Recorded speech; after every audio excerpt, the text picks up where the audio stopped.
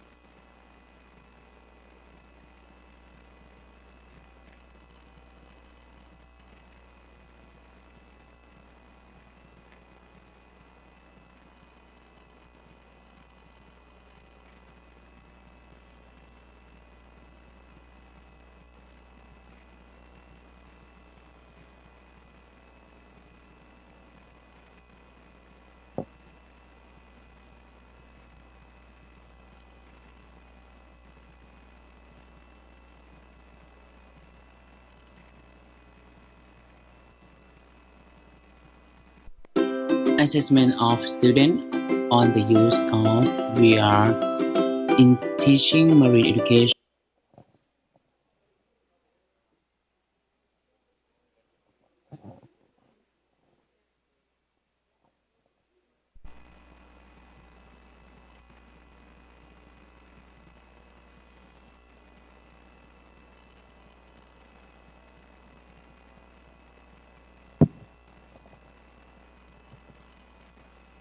네, 여러분 다시 한번 안내 말씀드리겠습니다. 2022 아시아해양교육자연합 연차대회 이제 곧 시작이 되겠습니다. 참석자 여러분들께서는 자리에 착석을 부탁드리겠고요. 자리 정돈을 해주시기 바랍니다. 저희가 더 나은 강연을 준비할 수 있도록 운영 만족도 설문조사를 실시할 예정입니다. 컨퍼런스 중간중간에 저희가 QR코드 스크린을 띄워드릴 텐데요. 카메라로 접속하시면 설문조사에 참여하실 수 있습니다. 여러분의 다양하고 자유로운 의견 기다리도록 하겠습니다. 또한 아마 오늘 그리고 들어오시면서 로비에서 보신 분들도 계실 텐데요. 해양 교육 관련 서적을 출판하는 지성사 부스가 준비되어 있습니다. 관심 있으신 분들께서는 부스에 방문해 보시기 바랍니다. 또 오늘 발표해 주신 발표자분들은요, 저희가 서티피케이트를 드릴 예정입니다. 귀가하시기 전에 서티피케이트 꼭 전달 받으시고 돌아가시기 바라겠습니다. 자, 그럼 2022 아시아 해양교육자연합 연차대회 2일차 일정 바로 시작하도록 하겠습니다.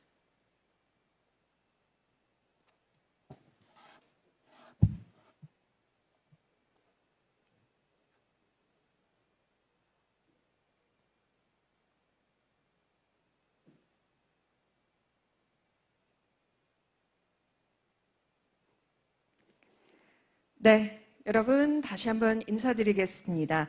아시아 해양교육자연합 연차대회 2일차 일정에 오신 여러분을 진심으로 환영합니다. 저는 어제에 이어서 오늘도 여러분과 함께 하겠습니다. 아나운서 이소연입니다. 고맙습니다.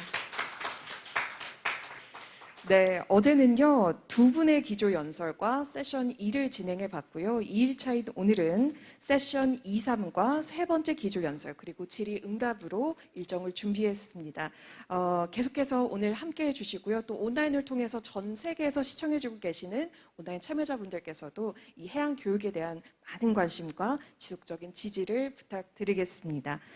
자, 세션 2. Maritime Education in Informal Setting이라는 주제로 시작을 해보겠습니다. 세션 2는 아미아의 치요시 사사키 회장님께서 좌장을 맡아 수고해 주시겠습니다.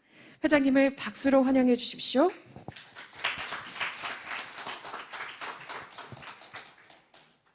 Good morning, everyone.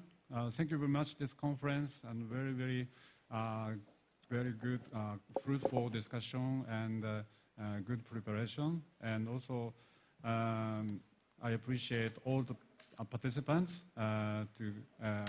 Today's also have a nice presentation, I hope. So, this morning, I will start from 6 participants, the presenters. And I ask you, all the participants, at the 12 minutes presentation. And after the presentation, we will discuss and questions and comments. Please give us and the presenters. Please speak 12 minutes. Okay, sorry. So at first, Muhammad Muslim Uddin, presenters from Bangladesh. The need of ocean literacy for achieving the goals of the Decade of Ocean Science for Sustainable Development, 2021 to 2030.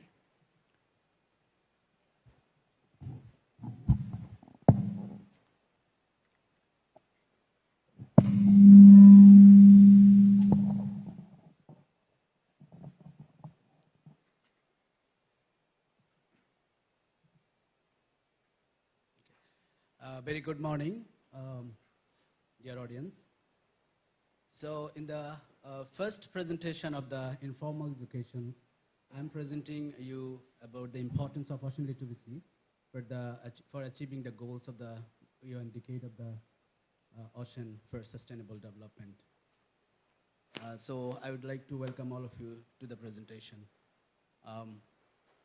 Along with my teaching and research in oceanography, I'm actually leading a campaign in Bangladesh to develop an ocean literate society, because most of the people, they don't know why the ocean is important, what responsibility should we perform to make this ocean healthy, and to make the ocean healthier is actually to making the humanity healthier or for the sustainable development of our future generation. So this is the photo which I love most. I took this photo when I was attending in a conference, ocean literacy conference with Peter in Venice, UNESCO office. And it actually gives a strict message that the planet where we live is the only planet where we have the ocean, and that's why this ocean is habitable. And if we want to make our future secure, we have to design the science which we are using right now to invent so many things, to go beyond the moon, to go to discover the other planets, or even to go inside the Earth, but we should redesign it to recover or to discover the ocean. So all of you know, we have already passed these Millennium Development Goals because it was 2001 to 2015.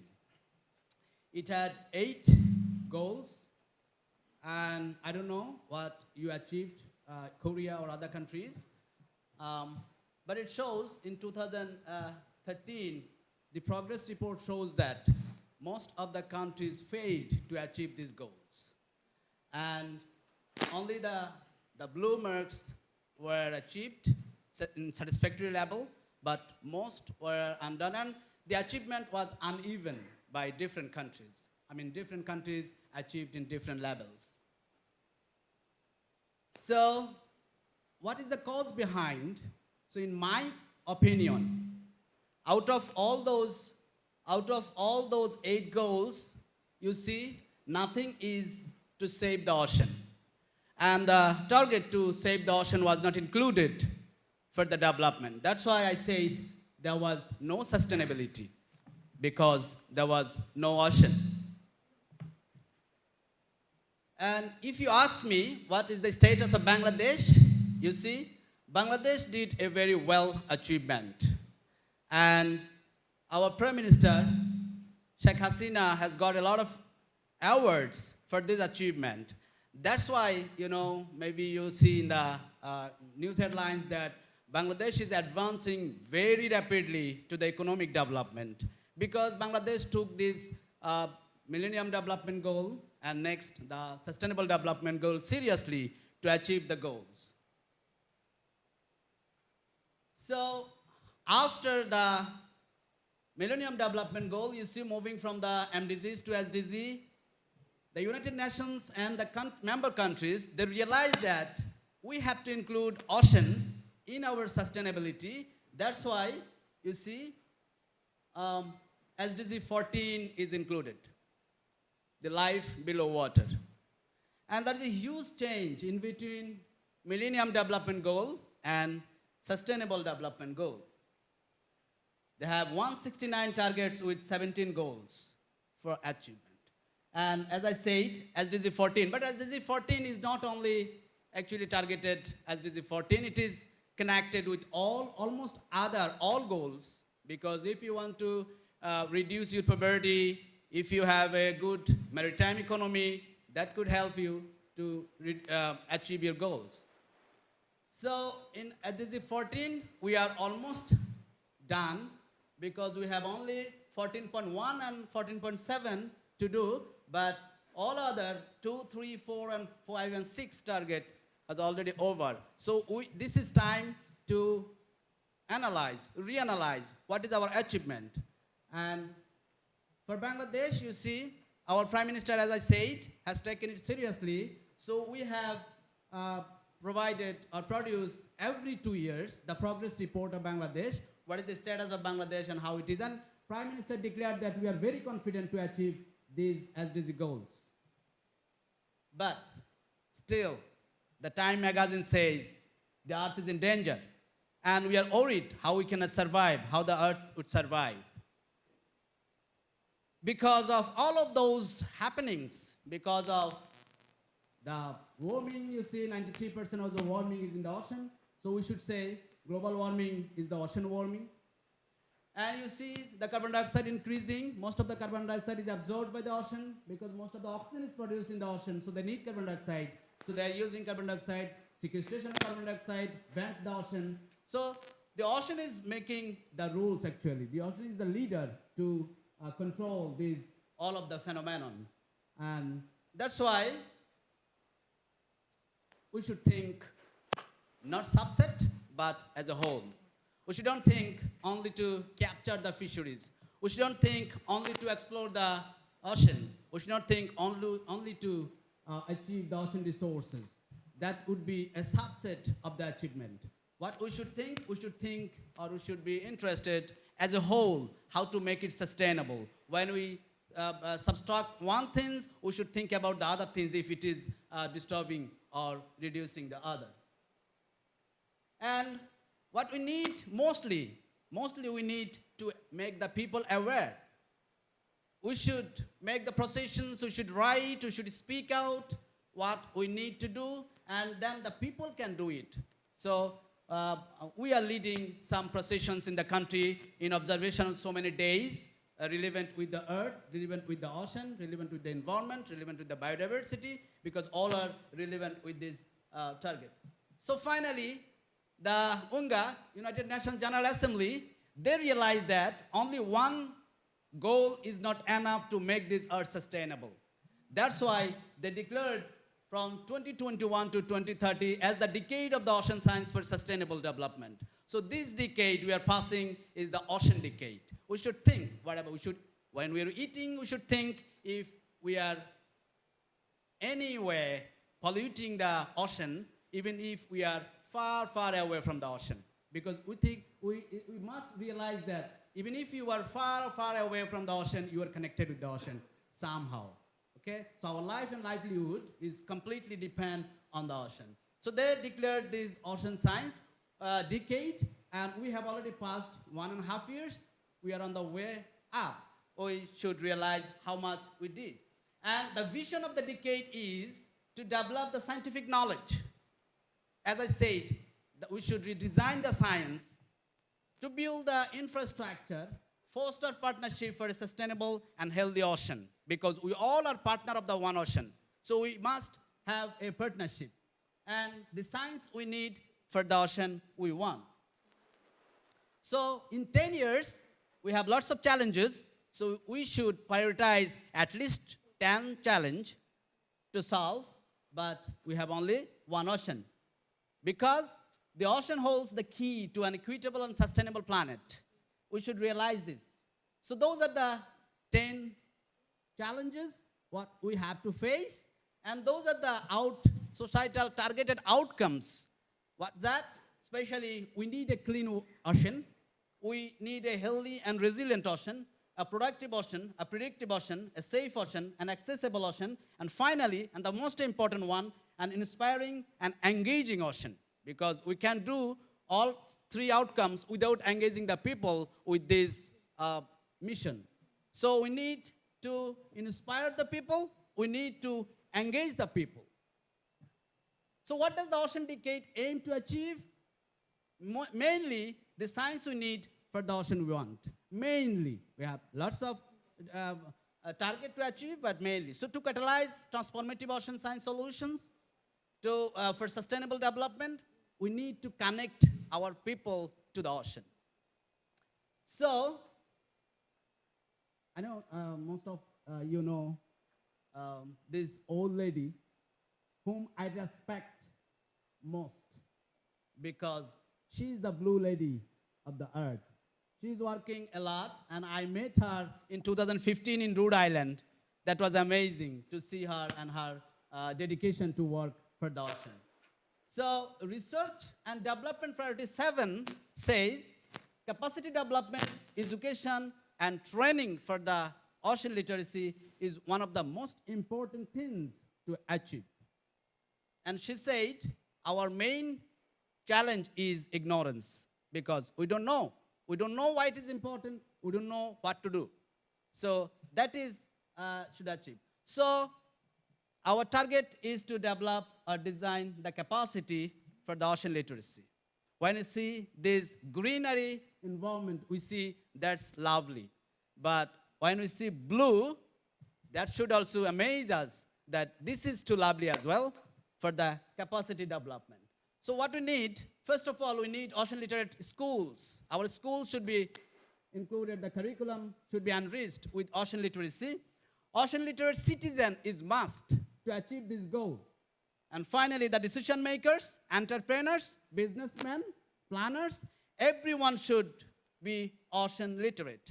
And then only we can achieve the goal. The research, tourism, evaluation, everything should be ocean concentrated, ocean sustainability concentrated. And then only we can achieve our goal. We should be skilled, technical, to go through the ocean, to get to be connected with the ocean. And you see, Jacques Cousteau's grandson, Jacques Fabian, he is developing inner space stations under the ocean so that we can connect, we can communicate, we can practice. The ocean is our classroom. Even we are in the classroom, we can see the ocean. So this is a space center under the ocean. If we can redesign this science, then only we will have our goal achievement. This is a reality. I don't know what is happening in most of the coal countries like Sweden, Norway, or in Korea, but for Bangladesh, the people are increasing. The people increasing means population, demand for food, space, energy, medicine, warming, and sustainability, uncertainty. Everything is warming. Everything is increasing. Everything is increasing means we have nothing to achieve in the land. So the whole land is covered by the people. And this is true for Bangladesh because this is one of the densest country, you know. So what we have? We have only the ocean to capture, to take care, to achieve the resources. And Bangladesh has got a huge maritime area from Myanmar, neighboring Myanmar and India by the UN Justice. So we have 118 and 883 square kilometer of our marine area. That is the potentiality. This is the potential field. Like we have ports, we have gas fields, we have fisheries, we have tourism. So our sun of blue economy is rising if we can make it materialize. But we have challenges in Bangladesh. The pollutions, coral destructions, illegal fishing, overfishing, acidifications is continuously happening. Those are the challenges we have to face. We have other challenges like natural calamities. So you see, most of the dangerous cyclones hit Bangladesh. Most of the time you'll see India and Bangladesh, Odisha, Bangladesh, and southeastern part of Bangladesh. Geomorphologically, it is one of the most dynamic area because the geomorphology is changing overnight. I worked for my PhD in an island where we got 105 square meter land every year changes. So it is huge. The sea level rise is another threat. So we have lots of threats to face. So what do we need? We need ocean literacy. We need ocean education and research, expert, technology, budget, planning, and then implementation. We have some of the countries, some of the universities has included oceanography now in their curriculum. We have developed some department of oceanography in several universities. Almost 8 universities has department of oceanography. We have Maritime University now, started 3 years back. And we have also the Ocean Research Institute, developed in Cox's Bazar. We have some organizations like BIMRAD, Blue Green Foundation Bangladesh, which I am leading from 2015, is working. We have a Ministry of Foreign Affairs where we have a Blue Economy cell. They are working together. But those are not enough because we need specialist manpower as well as we need the people scientifically ocean literate citizens.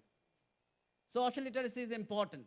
That's why some of the organizations, including my organization, Blue Green Foundation, we are working with the citizen club, the old club, the school club, the science club.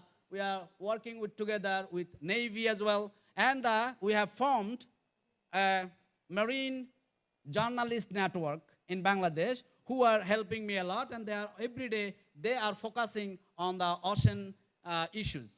And we are organizing some arts competition, drawing competition for the ocean ecosystem, ocean animals, ocean creatures, and we are making processions to protect the rivers from the pollutions, from the aggressions, from the grabbing by the people.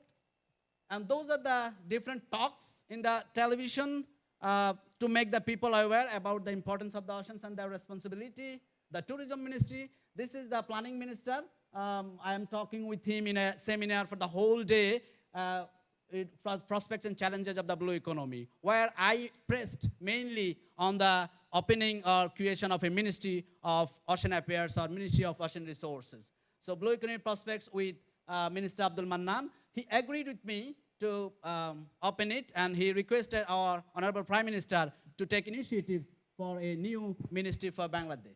And we are also organizing the social programs for making the people aware.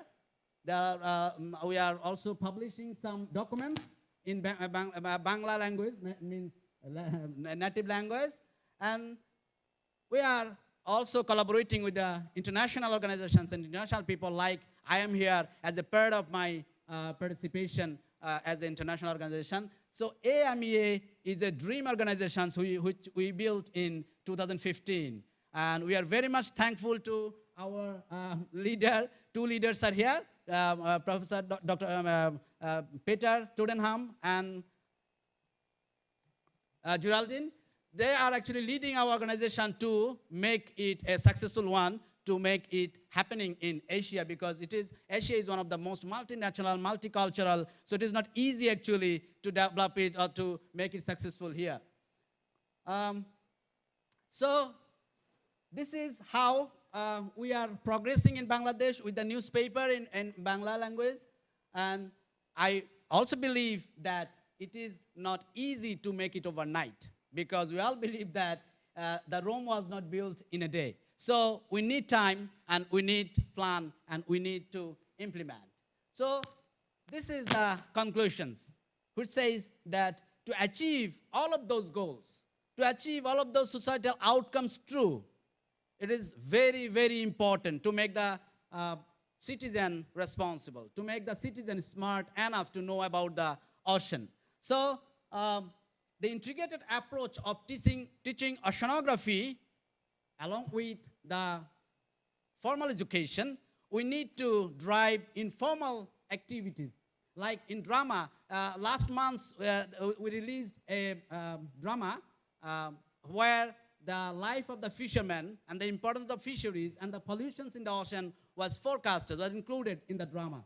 So our drama should be targeting to save the ocean, to give the message to the audience how we can save the ocean and why we should save the ocean. So combining the teacher's professional development, strengthening the ocean-related topics in school curriculum, and promoting the non-formal activities, only we can achieve the all goals targeted in the UN Decade of the Ocean Science.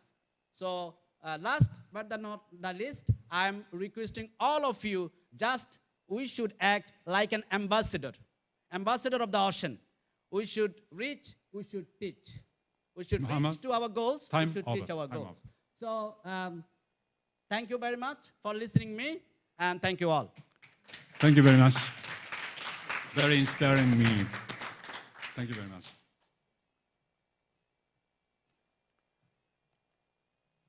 Next is next is Sonia Park, Ocean Data Literacy Education.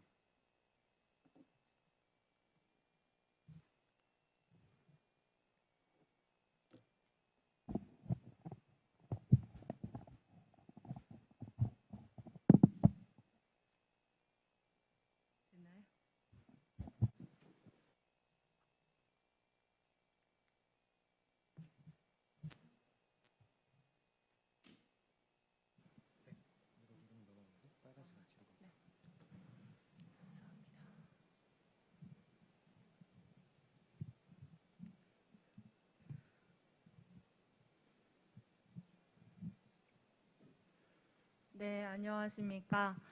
박소연아입니다. Good morning. I'm Soena Park from South Korea and welcome to my presentation.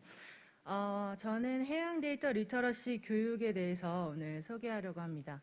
앞서서 제 소개를 잠시 하겠습니다. 저는 해양학 전공을 했고요. 그리고 수산해양 정교사 자격증이 있습니다.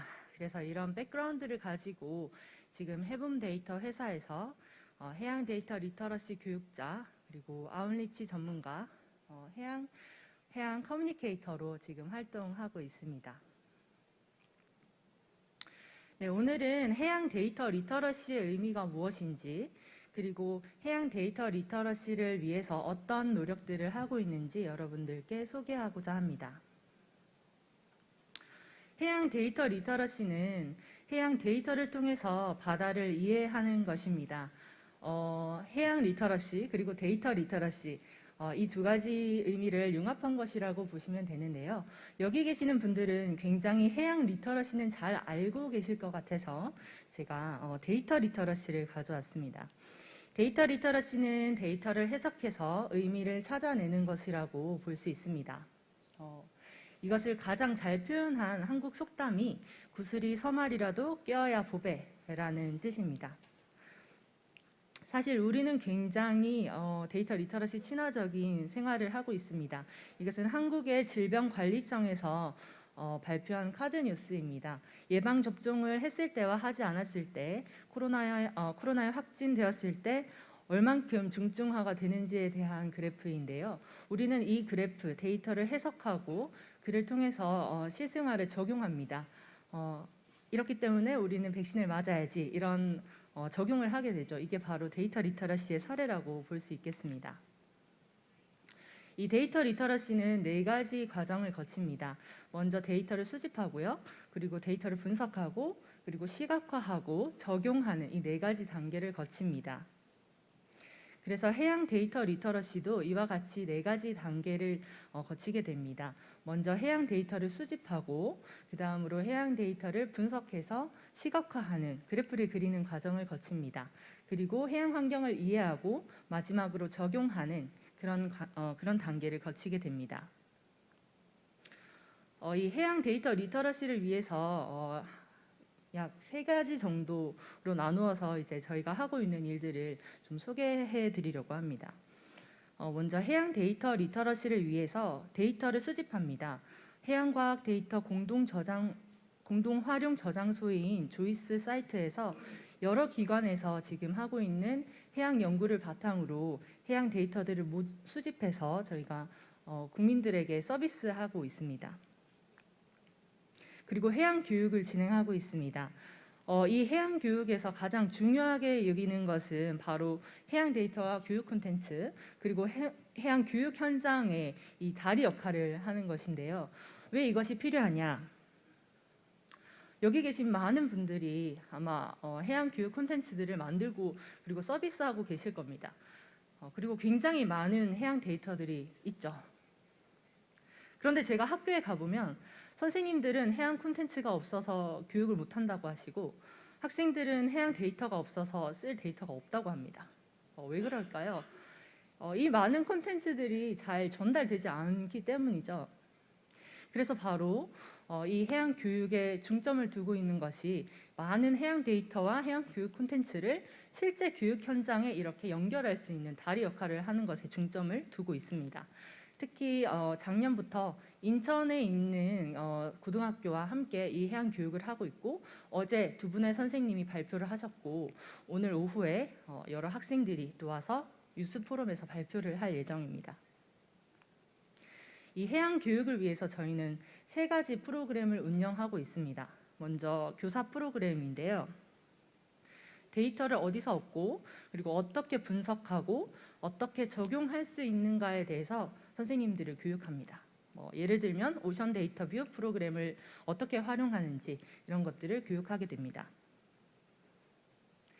네, 다음으로 학생들을 위해서 해봄교실이라는 앱을 개발해서 서비스합니다. 그래서 온라인상에서 시간과 장소에 구애받지 않고 학생들이 여러 기관의 해양 데이터를 시각화한 것을 볼 수 있도록 저희가 서비스하고 있습니다. 마지막으로 실제로 학교에 찾아가는 해양 교육을 합니다. 그래서 해양 데이터 리터러시 아카데미를 하는데요. 특별히 이번 올해 5월부터 7월까지 진행된 지구온난화와 해수의 수온이라는 주제를 바탕으로 했던 아카데미를 소개하도록 하겠습니다. 이 수업의 도입에는 다양한 기관에서 지금 제공되고 있는 해양 콘텐츠를 활용합니다. 그 콘텐츠들을 활용해서 IPCC가 무엇인지 학생들은 전혀 알지 못하거든요. 그래서 소개하고요. 실제로 지구온난화가 무엇인지도 소개합니다. 그리고 해양 관측이 어떻게 되는지 CTD라는 말을 처음 들어보는 학생이 굉장히 많습니다. 그래서 그런 것들을 도입 부분에서 이야기를 합니다. 올해 5월에서 7월까지 제가 만난 학생들은 약 120명 정도이고요. 한 7개 학교를 제가 다녔는데 거기서 빠짐없이 물어본 질문이 있습니다. 바다는 넓고 깊은데 이 넓고 깊은 바다의 수온을 어떻게 잴까? 라는 질문을 합니다. 그러면 학생들은 어떻게 대답을 할까요? 네, 여러분들과 동일하게 고등학생들은 대답이 없습니다. 사춘기의 질풍노도의 시기를 겪고 있는 학생들은 대답이 없지만 착하고 또 좀 창의성이 있는 학생들은 이렇게 얘기를 합니다. 선생님, 수온계를 줄에 매달아서 이렇게 물에 쭉 내리면 되지 않나요? 이런 얘기를 합니다. 그 얘기를 한 학생이 그린 수심에 따른 수온 그래프입니다. 여기 계신 분들은 이 그래프가 얼마나 독특한 그래프인지 아실 겁니다. 그래서 이렇게 도입 지나서 학생들에게 직접 그래프를 그려보라고 합니다. 그래서 수심에 따른 수온 그래프를 생각해서 그려보세요 라고 하고 서로 어떤 그래프가 가장 적합한지 토의할 수 있도록 안내합니다. 그 다음으로 학생들에게 실제 해양 데이터를 제공하게 되는데요. 이렇게 수심에 따른 수온 데이터를 직접, 이거는 관측한 데이터인데 이 관측한 데이터를 제공하게 됩니다. 그리고 왼쪽에는 자신이 생각해서 그렸던 그래프, 오른쪽에는 해양 데이터를 보고 그린 그래프를 그려서 비교할 수 있도록 합니다. 조금 더 시간이 많고 그리고 차시가 많은 수업의 경우에는 오션 데이터 뷰라는 프로그램을 활용해서 좀 더 전문적인 해양 그래프를 그릴 수 있도록 하고요. 그리고 또는 해분 교실 앱을 활용해서 해수 수온의 그래프를 그릴 수 있도록 합니다. 학생들은 이렇게 그래프를 그리고 이 그래프를 해석함으로써 다양한 인포그래픽을 제작하게 됩니다. 카드뉴스와 같은 인포그래픽을 제작해서 해양 환경이 어떻게 변하는지, 그리고 해양 환경에 따라서 우리의 삶은 어떻게 되는지, 우리는 어떻게 해야 하는지, 이런 것들을 인포그래픽화 시키고 이렇게 토의를 하는 것으로 아카데미를 마무리합니다. 저희는 이렇게 해양 교육을 하고 있고 이 해양 데이터 리터러시 교육을 조금 더 활성화하기 위해서 아웃리치 프로그램을 하고 있습니다. 특별히 올해에는 해양과학 커뮤니티라는 C랩 플랫폼을 구축하였는데요. 메타버스 플랫폼입니다. 이 플랫폼에서 UN 디케이드 액티비티로 승인받은 경진대회를 진행합니다. 그래서 다양한 학생들이 해양 데이터와 해양 환경에 관심 있는 학생들이 이곳에 와서 역량을 펼칠 수 있도록 이런 아웃리치 프로그램을 진행하고 있습니다. 이 해양 데이터 리터러시는 저희가 작년부터 이 개념을 정립하고 또 확산을 하고 있는데요. 오늘 이 자리에 또 많은 분들 앞에서 이것을 소개하게 돼서 너무 감사합니다. 마지막으로 하나 사진을 보여드리고 마치려고 합니다. 저희는 지금 아시아해양교육자연합에 와 있는데요. 몇 주 전에 뉴욕에서 AMEA 북미 해양교육자연합 컨퍼런스를 다녀왔습니다. 그때 이 AMEA를 후원하는 여러 기관들을 보여주셨어요. 그리고 정부 기관도 있고 학교도 있고 그리고 되게 다양한 그 지역의 그런 네트워크를 봤습니다. 그리고 엄청 많은 교사분들과 학생들이 와서 네트워크를 구축하는 걸 보고 제가 굉장히 부러웠습니다.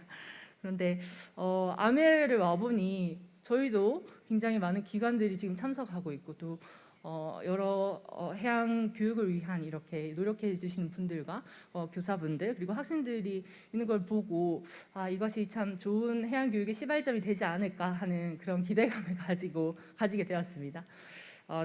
제가 준비한 것은 여기까지고요. 혹시 해양 데이터 리터러시와 또 교육에 대해서 관심이 있으시고 궁금하신 점은 제 메일로 보내주셔도 되고 제가 앞쪽에서 부스를 하고 있으니 오셔서 언제든지 물어보시면 제가 답변을 해드리도록 하겠습니다. 감사합니다. Thank you very much.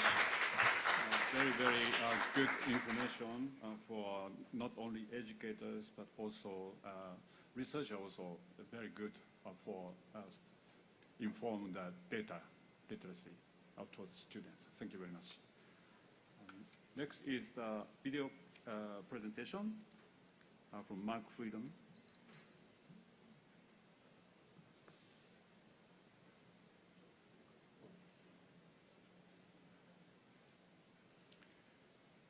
A youth education video on microplastic pollution.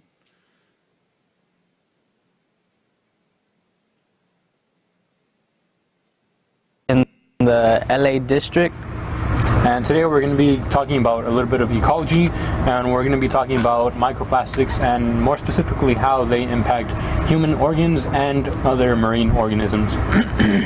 So first, we gotta know what a microplastic is. So a microplastic is any type of plastic smaller than 5 microns. So here we have styrofoam, so if you look at it from this way, it's very tiny, so you can't really tell how much it is, so this would be considered a microplastic. There's also macroplastic, which, for example, there's this bottle cap, which is a much more bigger piece of plastic.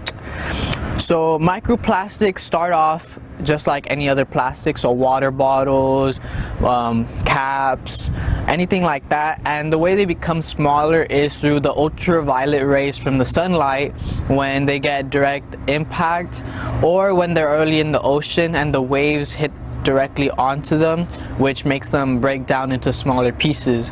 There's also synthetic type of microplastics in facial cleansers or in other hygiene products, but which are luckily now banned, which took effect last year. Microplastics and plastics can enter any type of environment, including the surface of the ocean, for example. They can also be found within the actual waters of the ocean, and they can be found on the sand. For example, on a windy day, those plastics can eventually travel through the surface of the water and make it onto our beaches. And unfortunately, we end up with contamination, such as the picture shown here. So first, we are going to show you our sample of a sand sample of Long Beach sand. So here we took this directly off of the coastline. So if you take a look here, like I already showed, there's a big bottle cap, there's styrofoam, there's bark, which is natural, there's also little shells, which is natural, but what you could take a closer look at is, if you take a very close look, you're going to start seeing these small little circles. Some of them are spears, some of them black, most of them are white, some of them are gray. And what these are they're called nurdles, and nurdles are basically the starting form of all plastic, which companies ship out to different areas so they could melt them and make them into anything they want. So for example, they'll get these clear little nurdles and they'll melt them into plastic bottles, or they'll get these black ones and they'll melt it to make the chairs for schools and such things. So if you take a closer look at the sample, there's a lot of things that are biotic and abiotic. So biotic is anything that's living, so we're biotic. Animals are biotic. Anything that basically has a heartbeat or is living is biotic, versus abiotic, which is something that is non-living. For example, plastic. Here's another piece. More styrofoam. And then next up, we're going to talk about how this impacts our humans. So the easiest way to explain it is through a process called bioaccumulation. And simply put, let's say you eat, for example, a fish, let's say a salmon, right? So you eat the salmon, but then the salmon could have potentially eaten a piece of this plastic. So theoretically, what can happen is you're not only eating the salmon, you're also eating the plastic that's within the salmon. And so why is this bad? Well, this can be mostly bad for two reasons. One, I mean, you don't really want plastic in your seafood, but the second reason is a lot more harmful, and it's because a lot of people don't really know this, but BPA is one of the main chemicals found in plastic nowadays. And BPA stands for bisphenol A, and it's basically a toxin, which Kevin will talk a little bit more about later, but essentially it's a chemical that makes plastic a lot more hard and a lot more able to use. So for example, this pistachio ice cream container could have potentially had BPA inside of it, and so that's why after it becomes microplastics such as a nurdle, after it gets ingested and it enters into your body, that's when a lot of the times it can cause a lot of harmful effects, such as hormone disruptors. So for example, estrogen and testosterone. And however, BPA has mostly been found to affect the estrogen, and what that means is that plastic and the BPA actually mimics as estrogen, and it can kind of cause a lot of different hormone disruptions within your body. So like Jose said, there's a lot of things that are harmful about plastic. Another thing is the accumulation of toxins. So in this lesson, we're talking about chemical toxins, and one of them is BPA, which Jose just explained, but there are other toxins such as DDE and NP, which are also found in the ocean. Oil spills, dumping of illegal things off boats, many things like that causes toxins to enter the ocean, and plastic is basically a magnet for all these toxins. So the toxins basically accumulate on plastic, and if fish start eating these plastics and then we start eating the fish, those same toxins are going to enter for us. Another example is this sample of a gyre. So a gyre is basically the currents of the ocean, and there's 5 of them in the entire world, and the Alaskan currents come down to the Pacific and then they go back up to the Atlantic. So it's basically like a whole system of currents in the ocean, and here is a sample of one of those gyres. So if Jose opens it up, and we can take a look of what's inside. Well, as you guys can see here, we have a lot of different plastics. Here we actually have a liquid beverage container, and then here we have a couple of corn nuts, a couple of snacks. But here we also have this piece of styrofoam, which you guys can see right there. Now, the reason why styrofoam is actually one of the most harmful is because let's take this small piece right here, for example. If we were to break this into smaller pieces, to a fish or an albatross, for example, this can look like a fish egg, and a lot of the times fish eat these, and a lot of other different marine organisms eat these and think that they're fish eggs. And so what can happen is they end up eating them. They eat a lot more of them because, you know, they think that they're food. They think that they just ran into a big feast. But however, they are actually eating styrofoam. And the main reason why this is harmful for them is because they don't know that they're eating styrofoam. So they don't know that they're not really eating food that they're not supposed to. But the thing is, once the styrofoam and the plastic gets into the system, they start feeling a lot more full than they normally would if they would have eaten regular food. And not only will that cause them to not eat a lot more actual foods, but they'll also cause their body to kind of start breaking it down a little bit more, and eventually they can potentially die either from the toxic chemicals within the plastics, or they can die from pretty much not getting enough nutrients that they actually need to survive. And this is the evidence. This is a bolus, and a bolus stands for a material content of a stomach. So in this case we have a seabird bolus, specifically an albatross bird. And albatross bird is it's pretty much a gigantic bird. Here's a picture of it. It has a 6-foot wingspan, and it's actually what's referred to as a surface feeder. But essentially what we have here is an albatross bolus, as you guys can see here. And essentially what this is, as Kevin mentioned, some contents of an albatross bird. However, you guys may be thinking, how did you guys get that, or why is there a lot of this green stuff around there?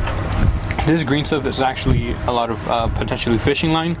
This green one here is fishing line. A lot of people don't actually know this, but fishing line is a lot more common nowadays to be made out of plastic.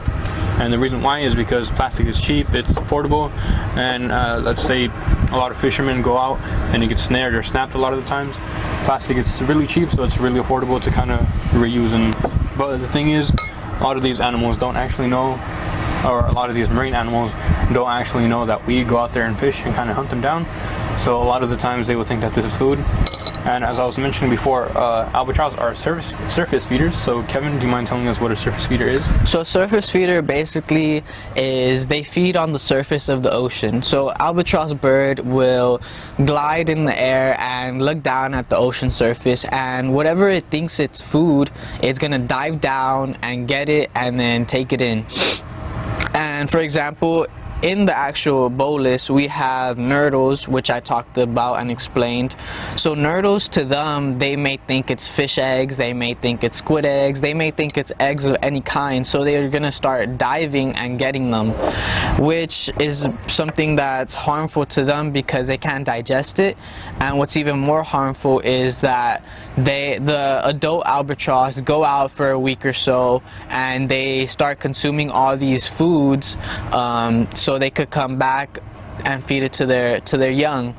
They regurgitate it in a protein-based mixture in their stomach, but the thing is that they're also feeding that same plastic that they got to the young, which are causing them to die, and this is decreasing their population at a fast rate.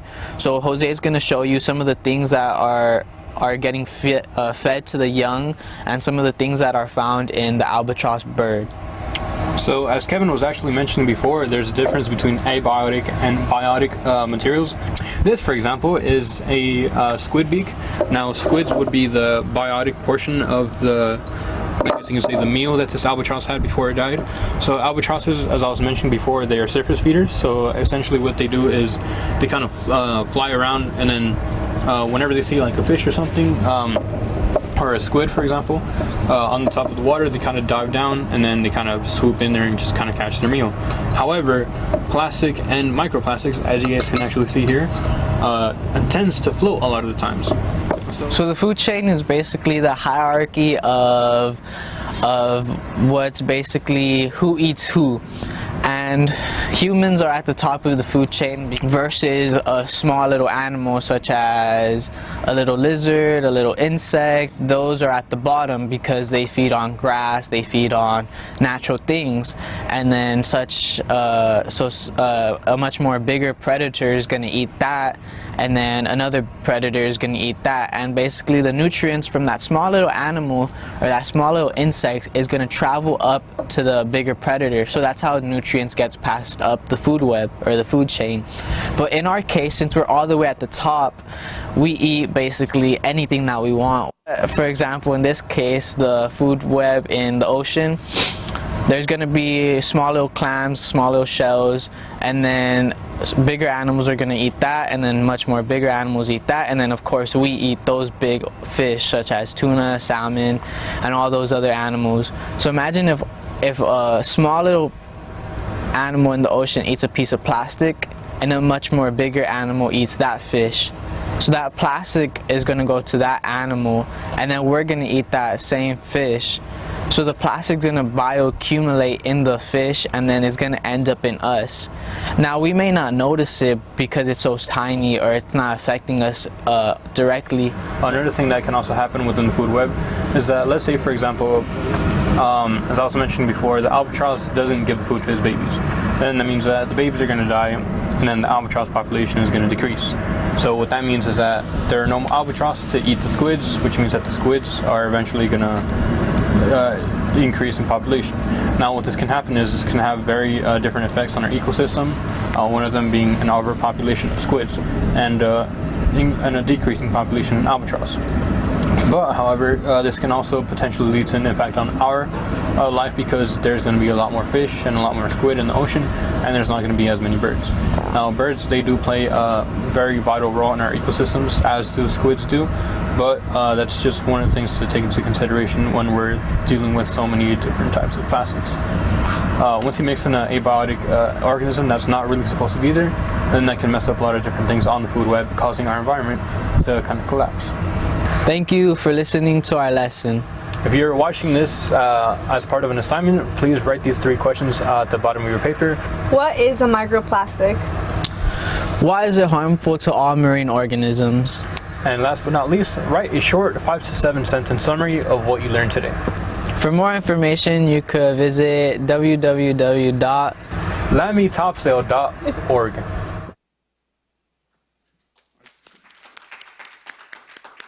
Thank you, Mark and the students. This is very good example as such a PBL. Okay. Next presenter, please.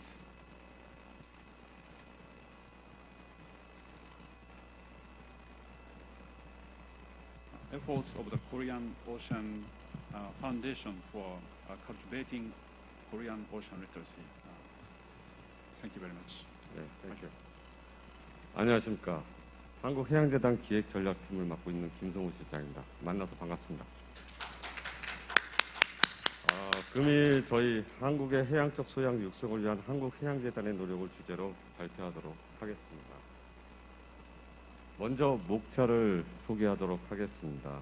제1파트는 한국해양재단에 대해서 간략한 소개가 있겠고, 제2파트는 해양적 소양 향상을 위한 한국해양재단의 2022년도 프로젝트 소개로 첫째, 수요일엔 바다톡톡, 둘째, 해양 동아리, 셋째, 해양교육 포탈, 넷째, 차세대 해양정책 리더 아카데미, 다섯째, 키즈마린 파크, 여섯째, 해양문화 프로젝트입니다. 제3파트로는 한국해양재단의 해양교육 진흥을 위한 역할에 대해 발표하도록 하겠습니다. 그러면 제1파트입니다. 한국해양재단에 대해서 간략하게 소개하도록 하겠습니다. 한국해양재단은 2011년도에 설립되었고, 이사회는 문해남 이사장님을 포함하여 비상임 16명, 감사 2명으로 구성되어 있습니다. 사무처는 사무총장을 포함한 상근 직원 10명이며 3개 팀으로 구성되어 있습니다. 한국해양재단의 2022년도 기존 프로젝트 비용은 우리나라 돈으로 약 30억 정도를 집행하고 있습니다. 한국해양재단에서는 전국민 대상으로 해양적 소양과 인력 양성을 위한 해양교육을 실시하고 있고, 해양과의 유대감을 고취하고 강화하기 위한 해양문화진흥 프로젝트 등을 추진하고 있습니다. 2019년도에는 해양교육 성과를 인정받아 대한민국 교육부에서 수여하는 교육기부 우수기관과 교육기부 대상을 수상하였습니다. 금년도에도 교육기부 우수기관으로 재지정되었습니다. 그러면 제2파트 한국해양재단에서 해양적 소양 증대를 위해 추진하는 2022년도 주요 프로젝트에 대해서 발표하도록 하겠습니다. 제2파트 첫 번째, 수요일엔 바다톡톡. 어제 아마 대전 지역에서 세부한 내용을 발표했을 것입니다. 즉 우리는 해양 강좌라고 합니다. 본 강좌는 해양과 수산 분야의 과학, 예술, 역사, 직업 등 다양한 주제로 강의가 진행되고 있고, 강좌는 5개 지역 광역단체인 서울, 대전, 대구, 광주, 부산에서 이루어지고 있습니다. 강좌 횟수는 5개 지역별로 연 14회 그리고 총 70회를 진행하고 있습니다. 제1개 강좌와 강좌당 도입 강의와 독립 강의 30분, 본강의 1시간 정도로 진행되고 있으며, 강좌 참가 대상자는 어린이부터 성인까지 누구나 가능합니다. 두 번째로 오션 클럽입니다. 저희는 해양교육 동아리라고 합니다. 어제 이 부분도 한 선생님께서 발표하신 걸로 알고 있습니다. 프로젝트 재단에서 지원하는데 매년 30개 내외를 저희가 선정을 합니다. 이게 동아리당 우리나라 돈으로 150에서 250만 원까지 지원을 하고 있으며, 지원 대상은 학생, 교사, 그리고 일반 동아리 모두 가능합니다. 동아리 활동으로는 선정된 동아리가 제출한 실행 계획에 따라서 해변 청소, 해양 관련 연구, 해양 체험 등 다양한 활동을 합니다. 그 활동 결과를 가지고 연말에 저희는 수상을 또 진행을 하도록 하고 있습니다. 다음은 셋째로 해양교육 포털입니다. 본 프로젝트는 비대면 즉 온라인을 통한 전문화된 해양교육 자료 등을 제공하고 있습니다. 웹사이트 주소로는 ilovecor.kr입니다. 온라인으로 제공되는 해양교육 자료는 누구나 쉽고 편안하게 정보를 사용할 수 있으며, 한국의 해양적 소양의 원리와 개념을 심어주기 위해 해양과학, 해양영토, 해양역사, 해양문화 등 다양한 정보와 자료를 제공하고 있습니다. 네 번째로 차세대 해양정책 리더 양성 아카데미 사업입니다. 본 프로젝트는 전국 대학 및 대학원생을 대상으로 해양정책, 항만, 수산, 해양환경, 급지 등 여러 분야의 강좌를 개설하여 해양교육을 실시하는 사업입니다. 올해는 연세대학교, 한국해양대학교, 목포대학교, 그리고 군산대학교 등 4개 대학에서 공개 강의를 진행하고 있습니다. 강의 분야로는 해양정책, 해운항만, 수산, 급지, 해양인재 등 6개 분야로 나눠서 모든 강의가 완료된 후 수강 참석자 및 해양 분야 관심자 등을 대상으로 해양 전문가를 모시고 종합 심포지엄을 기획하고 있습니다. 5번째로는 키즈마린 파크 운영입니다. 본 전시관은 자라나는 아이들에게 해양 환경에 관한 정보와 체험을 제공하는 상설 전시 체험관입니다. 본 체험관에서는 플라스틱 재활용 및 분리수거, 모래놀이, 공놀이, 보트 타기 등 다양한 장비들을 활용해서 9가지 체험을 통해 해양 환경의 소중함을 배울 수 있는 장소입니다. 관람자 대상은 5세에서 10세를 대상으로 하고 있으며 시설 규모는 좀 작습니다. 76평 정도 지금 되고 있습니다. 일일 평균 저희가 받을 수 있는 인원은 한 60명 정도 되고, 지금 오픈한 거는 한 석 달 정도 됐는데 현재 3,500명 정도 관람을 하고 있습니다. 6번째로 해양 문화 프로젝트입니다. 해양 문화 관련해서 저희도 다양한 사업들을 진행하고 있는데요. 본 프로젝트는 대중에게 친숙한 해양 문화의 이미지 확산과 바다에 대한 인식 제고를 통해서 해양 문화 육성에 기하기 위해 추진하고 있습니다. 첫 번째로 장보고 대상은 장보고의 해양 개척 정신을 기리고 해양 분야에 업적이 있는 인재를 발굴하여 시상하는 프로젝트입니다. 두 번째로 바다의 날 기념행사는 국가지정 공식 기념일로 바다 관련 산업의 중요성과 의의를 높이고 국민의 해양 사상을 고취하며 해양 관련 종사원의 노고를 취하기 위해 시행되는 행사입니다. 세 번째로 해양 유적지 탐방은 국내 해양 유적지를 교사 및 청소년들에게 탐방하는 기회를 제공하는 프로그램입니다. 네 번째로 해양 사진전입니다. 사진 작가 및 일반인 누구나 해양을 주제로 참여하는 프로젝트입니다. 다섯 번째로 어린이 바다노래 공모전은 바다를 주제로 어린이가 따라 부르고 즐길 수 있는 창작 동요를 공모하는 프로젝트입니다. 여섯 번째로 해양영토 토론대회는 청소년들에게 해양영토의 중요성과 가치를 공부하고 배울 수 있는 기회를 제공하는 프로젝트입니다. 일곱 번째로 해양관광 콘텐츠 개발 지원 사업입니다. 해양관광 산업 활성화를 위해서 지원하는 사업입니다. 여덟 번째로 해양문학상 시상은 해양 문학인은 물론 청소년, 일반인 누구나 해양을 주제로 참여하여 소설, 시, 수필 등을 공모하여 시상하는 프로젝트입니다. 이렇게 저희 재단에서는 다양한 해양문화 프로젝트를 통해서 국민들에게 해양의 중요성과 가치를 알리고 일깨우는 데 노력하고 있습니다. 이제 끝으로 한국해양재단의 해양교육 진흥을 위한 역할에 대해서 말씀드리겠습니다. 먼저 공적 분야에서 해양교육 사업은 해양교육 및 해양문화 활성화에 관한 법률에 따라 정부 부처인 해양수산부의 지원을 받아서 추진하고 있으며 점차적으로 계속 확대해 나가도록 하겠습니다. 그리고 비공적 분야는 민간과의 협력 예로 현대자동차의 예산과 후원 등으로 건립 운영되고 있는 퀴즈마린파크를 모델로 삼아서 저희가 앞으로 진행해 나가도록 하겠습니다. 이번 아메아 컨퍼런스도 저희가 후원으로 참여한 것이 민간과 협력하는 걸로 예를 보시면 될 것 같습니다. 한국해양재단은 현재 공적 분야는 물론 비공적 분야에서도 많은 활동을 추진하고 있습니다. 앞으로 해양교육 진흥을 위한 역할을 충실히 이행하도록 노력하겠습니다. 제가 지금 현재 재단 내부 업무가 너무 지금 많이 밀려 있어서요. 제가 이제 바로 복귀를 해야 됩니다. 따라서 혹시 질의나 질문사항 있으면은 저희 재단 메일로 질의를 해주시면은 성실히 답변하도록 하겠습니다. 저희 재단에 대해서 좀 더 자세히 알고 싶으면은 뒤에 저희 브로셔가 비치되어 있습니다. 그거를 참조해 주시면 감사하겠습니다. 이상입니다. Thank you very much. Great contribution to the marine education. Thank you very much, including this conference. Thank you.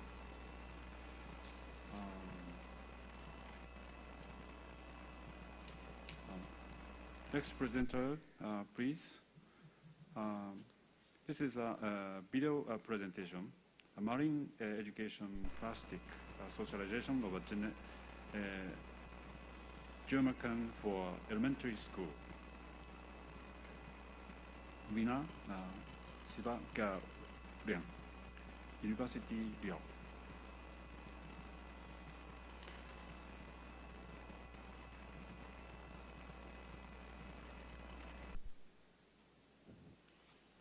Hello everyone. Today I want to talk about marine education practice, socialization of Gemarikan for elementary schools. But before it, let me introduce myself. My name is Rina Desi Bagaria. I am a lecturer in Marine and Fisheries, Universitas Riau, Indonesia. Okay, talk about the introduction. Indonesia is an archipelagic country consisting of 16,000 islands, around 16,000 islands in 2020, and Indonesia is also called a maritime country because it has abundant and diverse marine and coastal fisheries. And also, people can easily get a fresh fish with a good nutritional quality. And as we know, fish have a high nutrient content that's useful for our growth. And then, one of the marine education practice is gemarikan. And this is the movement to promote eating fish. And this is one of the national program of Ministry of Fisheries and Marine Affairs. And this program already developed for several years, and which needs to be socialized continuously. However, the public interest in consuming fish is still low, preferring to consuming meat. And this is the objective of this study. It's necessary to socialize gemarikan, to inform, invite, and educate all people to eat fish. And for the methodology, we already carried out with teams to the two schools the activity for gemarikan, the first in Rumbai district and the second in Tratak Bulu district in Riau province. So this is the picture when we have the activity, socialization activities in Rumbai district, and this is in Tratak Bulu district. And have this one is grade 5 to 6 and this one is grade 3 to 4.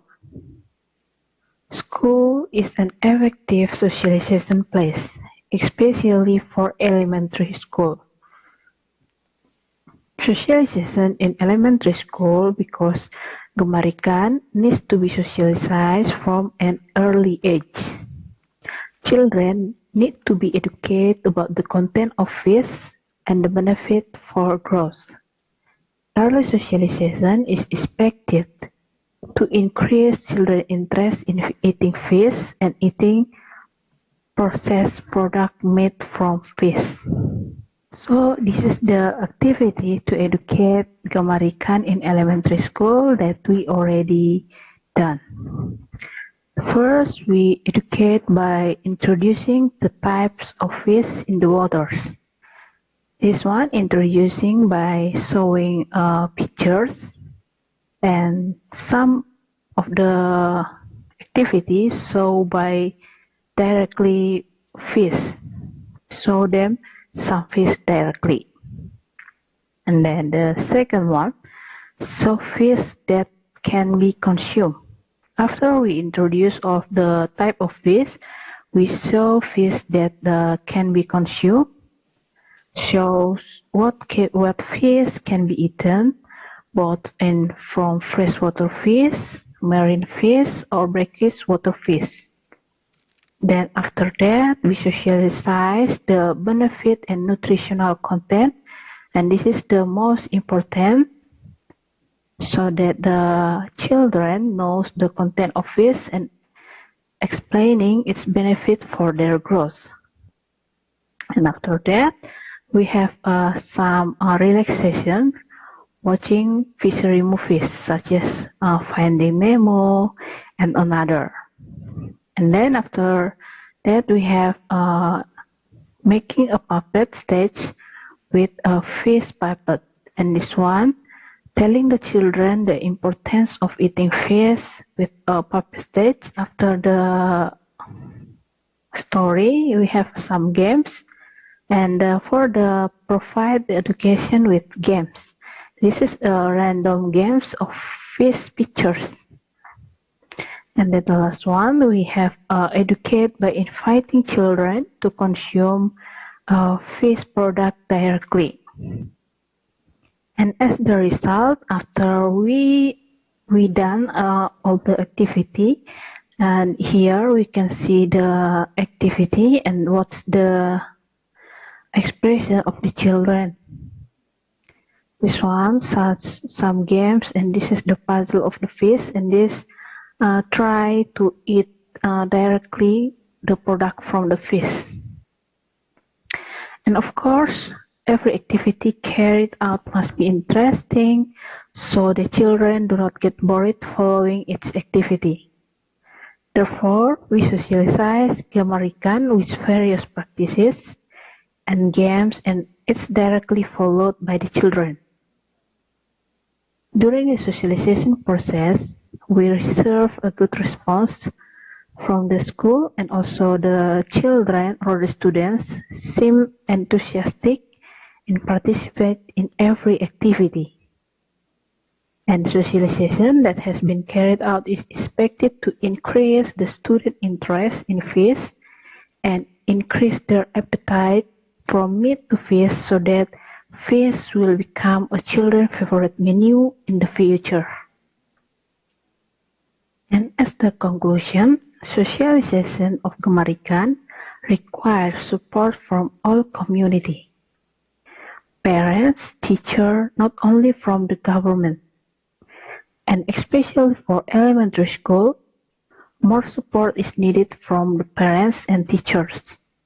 Parents educate and introduce processed fishery products to be used as daily food menus, and teachers also at school provide education, share information, and invite the student to know more about fisheries. Thus, a healthy and intelligent future generation will be created. Thank you. Thank you very much. Marine education in elementary school is very, very important, I feel, again.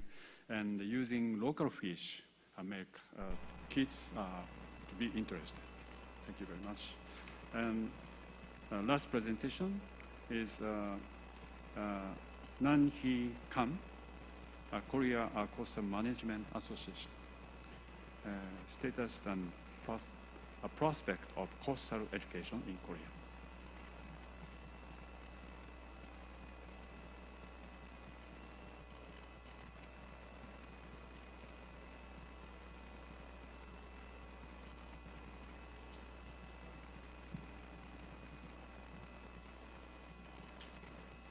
네, 안녕하세요. 저는 연안협회에서 근무를 하고 있고 해양수산부 연안교육센터에서 교육팀을 맡고 있는 강남희라고 합니다. 반갑습니다. 저는 오늘 간단하게나마 한국에서 이루어지고 있는 연안 교육의 내용과 향후 교육 방향에 대해서 좀 말씀을 드리고자 합니다. 발표 순서는 간단하게 저희 협회가 이제 어떤 곳인지, 어떤 목적을 가지고 활동을 하는 단체인지 설명을 드리고, 해양수산부 연안교육센터의 교육 홍보 사업에 대한 소개와 그 교육의 지금까지의 성과, 그리고 현황, 그리고 마지막으로 앞으로의 연안 교육의 어떤 방향성에 대해서 좀 말씀을 드리겠습니다. 저희 협회는 연안의 체계적이고 효율적인 도전, 그리고 지속 가능한 이용을 위해서 이제 다양한 학술 조사와 연구, 그리고 교육을 수행하고 있고, 연안 정책의 발전을 위해 이제 기여하기 위해 이제 설립된 민간 단체입니다. 협회의 주요 활동으로는 이제 교육 사업인데요. 교육 사업을 통한 대국민 어떤 역량 강화와 인식 개선, 그리고 다양한 정책 사업과 연구 조사 활동에 참여를 하면서 공유수면, 연안과 이제 비슷한 개념이긴 합니다만 저희 퍼블릭 워터라고 하는 공유수면의 계획적 관리와 어떤 공정성 확보에 이제 기여를 하고, 포럼이나 세미나와 같은 학술 교류를 통해서 이 분야의 어떤 협력의 장을 이제 마련함으로써 협력 체계를 구축하는 역할을 수행하고 있습니다. 저희 협회 로고에서도 볼 수 있듯이 연안이라고 하는 공간 범위는 바다와 육지가 만나는 곳이어서 다양하고 복합적인 생태계와 인간의 활동이 모두 아우러지는 영역인 만큼 그에 대한 이해와 관리의 필요성이 매우 크기 때문에 민간 영역에서의 저희의 역할이 있다라고 생각을 합니다. 연역을 보자면 저희 협회는 2007년에 이제 설립이 돼서 출발을 했고요. 2015년도에 이제 그 연안교육센터로 지정이 되면서 본격적으로 이제 교육 사업에 매진을 하게 되었습니다. 2015년부터 이제 현재까지 저희 이제 윤진숙 협회장님이 이제 협회장님으로 역임을 하고 계십니다. 주요 활동들을 살펴보면 저희는 그 다양한 연안과 공유수면 관련된 그 사업에 참여를 하였습니다. 그래서 보시는 바와 같이 공유수면 매립이라든지 연안의 계획적 관리를 위한 관리계획 수립이라든지 습지나 갯벌과 같은 그런 보호구역, 보전계획을 수립하는 연구라든지 그 현황조사 등과 같이 다양한 분야에서 60여 건이 넘는 정부 그 연구 사업에 이제 참여를 하였고요. 또 단연간 그 정책 세미나를 추진하면서 주최하면서 어떤 시대 변화에 대응하고 미래지향적인 연안 관리를 위한 토론의 장을 이제 마련해 왔습니다. 저희가 2020년도부터는 이제 코로나 상황으로 잠시 이제 중단을 하고 있지만 연안지라고 하는 그 지역의 다양한 기록들을 모아 발간하는 저희 그 고유 사업이라고 할 수 있는 그 학술지를 발간하는 또 그 활동에 이제 힘을 쓰고 있습니다.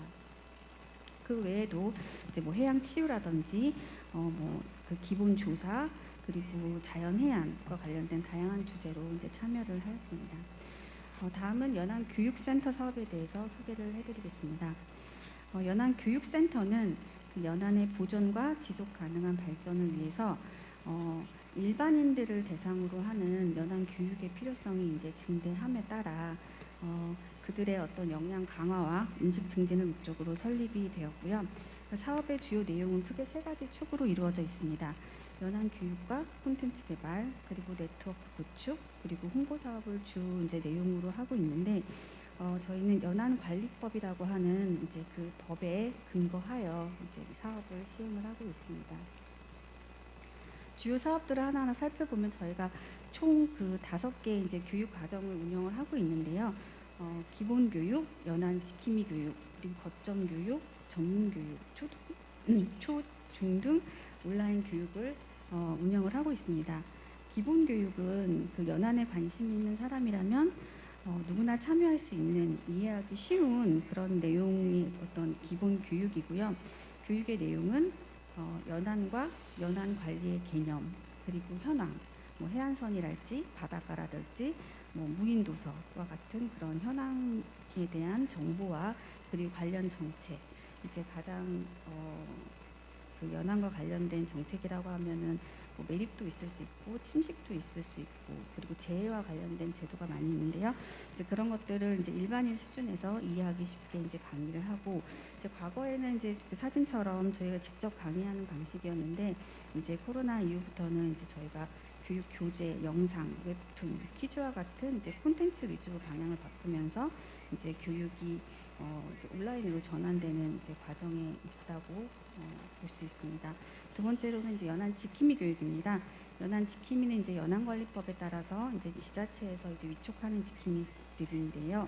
주로 이제 그 어촌 마을에 이제 계장님들을 중심으로 이제 활동이 이루어지는데 이 교육의 이제 주된 목적은 그 지킴이 분들의 활동을 발굴하고 제안하는 그런 내용입니다. 그래서 저희가 이제 대표적으로 제안하는 활동이 연안 모니터링 활동인데요. 주기적으로 사진을 촬영하고 그 변화를 이제 기록하고 감지하는 활동인데 이제 그 한국에서는 이제 국가 모니터링 사업이라고 해서 이제 그 촬영 주기가 이제 있습니다. 근데 그 주기가 상당히 좀 길기 때문에 이제 지킴이 분들이 그 사이사이에 어떤 갭을 메꿔주는 역할을 하고 있는데 이제 민간 분야에서 이제 연안 관리 측면에서 도움이 되고 이제 참여할 수 있는 좋은 이제 사례라고 저희는 생각을 하고 있습니다. 그리고 저희가 새롭게 이제 출발한 새롭게 이제 시작한 이제 분야가 그 초중등 학생 대상 교육인데요. 현재는 그 초등학교 5학년 그 교과서와 연계된 그 내용으로 이제 프로그램을 운영을 하고 있습니다. 그 5학년 사회교과를 보면은 이제 국토와 자연환경이라고 하는 주제가 있는데 저희는 이제 그 안에서 연안과 관련된 주제들을 이제 뽑아서 그 내용들을 확장해서 이제 운영을 하고 있고 이제 작년까지는 저희가 이제 전문가분들을 이제 섭외를 해서 강의를 했는데 이제 올해부터는 저희가 이제 연안 활동가라고 하는 이제 저희 자체 내 이제 또 새로운 이제 프로그램을 통해서 이제 교육 강사를 저희가 트레이닝을 하고 그 강사분들이 직접 이제 또 그 초등학교에 가서 강의를 이제 하는 방식으로 저희가 운영을 하고 있습니다. 그래서 저희가 지금은 총 그 4개 강좌를 운영을 하고 있습니다. 다음은 이제 거점 교육입니다. 이제 거점 교육은 이제 연안 지역의 특성에 맞게 저희가 지역에 부합하는 어떤 연안 관리 활동들을 주민들과 함께 이제 발굴을 하고 지속적으로 이제 연안 관리 활동을 스스로 하게끔 지원해주는 프로그램입니다. 저희가 2018년도부터 동서남해안 3개 권역에서 이제 연안 관리 측면에서 의미 있는 곳을 저희가 선정을 하고 진행을 하였는데요. 앞서 말씀드린 그 모니터링 활동이 바로 이제 이 프로그램과 연결이 돼서 진행이 됐었고, 그 동해안에 이제 그 강릉 정동진이라는 곳에서 이제 모니터링 이제 활동이 진행이 됐습니다. 충남 태안 같은 경우는 이제 자연 해안이 굉장히 많이 이제 분포한 연안 지역인데요. 그 지형들을 설명해주기 위한 이제 활동가를 양성하는 프로그램을 진행을 했었고요. 그리고 이제 거제 와연 남해 쪽은 2003년도에 이제 태풍 매미가 이제 바닷가 마을을 이제 강타를 하면서 큰 피해를 이제 입었던 곳인데, 이후에 이제 셋백이라고 하는 그 연안 후퇴 제도를 통해서 마을을 바닷가 안쪽으로 이주를 시켰는데, 이제 이것이 이제 연안 재해 측면에서 이제 중요한 의미가 있어서 저희가 주민들과 함께 그 의미를 되짚어보고 자료를 수집하는 활동을 함께 진행을 했었습니다. 다음은 전문 교육입니다. 그럼 말 그대로 이제 그 전문가들, 업계 종사자들을 대상으로 저희가 이제 업무 수행 역량을 강화할 목적으로 이제 만들어진 프로그램이고요. 이제 교육 방식은 저희가 이제 연구기관이라든지 뭐 공공기관의 전문가분들을 섭외해서 직접 강의를 하는 방식으로 이제 진행을 하였습니다. 지난 몇 년 동안 저희가 해양 공간 관리 분야와 이제 연안 관리 분야를 이제 주제로 해서 이제 교육 과정을 운영해 왔고, 이제 올해부터는 이제 재해와 연안 재해와 이제 침식을 주제로 한 분야를 새롭게 추가를 해서 9월과 11월에 총 13개의 과목으로 진행할 계획에 있습니다. 코로나 이후에 이제 바뀐 교육 여건에 맞춰서 저희도 이제 다양한 교육 콘텐츠 개발에 힘을 쓰고 있습니다. 그래서 처음에는 이제 기본 교육을 대체할 이제 교재를 이제 발간할 목적으로 이제 시작을 했는데, 현재에는 보시는 바와 같이 아주 다양한 형태로 저희가 활용 가능한 이제 교육 자원들을 생산하는데 노력을 하고 있습니다. 네트워크 구축 부분입니다. 저희도 이제 연안 포럼이라고 하는 그 매년 이제 개최하는 행사가 있는데요. 이제 이 연안 분야에서는 상당히 규모가 크고 이제 참여도가 높은 행사입니다. 그래서 연안 관리 정책의 어떤 성과와 이제 성과를 공유하고, 그리고 또 미래에 이제 어떤 필요한 그런 정책을 발굴하는 것을 목적으로 저희가 이제 개최를 하고 있고요. 전문가들뿐만 아니라 이제 매년 200명이 넘는 참가자들이 모여서 함께 연안과 관련한 주제에 대해서 깊이 있게 토론하는 어떤 공론의 장이라고 할 수 있겠습니다. 이 행사는 올 9월 6일에 이제 온 오프라인으로 이제 개최할 예정에 있습니다. 다음은 서포터즈인데요. 이거는 타 기관에서도 많이 이제 운영을 하고 있는 프로그램으로 제가 알고 있는데요. 이 서포터즈들이 이제 온 오프라인 활동을 통해서 이제 얻은 지식을 토대로 이제 홍보 콘텐츠를 제작하는 것을 이제 최종 목표로 하는 그런 프로그램입니다. 그래서 이제 주로 연안과 관련된 지역에 방문을 해서 이제 관련 지식을 습득하거나 아니면은 인식 활동을 이제 펼치기 위한 그런 캠페인 활동들을 많이 하였고요. 이제 이후에 이제 영상이나 블로그와 같은 그 온라인 상의 이제 활동 결과들을 이제 게재해서 교육과 홍보를 병행했던 프로그램입니다. 근데 이제 올해부터는 저희 연안 활동가라고 하는 이제 신규 프로그램에 이제 편입이 되었고요. 마지막으로 공모전입니다. 저희도 매년 공모전을 개최하고 있습니다. 그래서 영상, 그림, 글, 만화, 캐릭터 공모, 아주 다양한 형태로 저희가 진행을 하였고요. 올해는 이제 포스터, 그리고 앵컷 만화, 쇼폼 컨텐츠 부문으로 진행을 하였습니다. 다음은 성과와 현황 부분입니다. 네, 제가 슬라이드를 넘겼는데요. 네, 그냥 말씀드리겠습니다. 보시는 것처럼 저희가 이제 15년도에 지정을 받은 이후에 이제 교육 수요자의 요구에 맞춰서 꾸준히 이제 저희가 프로그램을 이제 보완 증설을 하였고요.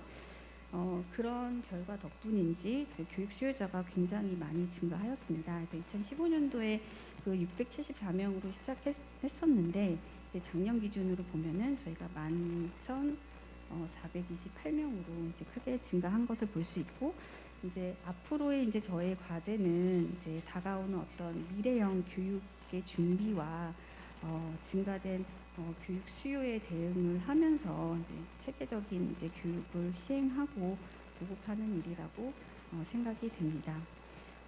그 중에서도 이제 가장 큰 성과라고 할 수 있는 부분은 연안에 대한 일반 대중의 관심과 이제 이해를 높였다는 점이고, 그 교육 수요자에 맞는 프로그램을 저희가 이제 발굴하려고 굉장히 노력을 많이 해왔습니다. 그래서 그러한 성과를 바탕으로 해서 이제 기존의 교육을 확장을 해서 이제 태안 같은 경우는 저희가 이제 연안 활동가라는 타이틀로 이제 새롭게 이제 그 인원을 굉장히 이제 대폭 확대를 하였고요. 그리고 거제 같은 경우는 저희가 이제 그 수집한 자료를 이제 바탕으로 이제 보고서를 이제 발간을 했는데, 이제 그거를 이제 어린이 교육 교재로 이제 제작을 해서 이제 확대 전파할 계획을 가지고 있고, 강릉 모니터링 같은 경우는 지금 전국 단위로 이제 확대가 돼서 이제 올해부터 새롭게 또 이제 시작을 하였습니다. Sorry, time's over. Finish? 네네네. 네, 그래서 이런 부분들을 이제 참고로 보시고요. 이제 마지막으로 저희가 이제 생각하는 연안 교육의 이제 방향에 대해서 간략하게 말씀드리겠습니다. 저희가 이제 생각하는 방향은 크게 4가지인데요. 하나는 이제 가정과 학교 교육에 대한 지원의 확대입니다. 이제 공교육의 이제 여건이 이제 변화하면서 이제 미디어 콘텐츠를 활용한 학교 교육이 증가하고 있는데, 이제 저희도 그에 맞춰서 이제 콘텐츠 개발이 필요하다고 생각이 되고, 이제 같은 맥락에서 이제 언택트 리소스와 온라인 프로그램의 확장을 위해서 이제 그 기술을 결합한 AR이라고 하는 그 증강 현실 기술과 결합한 체험학습 프로그램이 이제 많이 이제 쏟아져 나오고 있는 상황에서 이제 필요한 시점으로 이제 생각을 하고 있습니다. 마지막으로 맞춤형 활동가 프로그램의 이제 운영 확대인데요. 이제는 중앙에서의 어떤 그 교육이 아닌 지역에서의 활동을 독려하는 다양한 이제 활동이 이루어져야 한다고 생각합니다. 그래서 그 지역은 주민이 가장 잘 알고 그 변화에 대해서 객관적으로 관찰하고 주기적으로 관리를 이행할 수 있도록 지원하는 형태의 교육이 이루어져야 합니다. 마지막으로 이제 연안은 해양과 다르게 이제 육지에서의 활동들을 포함하고 있어서 유격에서의 어떤 그 활동의 이해가 이제 앞으로 이제 기후 위기나 이제 이런 상황에 대응하기 위해 이제 필요한 미래의 교육 활동이라고 생각합니다. 네, 제 발표는 여기서 마치도록 하겠습니다. 감사합니다. Thank you very much. Time is over, so I'll question and comments as last time. Okay, so please come up. Each presenters, I give you the certification. Please, Muhammad.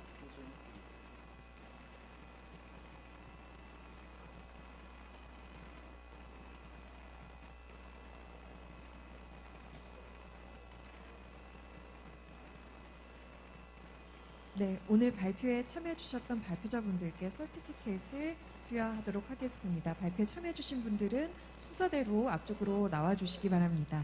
네, 사진 촬영 같이 진행할까요?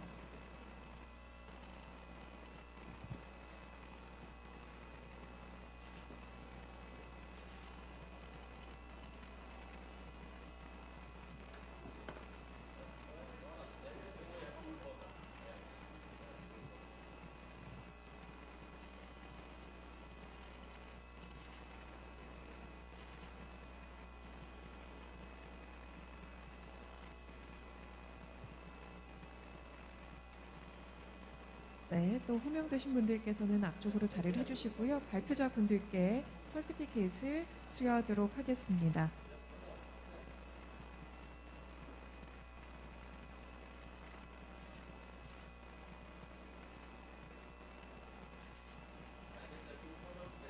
네, 이제 단체 사진 촬영 진행하겠습니다.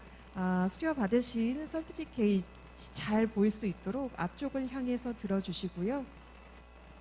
네, 카메라를 향해서 수요증을 활짝 펼쳐주시기 바랍니다.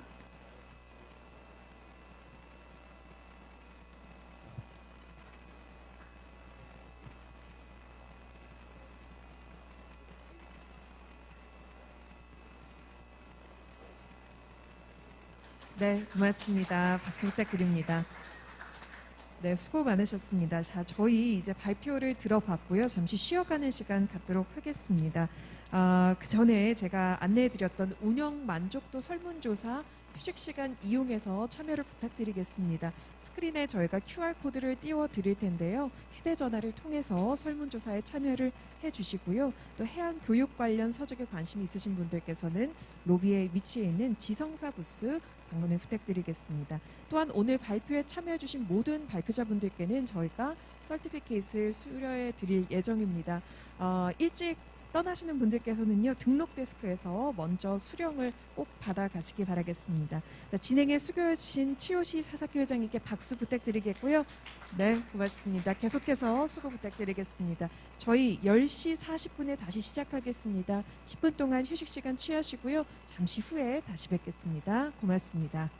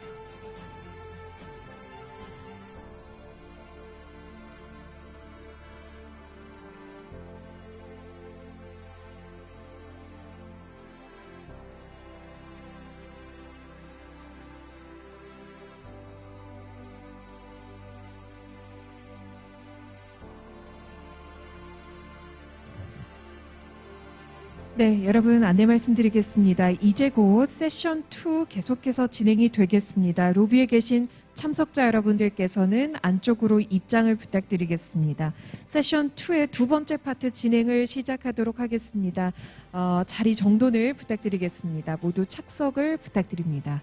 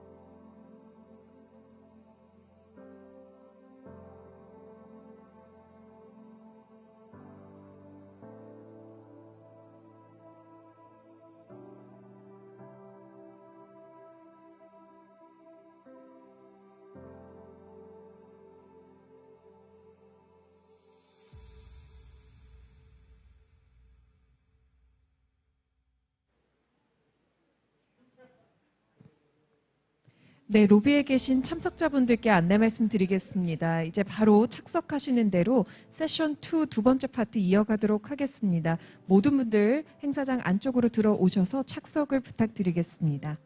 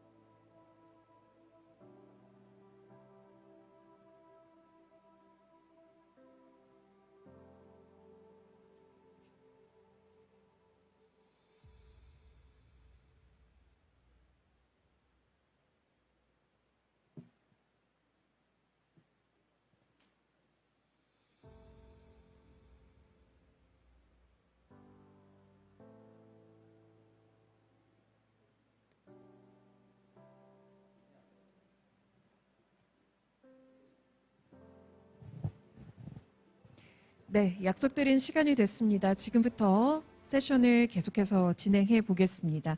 2022 아시아해양교육자연합 연차대회 세션 2의 두 번째 파트를 이어가 보겠습니다. 앞서 6분의 발표를 들어보셨고요.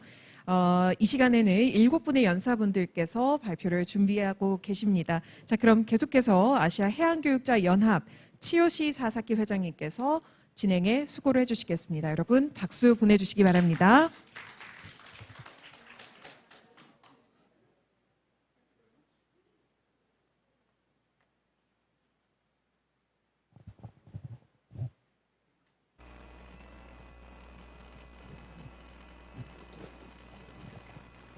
Thank you very much for cooperation to promote this presentation.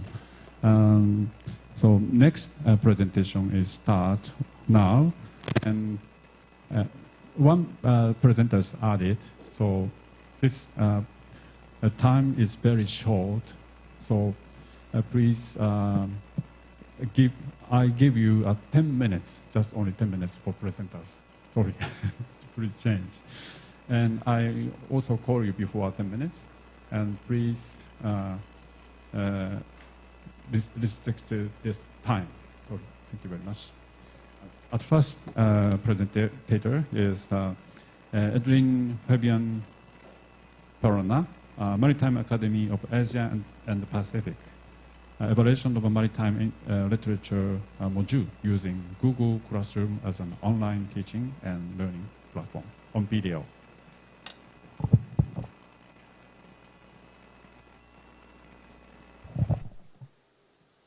Mabuhay everyone. This is Assistant Professor Edwin Fabian Perona from the Maritime Academy of Asia and the Pacific, Philippines. Today, I'll be presenting my paper entitled Evaluation of Maritime Literature Module using Google Classroom as an online teaching and learning platform. According to the Philippine Department of Education, modular or online learning are the most preferred by parents for distance learning amidst the pandemic and its circumstances. They need to provide approximate 8.8 printed modules during the struggle of this pandemic. With the abrupt changes in educational system, shifting to online and modular learning and teaching, Maritime Academy of Asia and the Pacific, as an academy with separate educational system, has continued to have delivery of safe, accessible, and excellent education to all students within the academy. Maritime literature, as one of the program's elective courses, was then designed as the modular instructional material during that pandemic. Thus, the current study seeks to identify the strengths and weaknesses of the learning material and evaluate its overall content.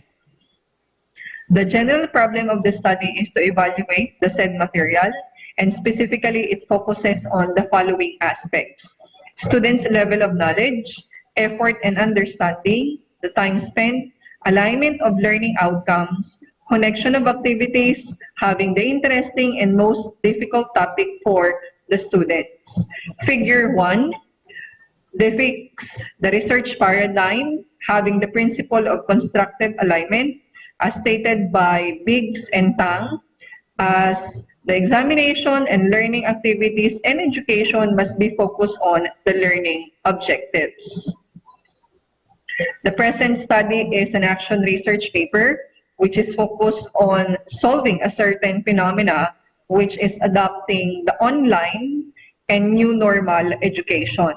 There were 119 PSMT cadets who have utilized the module during summertime, and 106 maritime engineering students who have used it during the first semester. The survey questionnaire was utilized, having responses of good, fair, and poor. The answers were then tabulated using descriptive statistics, particularly frequency and percentage. To further elaborate the different aspects of the study, KOME's and McTaggart's 1988 action method was adopted. It has 4 important procedures. The first one is planning. So construction and developing of the learning material was really a struggle with time constraints that have subjected the material for possible improvements. The next step is action, wherein the execution of the strategies were done. So according to the feedback of both students and the cadets, covering the entire contents on the first design material was ineffective. So this is due to the number of readings, activities, assignments, and quizzes which are not properly patterned on the time scheme. And the third step is observation, noticing the outcomes of the strategies with action taken wherein the exclusion of some formative contents was done. There was a positive results shown on the students' feedback. And lastly, we have reflection, the evaluation of outcome in terms of the strategies. So the evaluated feedback of both instructors and students using the module offered necessary development on the module, particularly the exclusion of some of its content. So what are the actions taken? The number of activities from a total number of 5 was reduced to 3 activities. The number of assignments from 6 was deducted to 4 assignments, and readings of The Old Man and Sea by Ernest Hemingway were removed and replaced by Sonnet 116 by William Shakespeare, same as The Adventure of Huckleberry Finn for appropriateness. So let's proceed with the findings. Table 1 illustrates the students' feedback on the usage of the maritime literature module during the summer class. So you can see here that the overall evaluation has remarked good, except for the students' level of knowledge before taking the lesson.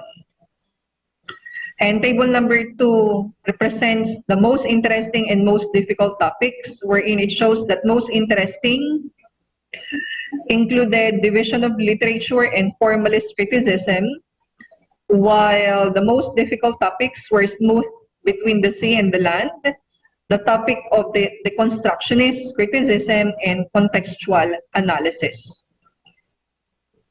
Moving forward on table number 3, it shows the overall evaluation of the students on the learning module. So you can see here on during the summer class with the BSMT students, it has evaluated good, same as with the student of maritime engineering during the first semester.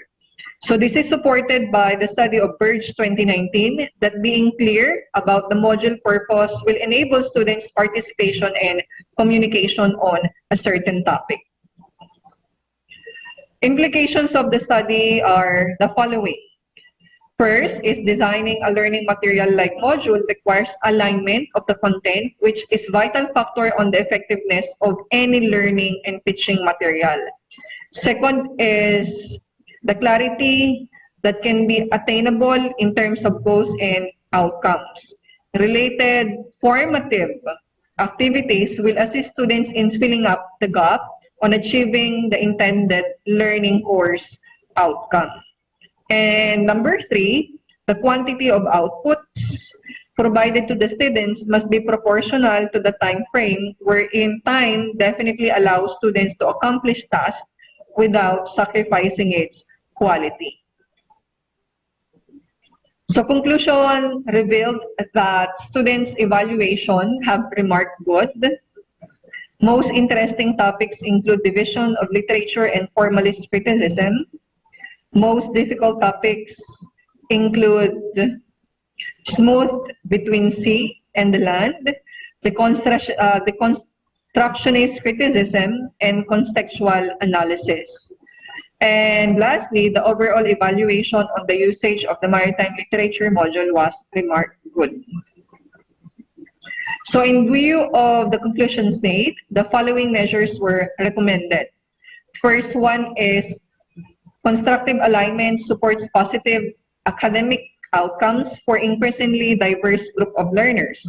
That is why benchmarking of these findings can be done, okay, presenting the alignment of learning objectives, learning activities, assignments to different maritime higher education institutions.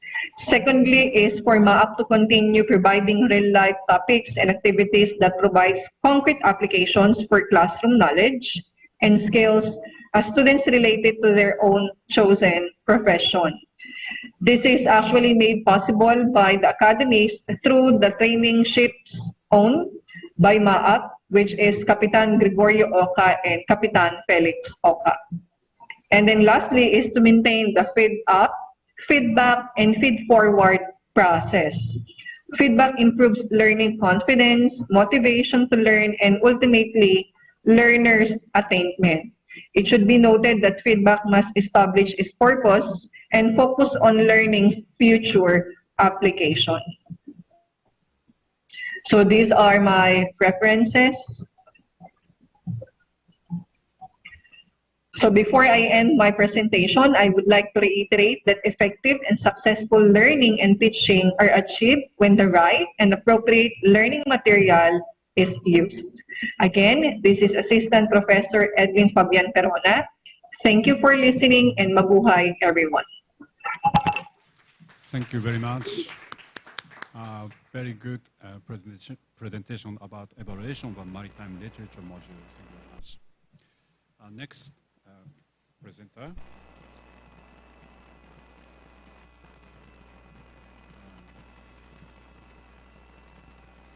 E.C. Yong-Ryu, National Ocean Science Museum, Development and Application of an Education Program in a Science Museum for Fostering Ocean Literacy. Please, thank you. 네, 안녕하십니까. 저는 국립해양과학관에서 근무하고 있는 유희영이라고 합니다.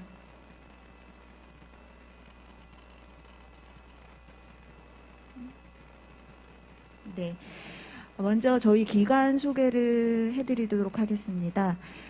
저희 과학관은 해양의 가치의 중요성을 올바르게 인식하고 그 해양 산업 발전에 이바지하는 것을 목표로 개관이 되었습니다.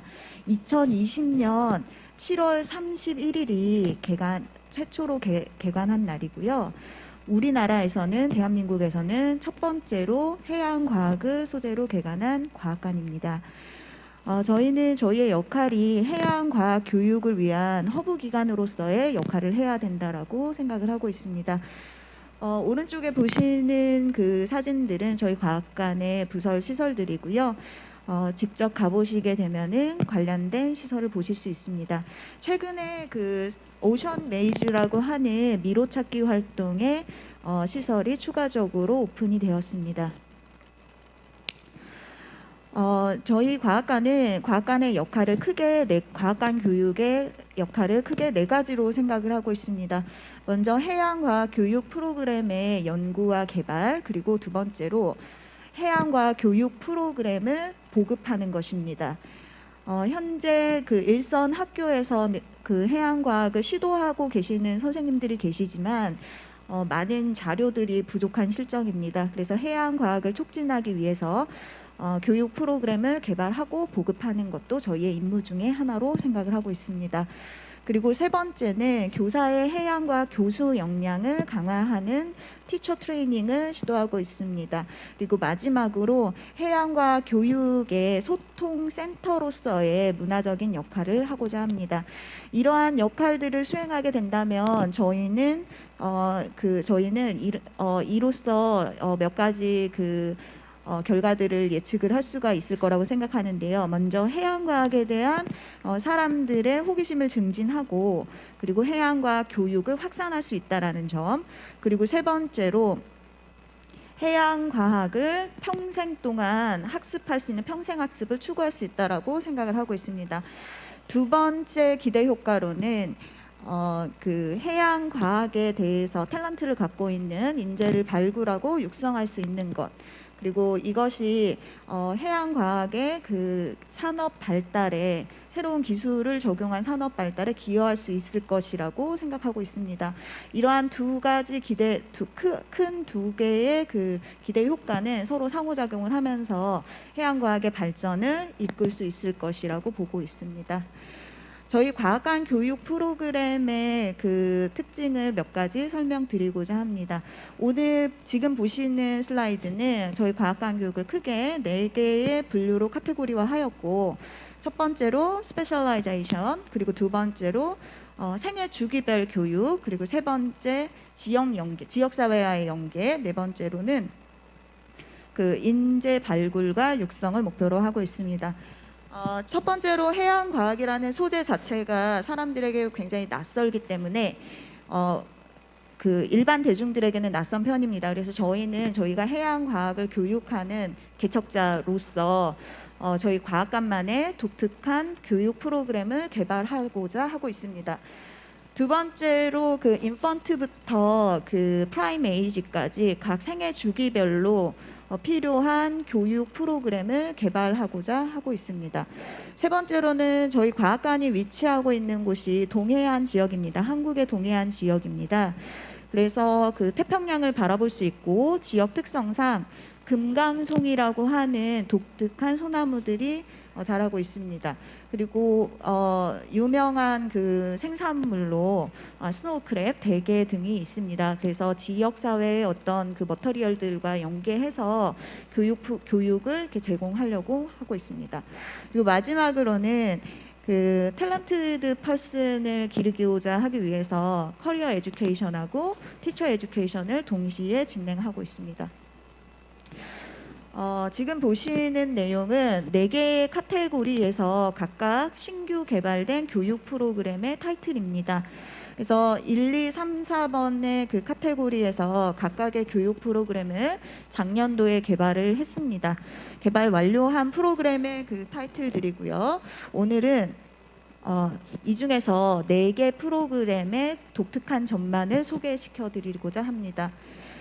첫 번째로 저희는 그 해양과학으로 보는 극지와 우리생활 이야기라는 프로그램이 있습니다. 중요하게 다루고자 하는 점은 그 극지 환경을 직접 접할 수 없기 때문에 학생들의 이미지네이션, 그 관람객의 이미지네이션을 이용하고자 교육 프로그램을 개발하였고, 그리고 북극과 남극이 같은 극지이기는 하나 좀 다른 특징들을 가지고 있기 때문에 가보지 못하지만 상상력을 이용해서 탐구하고 알아볼 수 있도록 구성을 했습니다. 그리고 마지막으로는 극지 환경을 보전하기 위해서 실천 다짐을 하는 그런 프로그램들로 구성을 했고요. 두 번째 우리 생활과 바다 이야기라는 프로그램입니다. 여기에서는 김바다라는 어린이의 일기를 상황으로 해서 몰입을 할 수 있도록 유도를 하고요. 그리고 그 해양 환경의 어떤 특징적인 점, 염분이라든지 이런 것들을 이해할 수 있도록 내용을 담았습니다. 그리고 해양 환경 문제가 지금 심각한 상황이기 때문에 이것에 대해서 그 교육생이 고민을 해볼 수 있도록 내용을 구성했고요. 세 번째로는 그 4차 산업혁명 기술 중에 대표적으로 하나인 AI 기술을 적용해서 해양과 AI가 어떻게 관련성이 있는지, 해양에서 스마트 테크놀로지가 적용되고 있는 사례들을 탐색하고 AI의 그 기본적인 개념을 학습할 수 있도록 개발을 했습니다. 마지막으로는 그 해양과학 분야에서의 그 직업을 탐색하고 이 직업을 갖기 위해서 무엇을 준비해야 될지를 어린이들이 혹은 교육생들이 알 수 있도록 구성했습니다.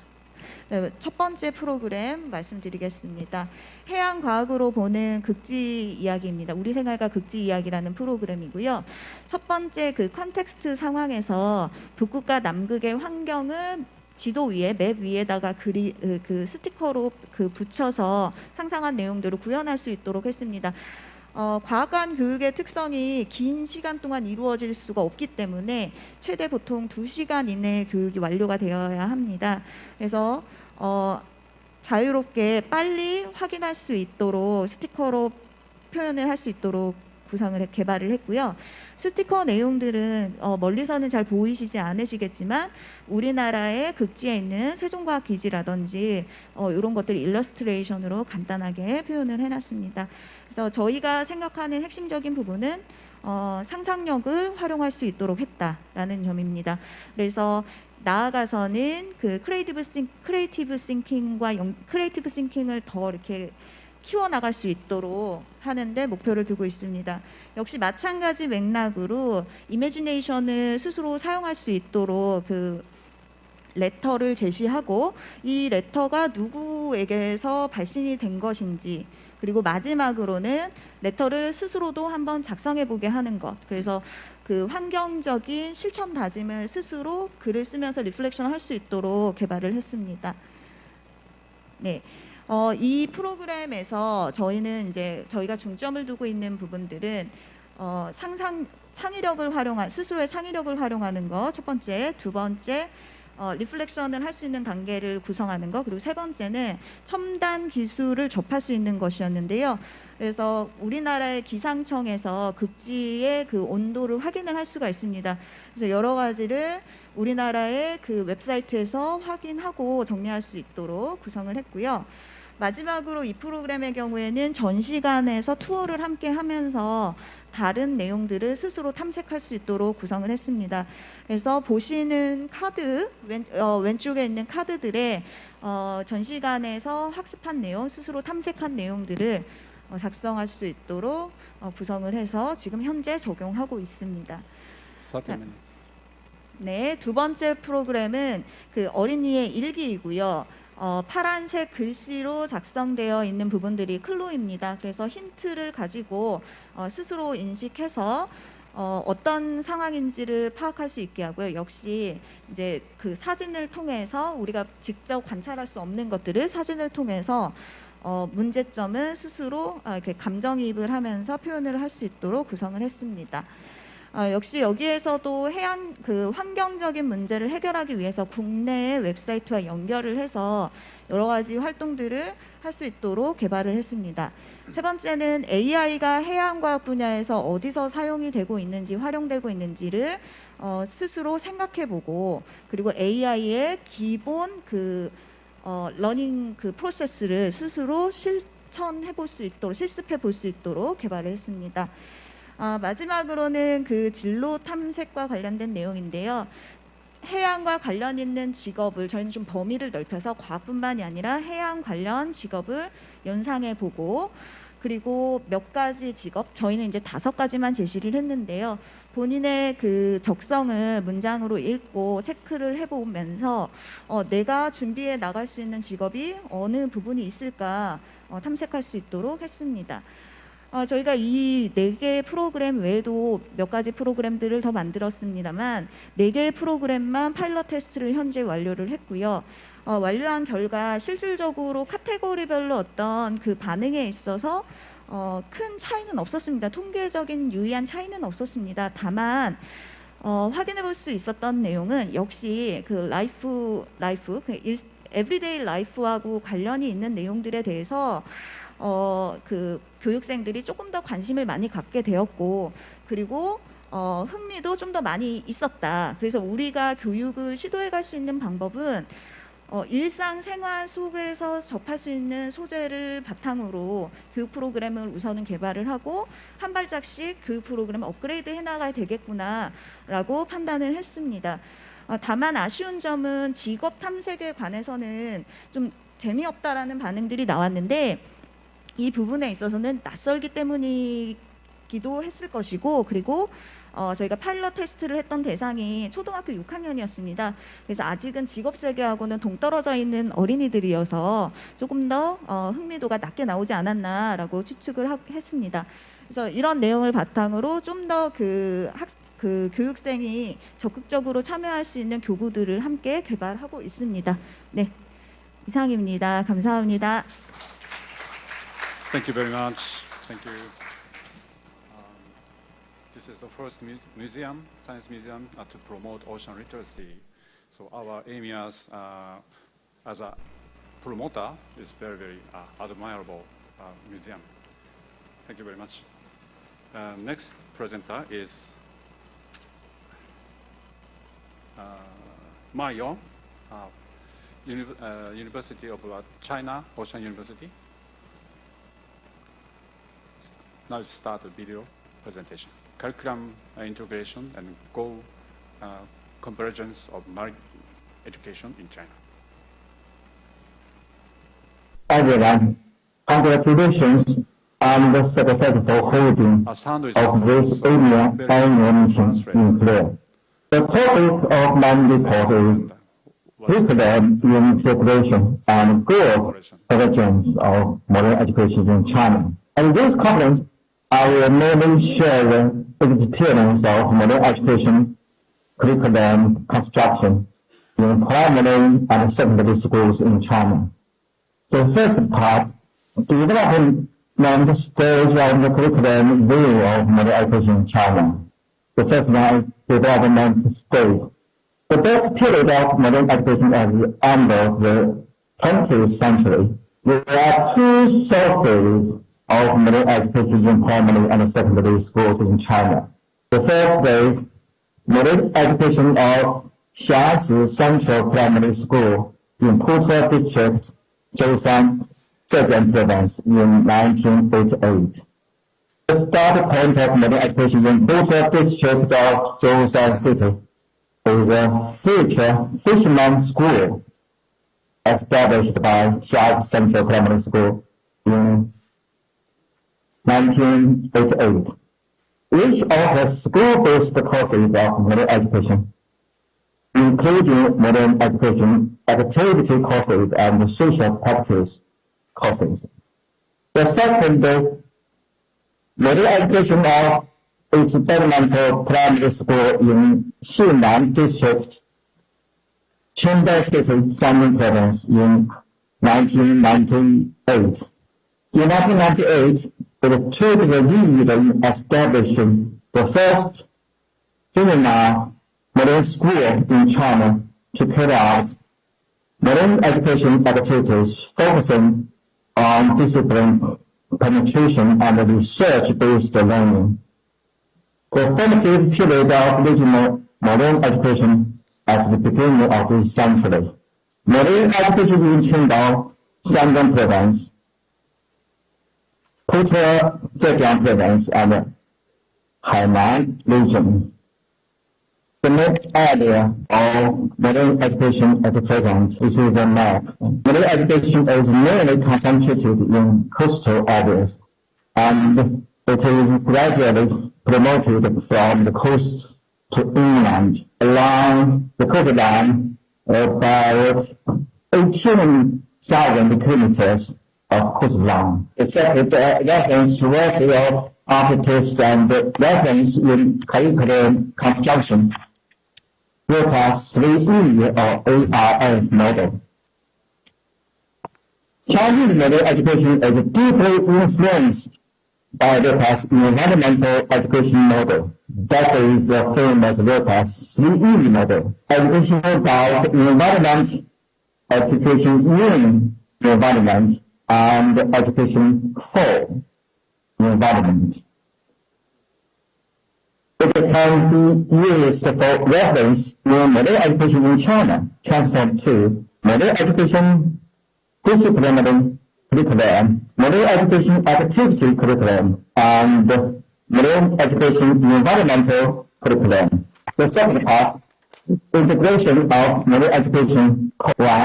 Why should there be integration of modern education courses? I have read the description. Now, many schools only have one or several model randomly straight, so rules need to be built. That is, curriculum integration. What to be integrated? There are three types of modern education courses in China: education disciplinary curriculum, activity curriculum, and environmental curriculum. Disciplinary curriculum is knowledge level, and activity curriculum and the environmental curriculum is immersion, attitude, and behavior level. The product of the deep integration of three types of modern education courses is called modern education project-based teaching and the learning curriculum. It is more education curriculum system. Integration of disciplinary curriculum, including the combination of local textbooks and the school-based textbooks. For example, integration of disciplinary curriculum in Xinan Primary School. A typical example of Xinan is Experimental Primary School. They have implemented the content integration of local textbooks and the school-based textbooks in different grades. The next is enrichment and formalization of activity curriculum. Integration of activity curriculum and the shared integration of environmental curriculum, overall design and layout. The first is deep integration of courses. Is called project-based teaching and learning of marine education. The first picture, the first one is ecological education of forest river ocean at Ocean University of Tokyo. 2019, I went to Tokyo University and the leadership of Professor Sasaki. I visited and experienced this forest river marine ecological education project. Each item, it is a research-based learning project of marine education. Also, another example, Chengdu Daiyu School develops a marine language project. China should express the goal of cultivate students' ocean literacy. About the ocean literacy, we divided it into marine knowledge, marine relation, marine mobility, marine real, marine behavior. This is the marine literacy structure. Marine literacy education is the marine education divided into two. Marine education in primary and secondary schools, and the marine education in universities. The school marine education all should cultivate the marine knowledge literacy, emotional literacy, moral literacy, and real creative marine behavior literacy. Marine education university is into two. One is the marine physical literacy. That's like I mentioned above. The second, marine professional literacy. The public marine education also is marine physical literacy. They all into the harmony between people and the sea. The people regard the ocean as a hometown. So we provide the goal of marine education curriculum. This is the full picture, the face framework of our ocean literacy education. Yeah, thank you. Thank you. Thank you very much. Hello, everyone. Thank you. Now, Ocean University China is promoting ocean education in China as a center's university. Thank you very much. Next presentation is Zhu Yanping, Shen Hongyang, Li Shenhan, and Li Fanglin. National Sun Yat-sen University, Underneath the Mysterious Earth. The roving exhibition of fossils and biological evolution, teaching materials, and the development of promotion. Now I start. Thank you very much.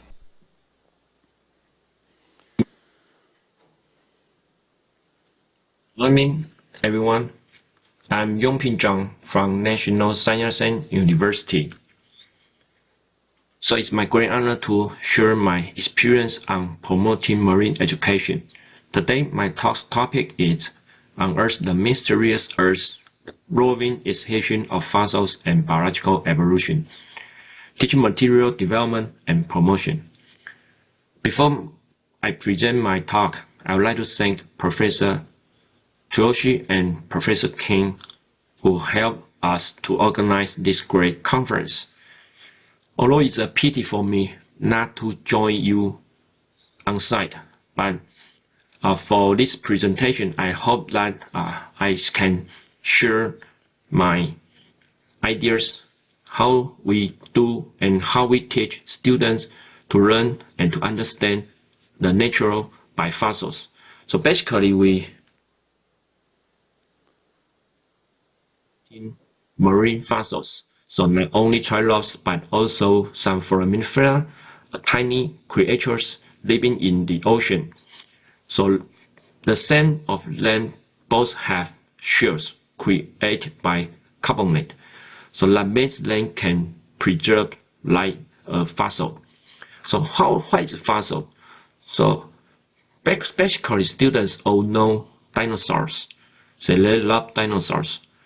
However, not only the dinosaurs, but in the world there are also many creatures, some tiny living species also can preserve and also have complicated and beautiful outshape.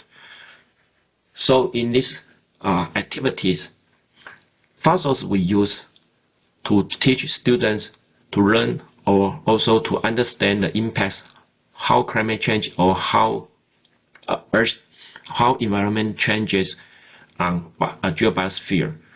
So we hope that we can use this kind of activities to teach students to investigate and to understand the Earth's development history. Otherwise, we also hope that this kind of common education can teach students or to lead them to learn or to understand why animals or why creatures they can have such kind of beautiful outshape. So this kind of division is all creatures they try to adapt the environment or climate change. So they change them of time in the long-term history. So that's a basic reason why we love fossils and why we use fossils to teach students. Otherwise, students, they can understand modern climate change or modern ocean acidification by using these fossils. So that's the basic idea of this project. So for this project, several activities were designed.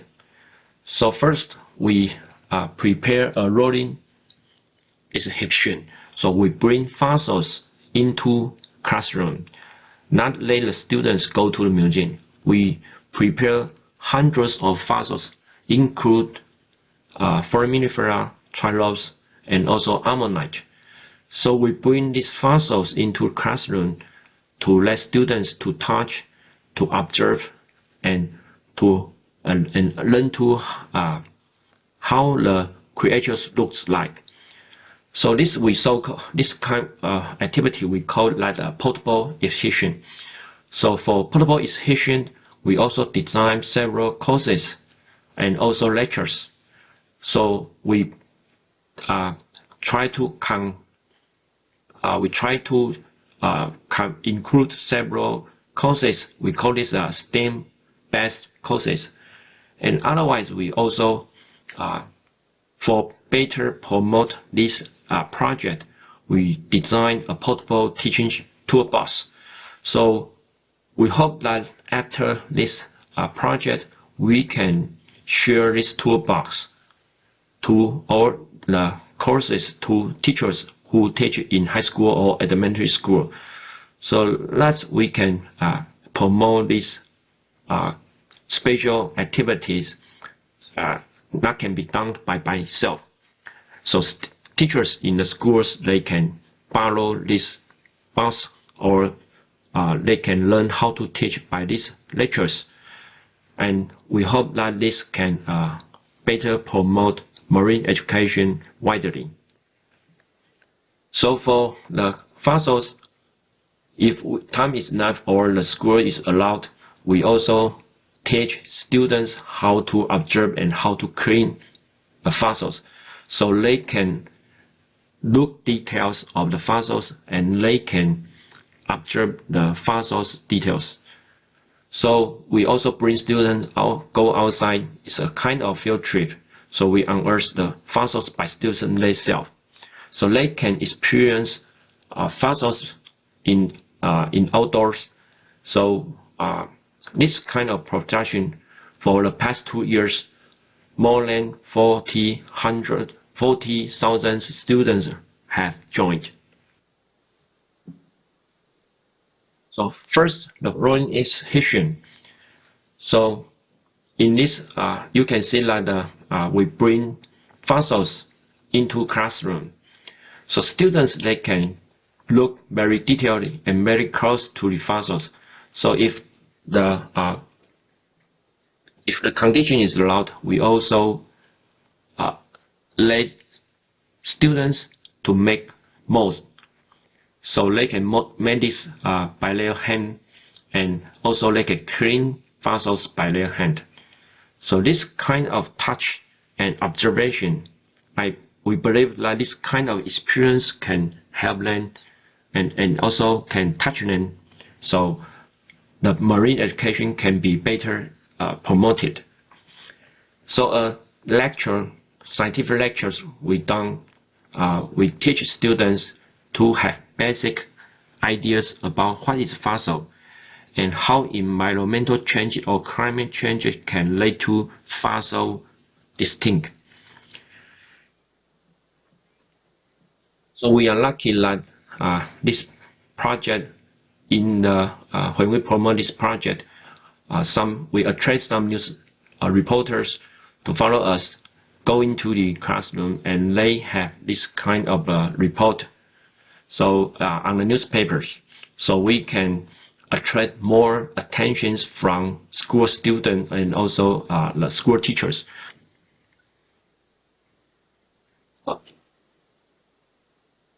So not only the roving exhibition were designed, we also designed a special teaching box. So this teaching toolbox, we are designed for several purposes. So we call this is a STEAM-based teaching box. So for science, we teach students how to observe fossils by using microscope. So we also teach them to use microscope. Otherwise, we by teaching them to understand the principle of a microscope, and they can operate the microscope by themselves, so they can learn skills to observe or to watch the fossil and to understand the natural history. Otherwise, we try to create some models, not only for them to make some mold, but also we design a file. So if student or if the school teachers need it, we can offer them 3D print files, so they can print ammonite or print a foraminifera by themselves. And also we in the courses we let the students to use microscope to observe and to pen it down. So if they try to pen, and they need to look very details of the out shape of the fossils. So by this kind of observation, they may have questions about why these tiny fossils can look like. So we can teach them by this kind of question-based learning. And otherwise, we also help them to make some sculptures. So later I will demo them by a video. So finally, we try to combine with mathematics skills. So using microscope, they can measure some parameters of the fossils. So not only measurements, but also they can calculate the ratios. So we will let them know why this ratio, what this ratio means, and how the climate change can lead the ratio change. So this kind is courses we teach in the. Okay. Sorry, video is not to finish. Time is limitation, so this finish. After the lunchtime, you can watch video. Thank you. Next presentation is John Kim, National Marine Biodiversity Institution, Korea, and Jong Boom Kim, Korea National University of Education. Case study of collaboration between research, exhibition, and education in the National Marine Biodiversity Institute of Korea. Thank you. Good morning, everyone. This is Jong Boom Kim. I'll present case study of collaboration between research, exhibition, and education in the National Marine Biodiversity Institute of Korea, in short, MABIC. In general, it's said that museum plays the roles of research, conservation, exhibition, and education, and collaborations between these four sectors are important to facilitate business learning outcomes. However, as far as I know,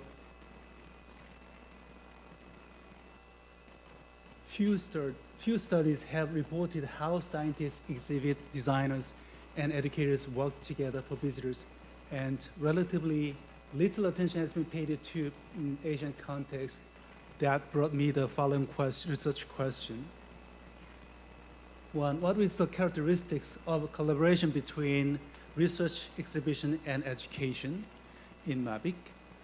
Two, how do the researchers, designers, and educators in MABIC collaborate to provide visitors with differentiated learning outcomes?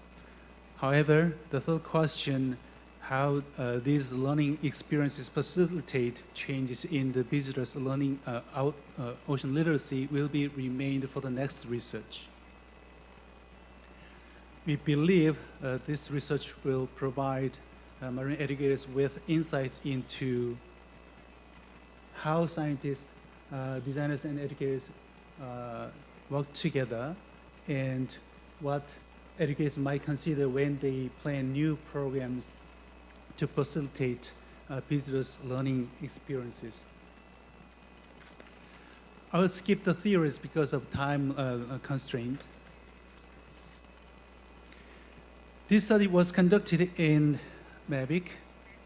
MABIC is a public agency for conservation of marine biological resources as well as their sustainable utilization. MABIC conducts diverse research for MBL's conservation, operates MBL's bank for industrial utilization, and provides high-quality exhibitions and educational programs. Particularly, the roles of exhibition and education are carried out in the Securium, which is a kind of a marine biology museum displaying marine organisms following several taxonomic zones from tiny marine algae to gigantic mammals like whales. Also, Securium provides diverse educational programs such as young marine biologist, marine artist, family lab, summer camp, etc. In order to answer the research question, we adopted qualitative method. First, we collected and analyzed data from 110 research articles published by MABIC scientists and 13 exhibitions, as well as 18 educational programs. And we also extracted the most frequently used 38 keywords from published articles and 35 keywords from exhibitions and educational programs for comparison. Also, we collected and analyzed qualitative data from exhibition guides, text, photos, educational program guides, leaflets, lesson plans, and in-depth interviews with the staff members. Now, let me present the result. These word clouds illustrate the most frequently used keywords from published articles and educational programs in MABIC. We can see here some common words like taxonomy here and there in both categories.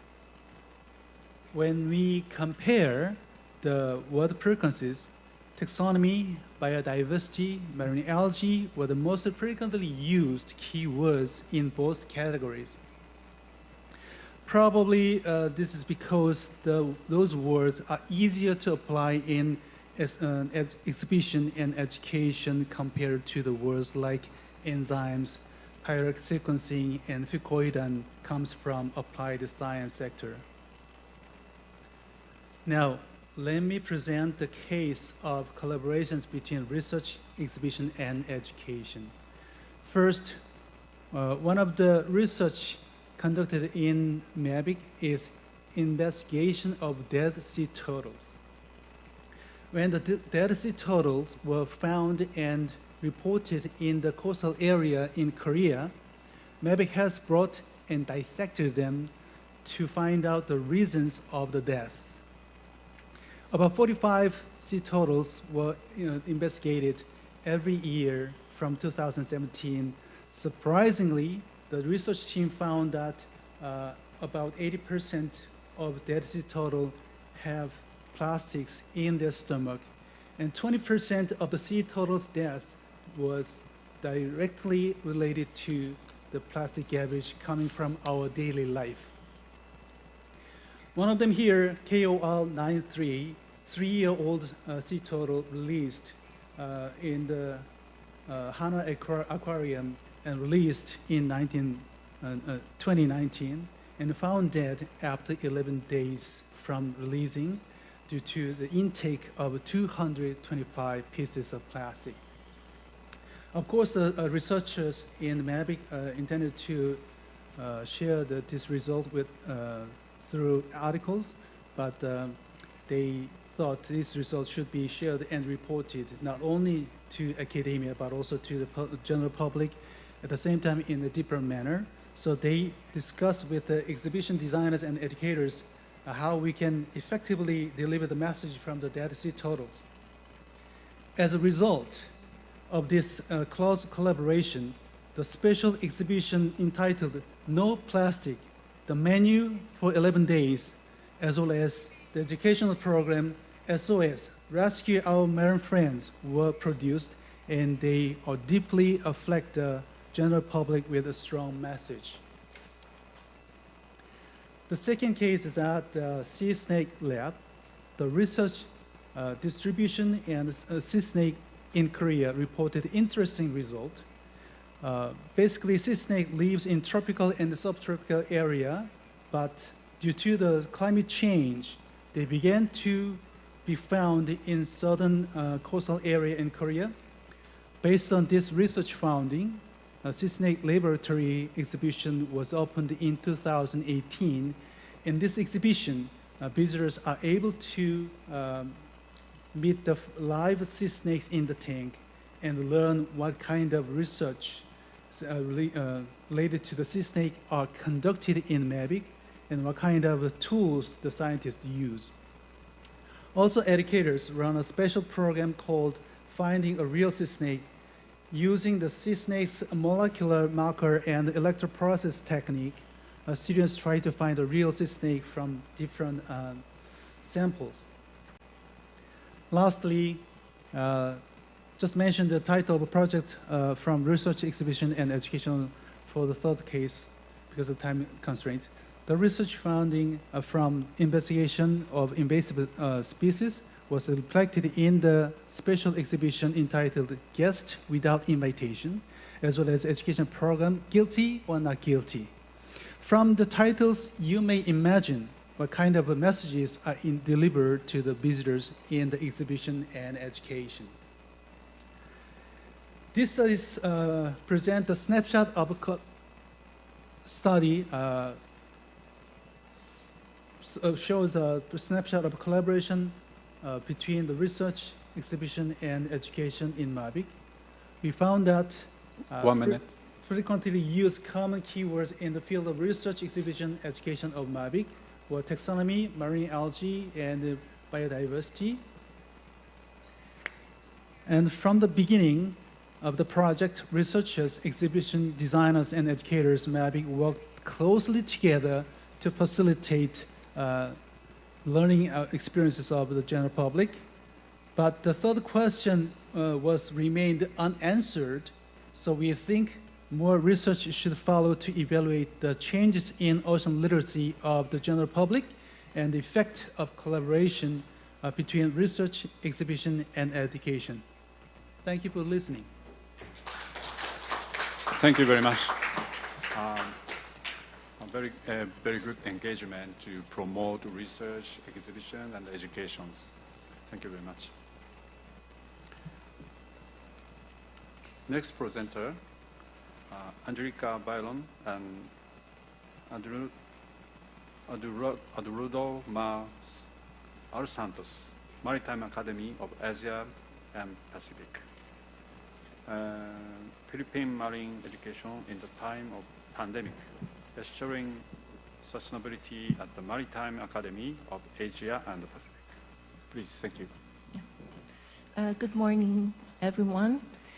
Thank you, Mr. Chairman. For the interest of time, I changed the title of my presentation, Quality Met, which is in line with SDG 4 on quality education at MAAP, ensuring MAAP sustainability through mental health and wellness program, which is in line with SDG 3, health and well-being, including women, which is in line with SDG 5 for inclusivity and women empowerment, in partnership with both local and international, done within MAAP, in partnership with the global partners, which is in line with SDG 17 during the pandemic. Okay, this is the outline of my presentation, but for the interest of time, I have 28 slides, but I will just run through with the slides with more on photos, as photos speak louder than words. Giving emphasis on ensuring sustainability on SDG 3, 4, 5, and 17. Okay, for more details about MAAP, please visit the website. Now, the operation was run very smoothly. However, during the pandemic, just like in any other institutions, it created dramatic changes, particularly mental anguish, stress, and anxiety that affects people regardless of age, occupation, and social class. And I would just like to emphasize here that with the impact and challenges, it gives us the opportunity to better improve communication, develop creative initiatives, foster strong collaboration among teachers, and develop new paradigm for school systems, and help students better manage their learning. Okay. So my presentation is emphasized on mental health, which is the foundation for the well-being and effective functioning of individuals. We help the MAAP community in this time of pandemic, the ability to think, learn, and understand their emotions and reactions of others. So here are some of the health programs, which are, some are students' initiatives, others are departments' initiatives. And as you can see, they have this peer group mental wellness, they help one another. The games, they modified the games with physical distance. They produced 11,000 face shields and, for the hospitals. And they also engaged to gardening. These are some of the mental health programs for students initiated by the Department of Student Affairs, Infirmary, Guidance, and Counseling. They come up with the mental health hotlines where students can call 24/7 to seek help and get some advice. So that's gardening. So to reduce symptoms of depression and improve mental health, you have physical outdoor activities, Zumba dance and fun run, mental health webinars, take charge of your mental health during the guidance, 1 week guidance week, mental health seminars with group dynamics. There are also poster making contests with the prizes for the students.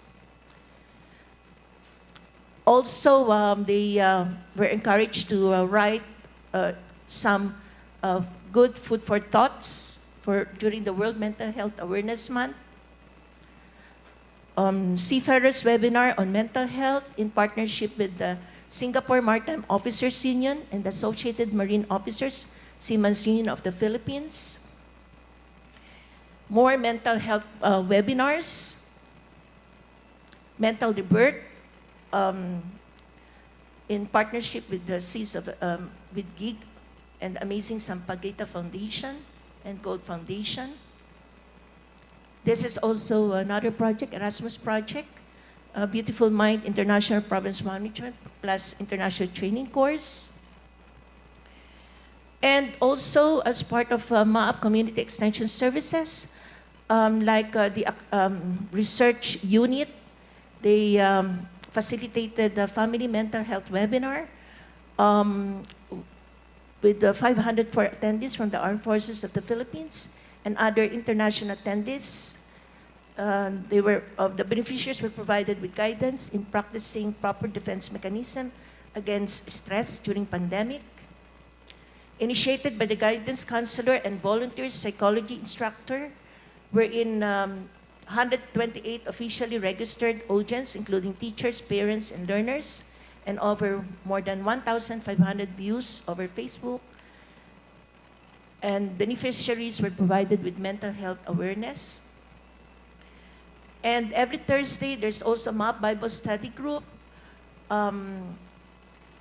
giving advice using some biblical steps to perfect mental health.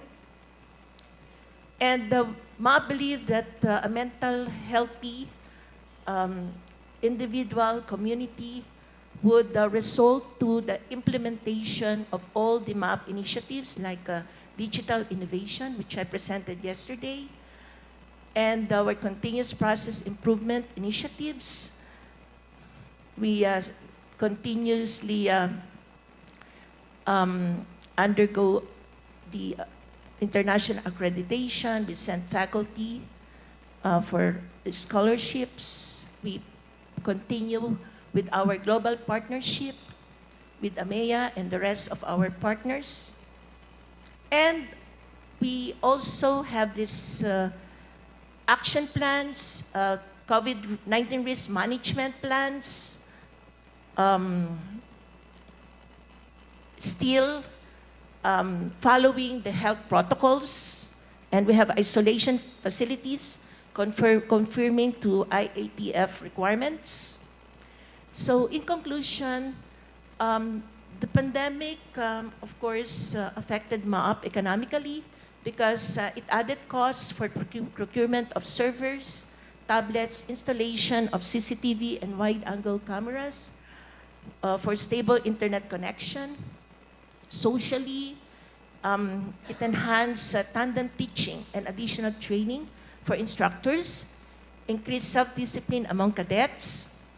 Technologically, the online digital platform skills of MAAP community were enhanced. Environmentally, they were paperless. We use, of course, the digital platform. Health-wise, there was no infections.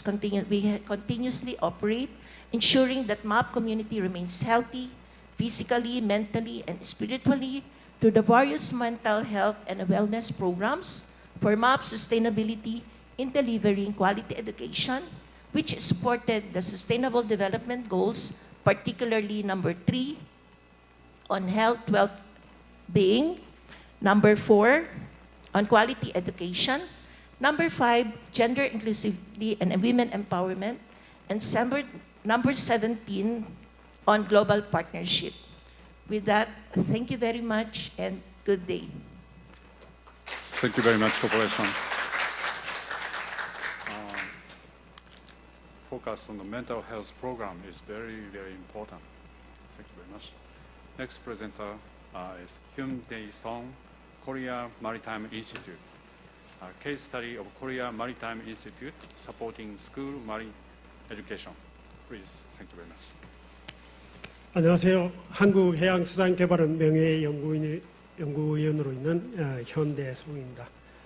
먼저 이 자리를 빌어서 우리 신춘희 회장님을 비롯한 한국해양교육연구회 관계자 여러분들께 진심으로 감사를 드립니다. 그리고 사사키 조요시 회장님, 옌 레이 치엔다이 사무국장님을 비롯한 아메아 보드 멤버 여러분, 그리고 피터 투드넴 회장님, 그리고 제랄린 퍼빌 교수님을 비롯한 아메아 어드비저리 커미티 멤버 여러분들께도 진심으로 감사드립니다.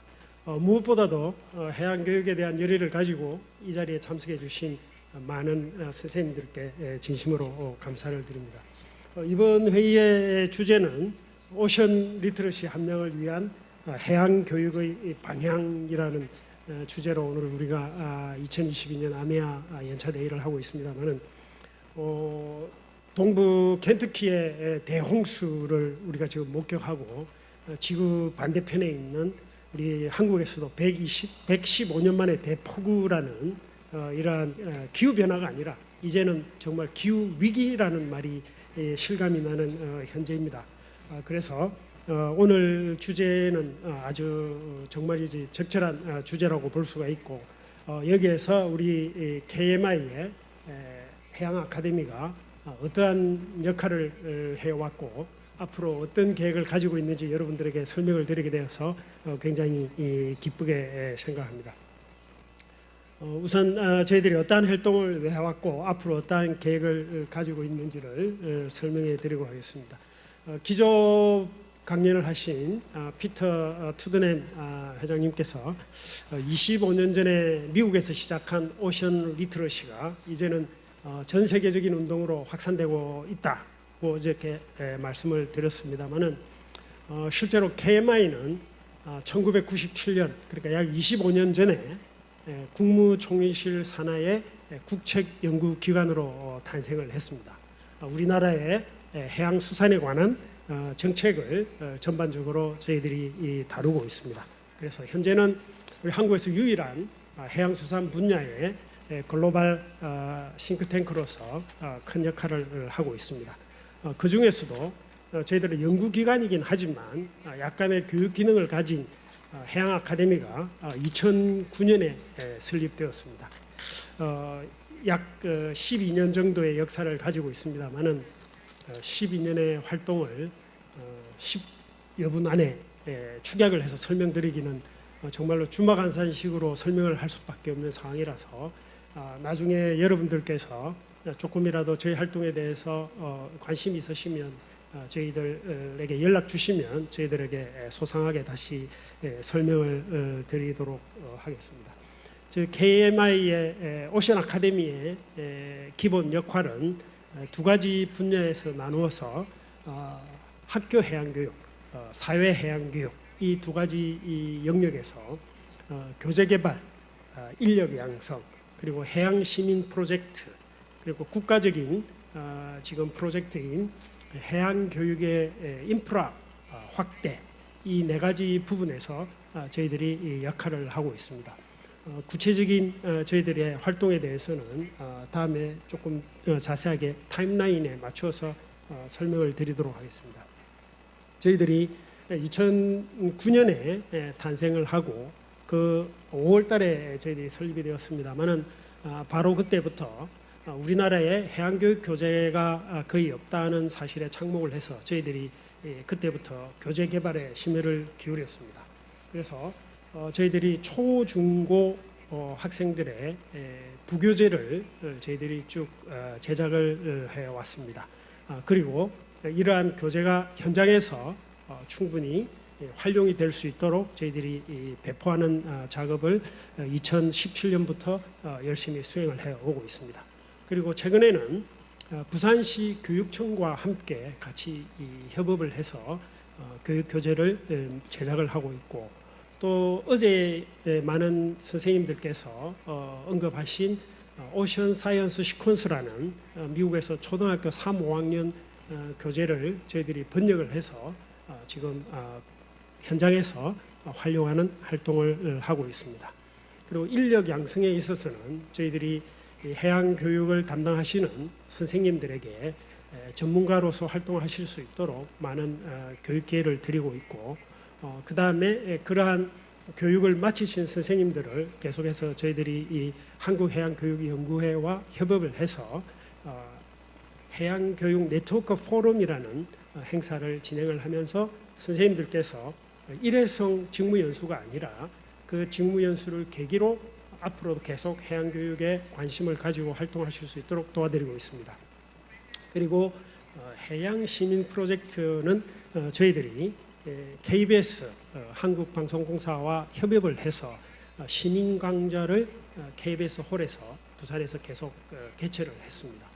최근에는 코로나로 대면 강의가 어려워진 상황이라서 저희들이 온라인 콘텐츠를 같이 협업을 해서 촬영을 하고 제작을 해서 유튜브에 올려서 지금 보급을 하고 있습니다.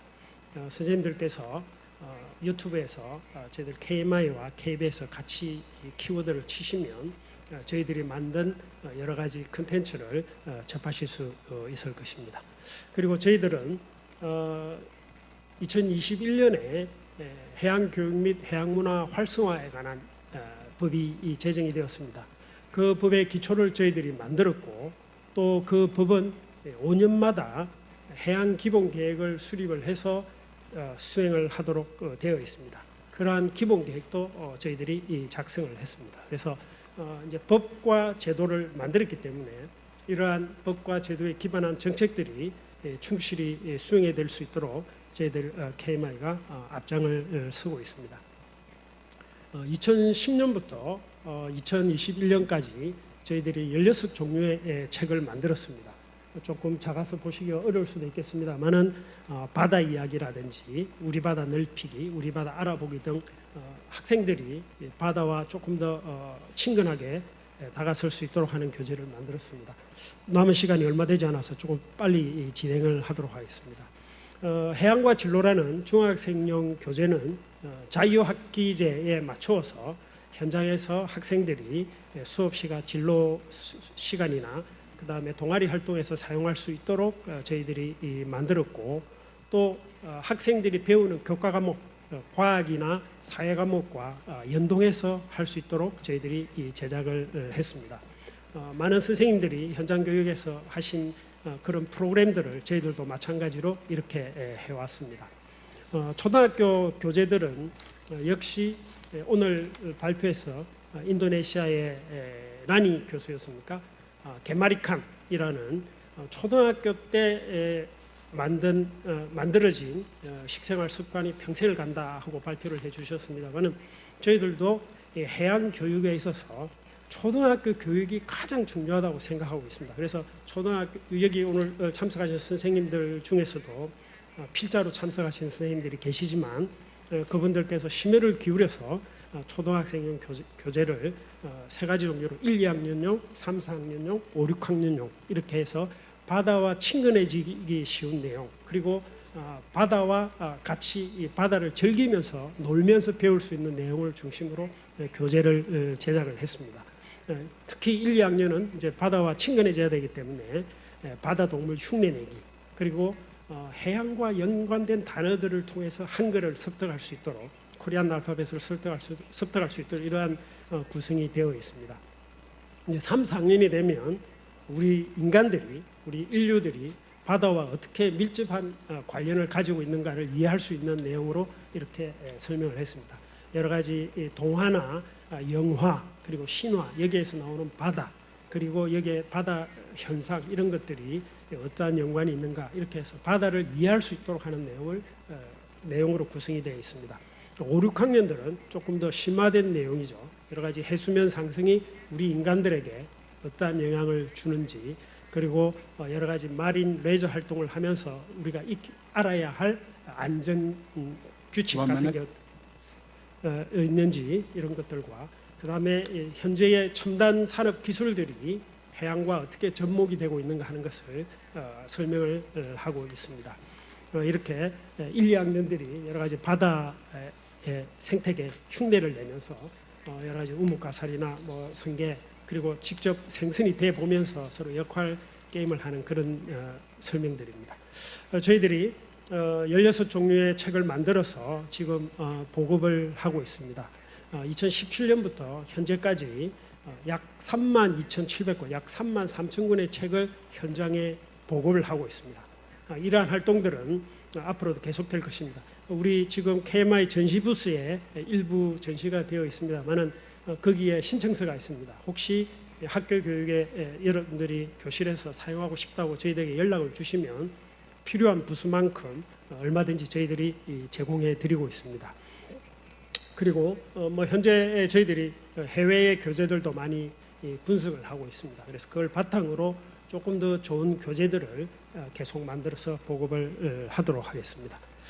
시간이 모자라서 조금 넘어갑니다만은 우리 학생들을 위한 교육활동, 선생님들을 위한 교육활동들을 열심히 하고 있습니다. 마지막으로 저희들 계획은 앞으로 생애 주기에 맞춘 맞춤형 해양교육 프로그램을 저희들이 계획을 하고 있습니다. 이것들이 완성이 되면 우리 한국이 해양 강국으로 성장을 하는데 교육이 무엇보다도 중요하다는 것을 아무리 강조해도 지나치지 않을 것입니다. 거기에 여기 계신 많은 선생님들이 많은 역할을 해주실 것을 기대하면서 저희들은 그러한 여러분들의 활동을 최대한 백업해 드릴 수 있도록 서포트할 수 있도록 앞으로도 노력하겠습니다. 감사합니다. Thank you very much. Very systematic education programs promote ocean wide use and sustainable ocean usage. Thank you very much. This morning's presentation is finished. So this is the final. So time is just 12. So is there any one comments or questions? Totally. So okay. So time is very short. So I have one comment that today's morning's presentation is foreign visitors presentations and this Korean teachers and researchers presentations. Both presentations very, very excellent engagement and also very meaningful to promote ocean education, not only in Korea education, but also other Asian countries and other also totally international marine education promotions. Very meaningful presentations. Thank you very much. 네, 박수 부탁드립니다. 네, And finally, I give you these certifications, please. 네, 지금부터 발표자분들에 대한 서티피케이트를 증정하도록 하겠습니다. 세션 2 발표에 참여하셨던 모든 발표자분들 앞쪽으로 모시겠습니다.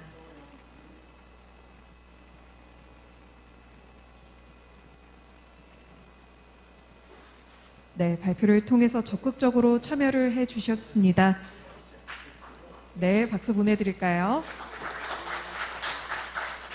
고맙습니다. 계속해서 증명하겠습니다. 순서대로 나와 주시기 바랍니다. 네, 성공적인 컨퍼런스가 될 수 있도록 기여해 주셨습니다. 대단히 고맙습니다.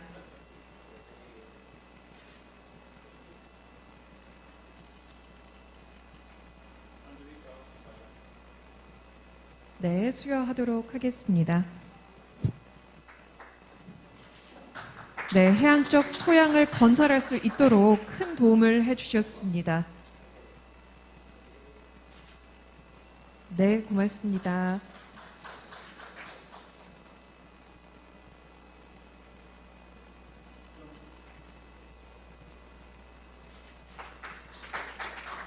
네, 전 세계 해양 교육자들을 화합하는 데 힘써 주셨습니다. 이에 대해서 수료증을 수여하겠습니다.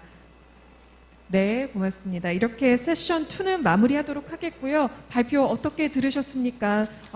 저희가 좀 더 알차고 나은 강연을 준비할 수 있도록 설문조사를 통해서 여러분 다양한 의견 나눠주시기 바랍니다. 지금부터는 단체 사진 촬영을 하겠는데요.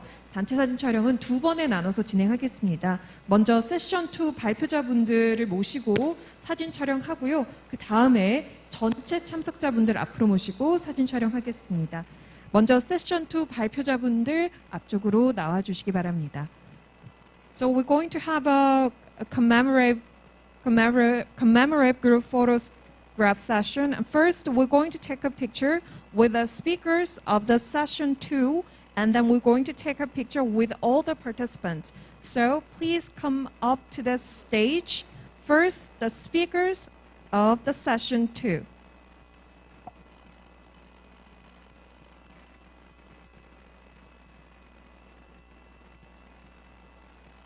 네, 세션 2 발표에 참여하셨던 모든 발표자분들 모시고 먼저 사진 촬영하겠습니다. 발표자분들께서는 앞쪽으로 나와주시고요. 이 다음에는 오늘 참여해주신 모든 참석자분들 함께 사진 촬영하겠습니다.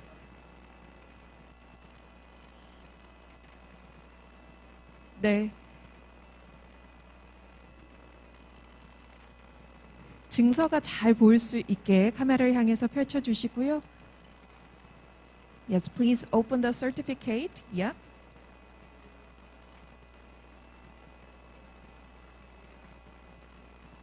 네, 고맙습니다. 이제 현장에 계시는 모든 참석자 여러분 앞으로 모시겠습니다. So all the participants in this room, please come up to the stage. Please come forward. We'll take a group photograph.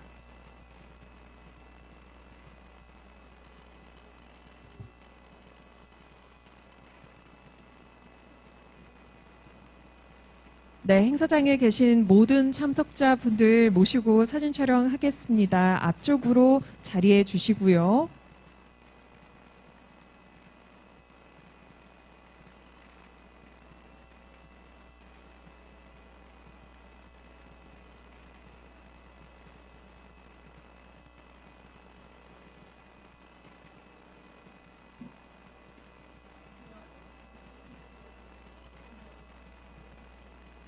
네, 뒤쪽에 서 계시는 분들께서도 앞쪽으로 함께 해주시기 바랍니다. 단체 사진 촬영 진행하도록 하겠습니다. 행사장 뒤쪽에 계신 분들 그리고 로비에 계신 분들께서도 앞쪽으로 자리해 주시기 바랍니다.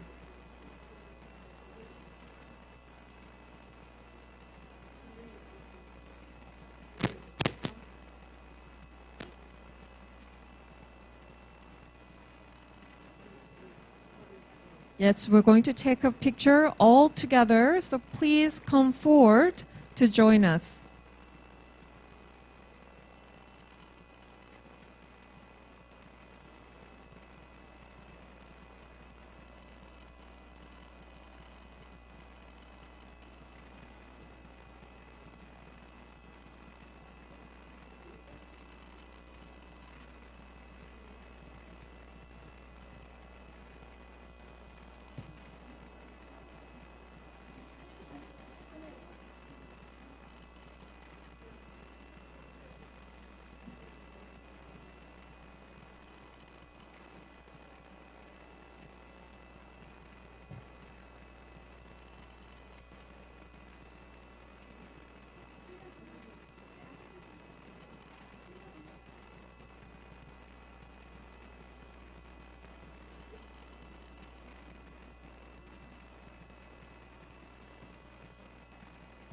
네, 모든 분들 얼굴 사진에 잘 담길 수 있도록요.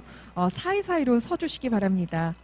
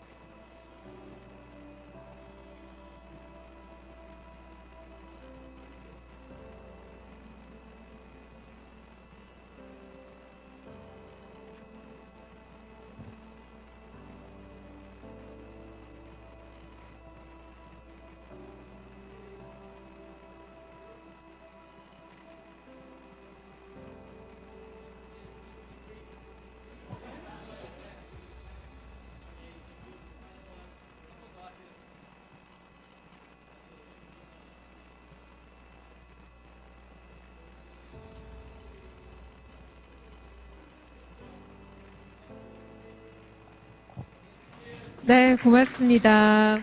이렇게 사진 촬영 마무리하도록 하겠습니다. 자, 진행 요원의 안내에 따라서 1층 포시즌 식당으로 이동을 부탁드립니다. 저희 점심 식사 시간 갖도록 하겠고요. 진행 요원 안내에 따라서 1층 포시즌 식당으로 이동을 부탁드리겠습니다. 저희는 1시에 다시 세션을 진행하도록 하겠습니다. 점심 식사 시간 가지시고요. 1시에 다시 시작하도록 하겠습니다. So we're going to have a lunch break and we're going to begin at 1 p.m. Korean Standard Time. Thank you.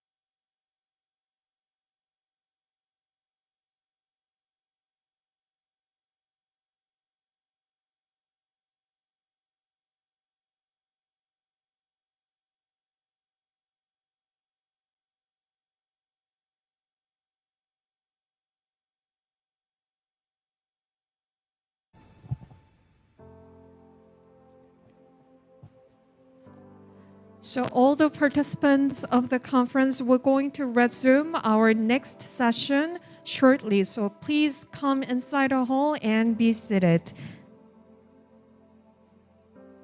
네, 지금부터 세션 시작하도록 하겠습니다. 로비에 계신 참석자분들께서는 안쪽으로 자리를 해주시고요. 휴대전화 상태 다시 한번 확인해 주시기 바랍니다.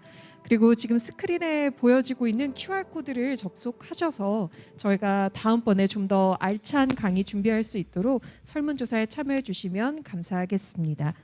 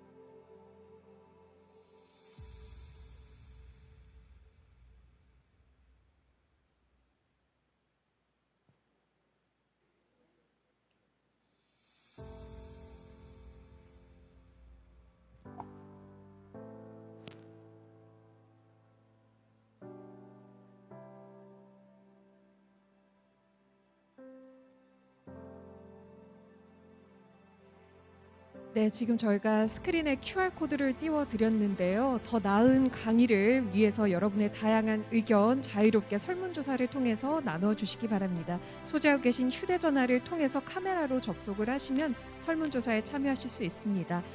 지금 참여해 주시면 감사하겠고요. 오늘 발표 어떠셨는지, 그리고 다음번에는 어떠한 방향으로 컨퍼런스가 구성이 되길 바라시는지 여러분의 의견 함께 공유해 주시면 감사하겠습니다.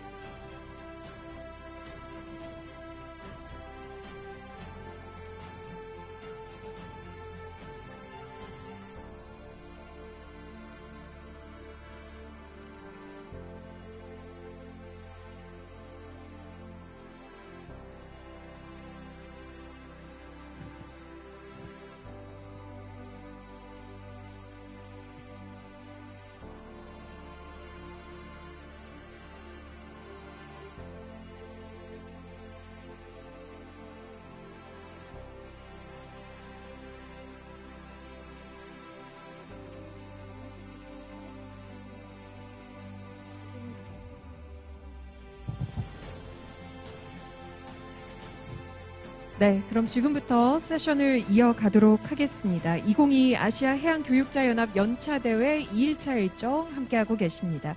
지금부터는 기조 연설을 청해 들어보도록 하겠는데요. 예태보리대학교의 제라딘 포빌 교수님께서 준비를 해주셨습니다. Immersive Technology for Marine Education, Potentials and Challenge라는 주제로 기조 연설해 주시겠습니다. 여러분 박수로 맞아주시기 바랍니다.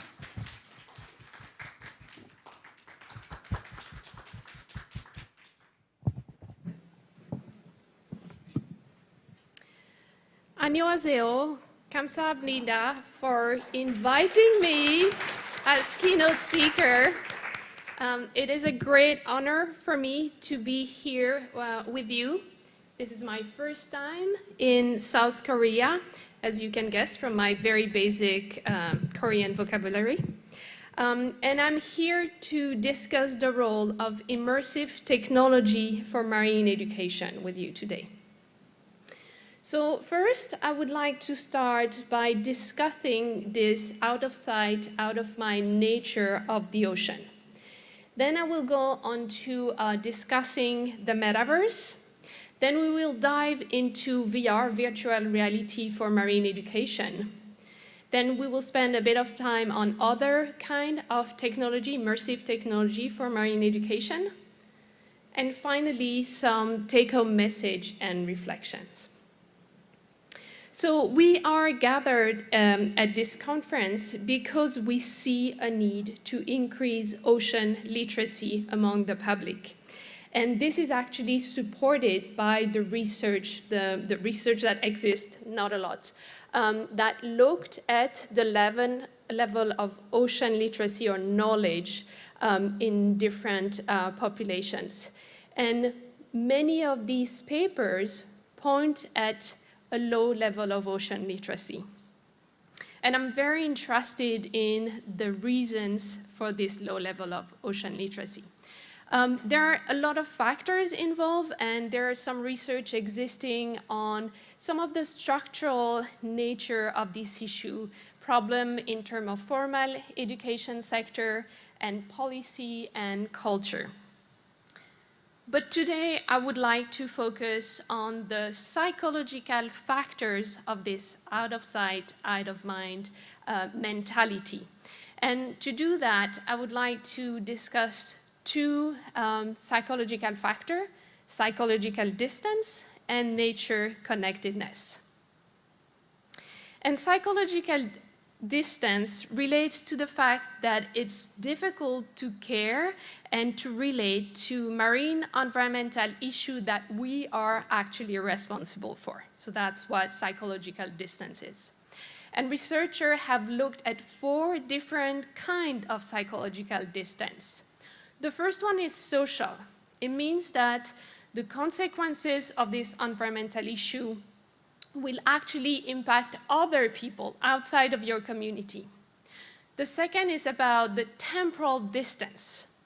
Often, the consequences of these issues will be felt in the future. So it's not really something you care about right now. The third one is spatial distance. These environmental issues will hit and impact people far away from you. And finally, there is the hypothetical distance, meaning that even though sometimes scientists think that these issues are very likely, the public tends to see them as unlikely. So these issues impacting others in the future, far away, and with unlikely consequences, all that make this environmental issue very abstract for us. And it's very difficult to change our everyday life and to care about anything that is abstract. The second psychological factor is nature connectedness. And we've heard from Peter and from Tyoshi about the importance of feeling connected to the ocean. And nature connectedness relates to this feeling of being emotionally close to nature and feeling like you are an integral part of it. Research has shown that nature connectedness is greater for people who experience nature regularly. So to get out of this out of sight, out of mind mentality, we have this challenge that needs to be addressed. First is how do we make people experience these environmental issues? Often it's just impossible to experience them, or it can be even dangerous. The other part is that we know it's important to feel, to be connected and to experience the ocean, but that's not that easy. Many people live far away from the coast. Many people don't have the abilities to experience the ocean, not the resource to explore it. And even if you live by the coast, most of the ocean is anyway hidden under the surface and far away from the continents. So we need strategies to address these challenges, to overcome these challenges. One of the solutions comes with what we call technological nature. Technological nature are different kinds of technologies that can simulate or mediate nature for us. And it's been shown that technological nature actually can help us to get this connection to nature. There are a wide range of technological nature. It can be a webcam in a farm, it can be a robot animal, can be documentaries. So all kinds of technology can be used as technological nature. And recently, and even during the conference, we've been talking a lot about immersive technologies. And immersive technologies for the moment or recently have been all gathered under this like new sexy topic of the metaverse. So the metaverse, first of all, doesn't exist yet. For the moment, it's a brilliant idea. It's kind of the new iteration of the internet. And it will be a network of virtual 3D world where user will feel a genuine sense of being present in this environment where we will be able to work, to socialize, to play, and to learn. And to access this future metaverse, we're gonna use XR, which is like a wide array of technologies that are immersive. And this immersive technology gives an illusion of reality. So these technologies merge to different degrees the physical world and the virtual world. And that's what we call the spectrum of virtuality. So virtuality is the ratio between the physical world and the virtual world that you experience through these different technologies. So let me give you some example. We have augmented reality, which is at the lowest end of virtuality. So for example, with your phone, you can use your camera, and your camera will show you on the phone your physical world, and then a layer of content will be added on what you see on your phone. So for example, a very well-known example is Pokemon Go. A bit higher on the spectrum of virtuality, we have mixed reality. In this case, we use see-through glasses. So with these glasses, you can see everything that is around you. And on the glasses is added a layer of virtual content. So for example, if I had these glasses here, I could see all of you, but I could maybe see on the empty chairs virtual avatar of people who cannot be physically with us. The highest level of virtuality for the moment is done with virtual reality. In virtual reality, you put the headset on, you don't see anything from the real world anymore. You only see what's displayed on the screen in each eyes. So augmented reality, mixed reality, and virtual reality all together are called XR. So XR is kind of an umbrella term for all this kind of technology. And they have very unique affordances or benefits. With this kind of technology, we can feel like we are there. We are at other places. It's what we call spatial presence, and I'm going to talk more about it. With XR, we can also feel like we are with other people. called social presence. So even if we're not physically in the same space, with this technology, we can feel like almost like if we were together. And finally, there is the feeling of being another. So there is this amazing phenomenon of body transfer. With this kind of technology, you can experience and really have the sensation of being someone else. The metaverse has been discussed a lot lately in terms of learning. And there is something that's happening over and over with technology and learning, is that it's seen as the best solution, the new perfect solution to fix all the problem we've had with education. So I want to take just a few minutes here to be a bit cautious about that. And just to show you that this kind of over-optimistic message has happened before, here's a picture of Thomas Edison 100 years ago, who had this amazing view on what motion picture could do for learning. And he believed that motion pictures would supplant textbooks. And that it didn't happen. We still use textbooks. So we want to avoid repeating this mistake of seeing technology, any kind of technology, as the perfect solution for education. So this is why a few months ago, with a few of my colleagues in the US, we decided to write a document. So it's not scientific, it's more for every teacher, everyone who wants to know more about learning in the metaverse. So we wrote this document that's called An Introduction to Learning in the Metaverse, where we try have a balance between being amazed by the technology, by immersive technology, but at the same time showing how we need to be cautious about it.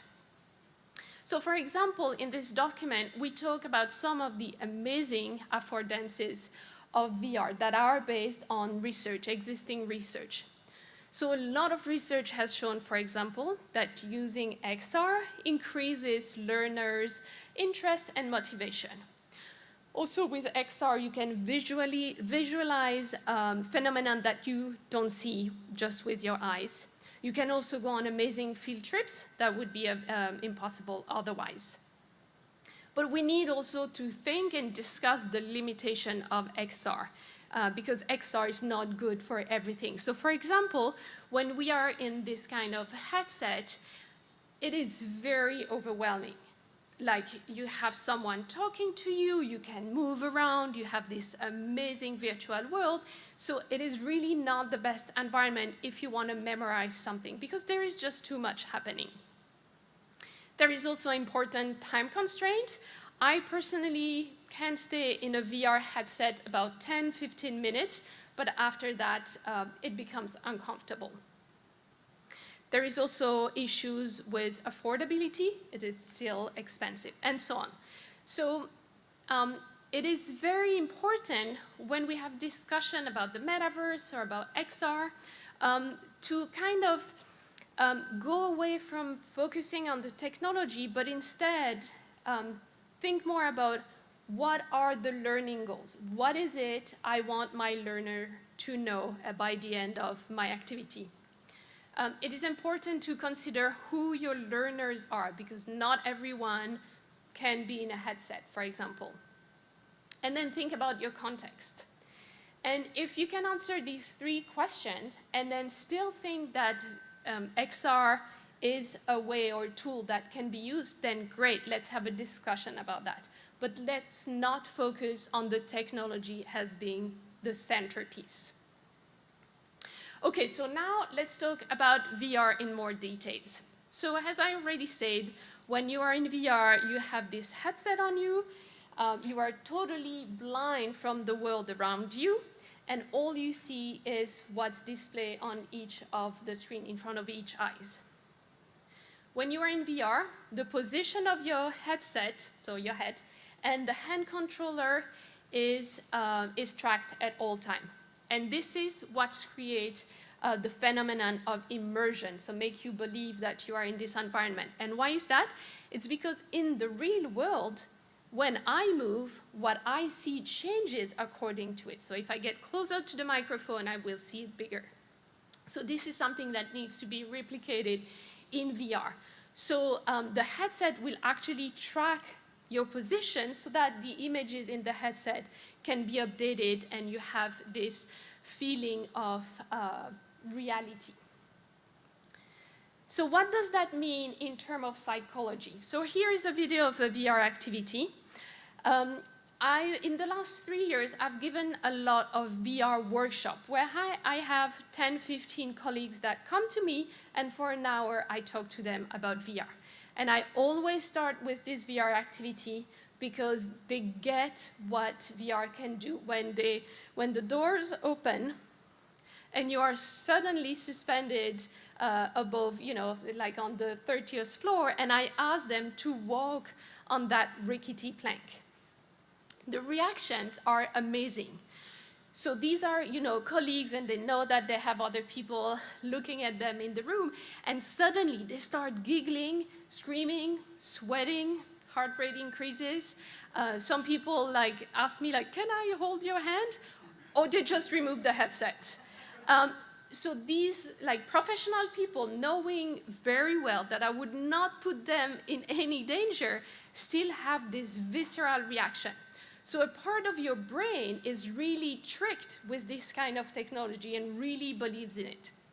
And of course, this is amazing that we can suddenly have experiences that our body will register as real, although it's not. So that's what we call social presence.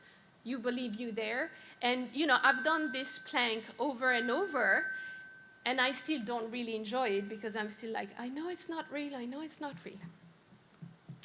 So Jeremy Belenson wrote this book about VR where he used this acronym DICE to explain what VR is good for.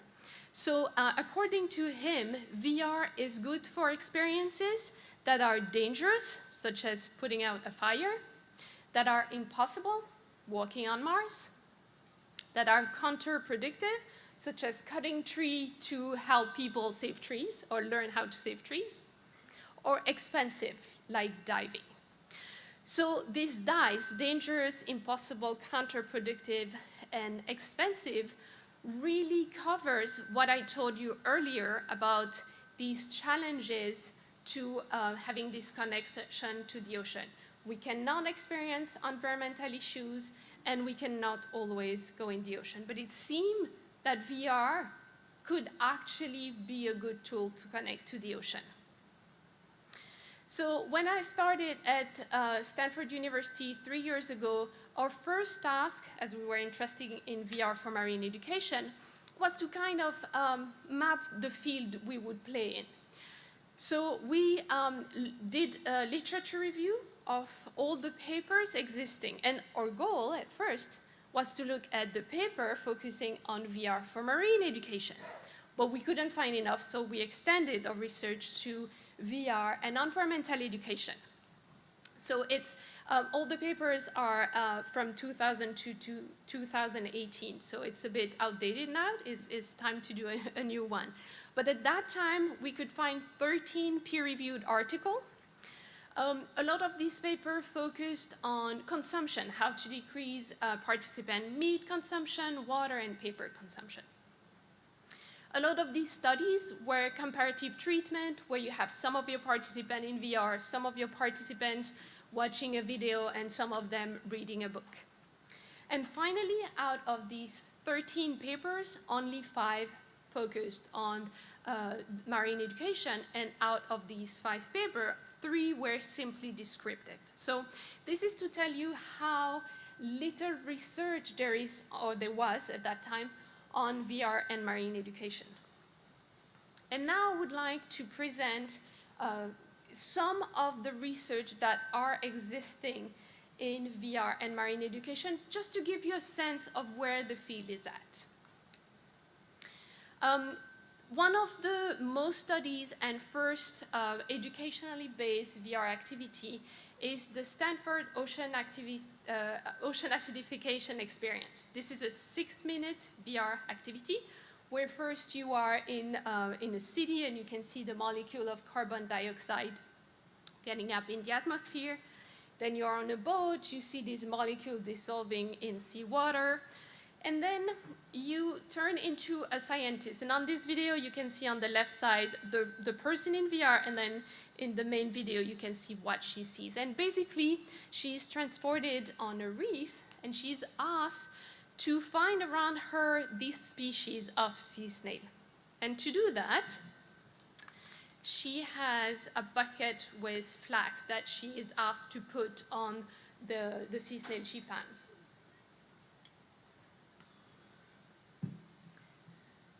So she can physically walk around this virtual reef and tag the different sea snail she found.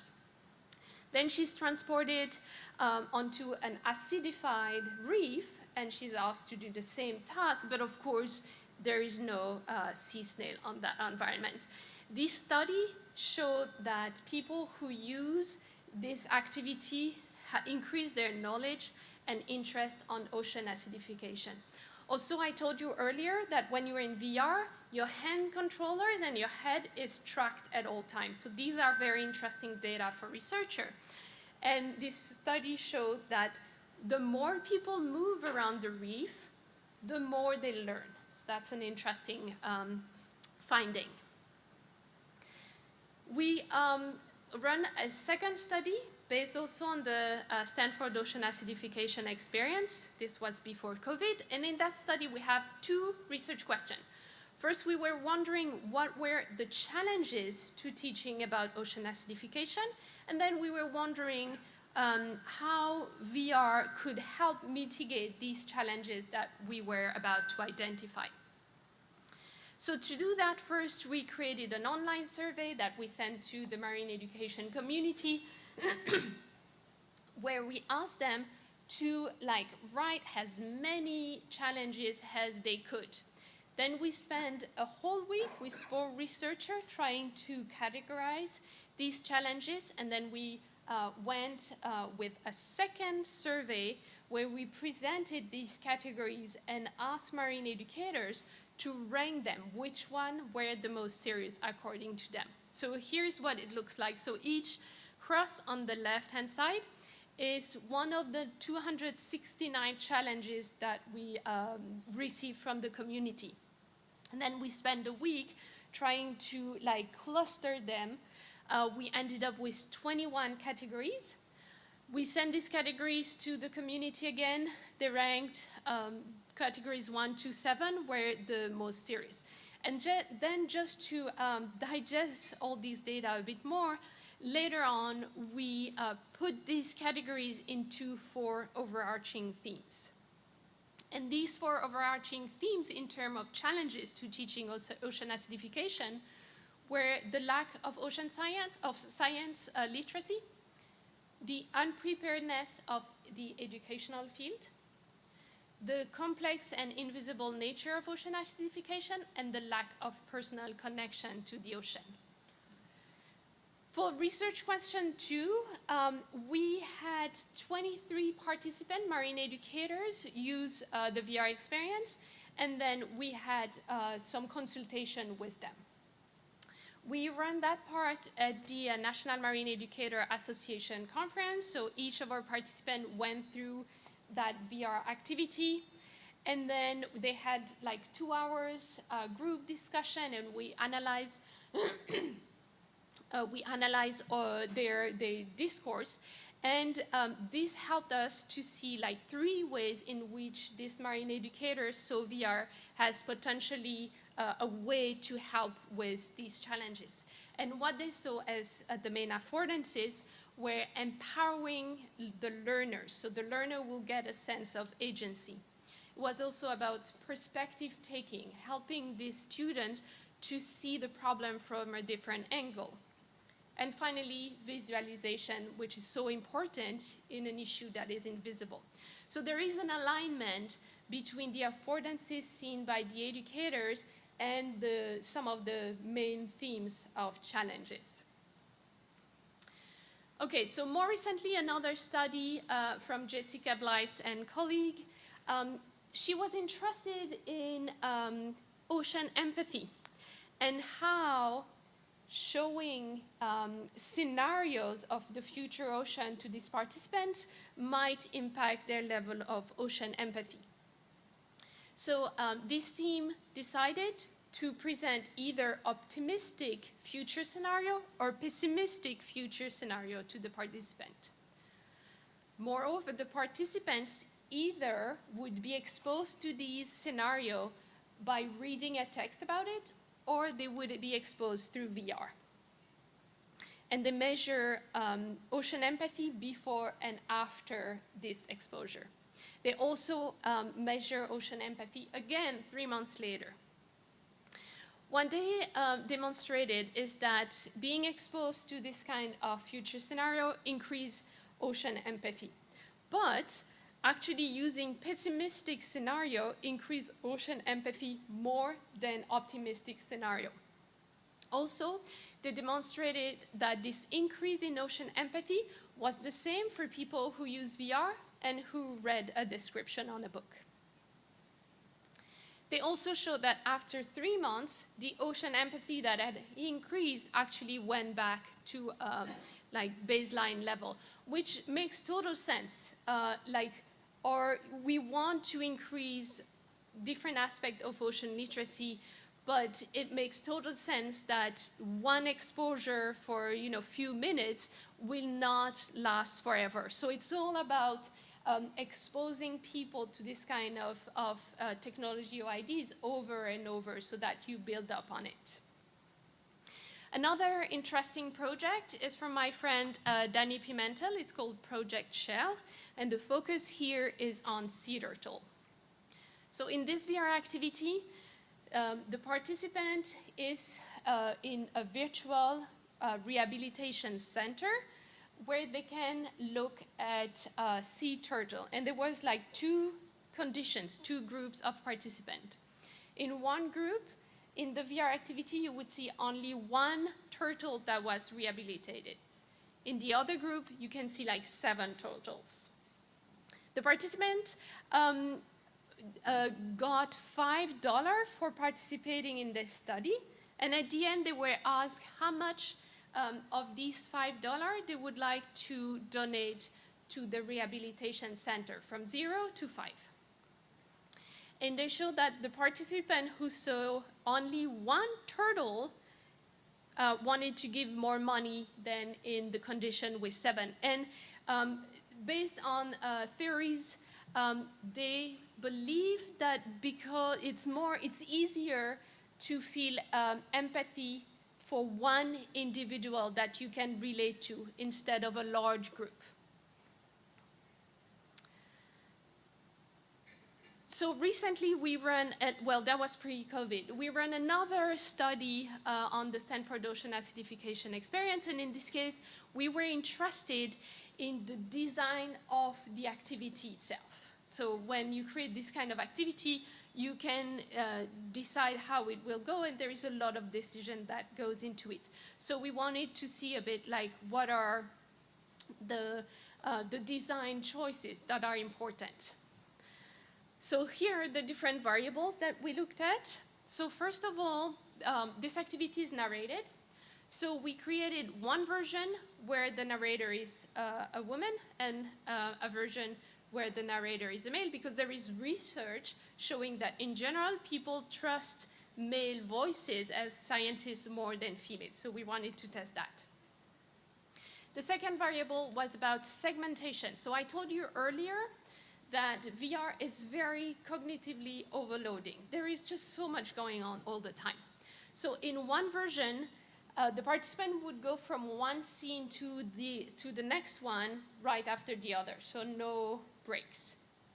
In the breaks condition, at the end of each scene, the environment is dark around the participant, and there is a voice saying, take 20 seconds to think about what you just learned. So the participant has time to digest and think about what they just learned, rather than just being like taken on the next step.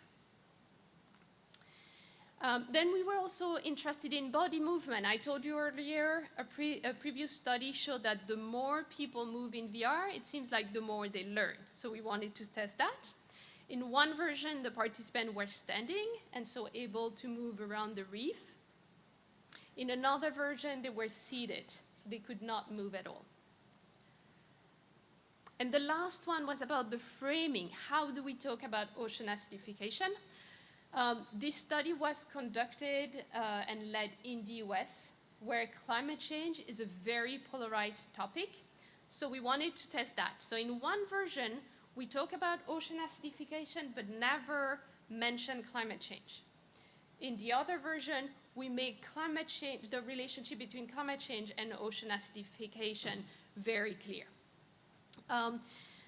So we had to cross all these conditions. So we ended up with 16 different versions of this VR activity. So we needed a lot of participants, which is something that we couldn't do in one lab.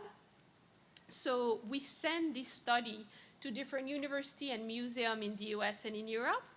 And it was very interesting because normally when you have this kind of study, the participants take a survey on paper on computer before they put the headset on, then they remove the headset, then they take a post-test. Here, because the study was all over the US and the world, the questions were in the headset. So the participant would put the headset on, answer the questions, go through one of the 16 versions, and then answer the question again. And the answer was sent to the secure server at Stanford directly, and we could analyze the data.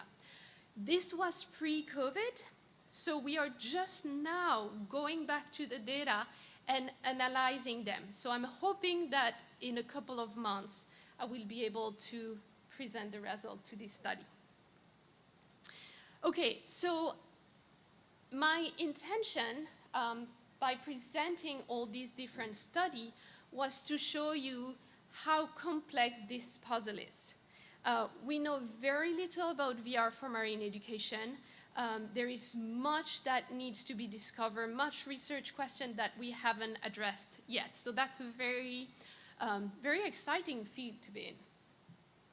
Also, technology, especially immersive tech, is evolving extremely quickly, way more quickly than research is. But these evolution actually allow us now to address challenges, educational challenges that we had with the VR activities that I show you. So the first issue that I see when someone puts a VR headset on and has a virtual underwater experience is this discrepancy between what you see and what you feel on your body. So if you were underwater, you would be probably floating horizontally, you would feel the water against your skin, you would be in microgravity, but when you experience VR on the ground, what you feel with your body doesn't really align with what you would feel if you were actually underwater. Luckily, there is this company, Ballast, that created a VR headset that goes underwater. So now you can have participants who are floating in water while they have this visual, virtual experience of being on a dive. And I was very lucky to run the first study with this equipment in 2019. And one of the focus of this study was ocean literacy, of course, but it wasn't the only one. The problem is, halfway through the data collection, we received an email from the campus telling us there is a pandemic, you cannot be with people or even less like put headset on their head, so you have to stop the study. So we stopped the study where we had been comparing, the same VR activity for people on the ground and for people in the water. So there was nothing in the data that would be publishable in terms of ocean literacy, change in ocean literacy. But we had other findings about what we call vection, is how much you think you move in the physical world. So we published about that. now I got funding to carry this work on at the University of Gothenburg. And so in 3 weeks, I will be in the swimming pool with participants to start a new study. And in this study, the first step will be for us to invite marine scientists and researchers in education, invite them underwater with us, and have interview with them to discuss what they see as potential and also challenges with this kind of technology. And then later on, we want a member of the public to experience this technology. In this case, we want to compare the opinion of divers and non-divers and see how they make sense of this kind of activity. The second issues with education in VR for the moment is that we know now that we learn better together, that learning is a collaborative process where we share ideas, we compare ideas, we explain to each other, and that's really the richness of learning.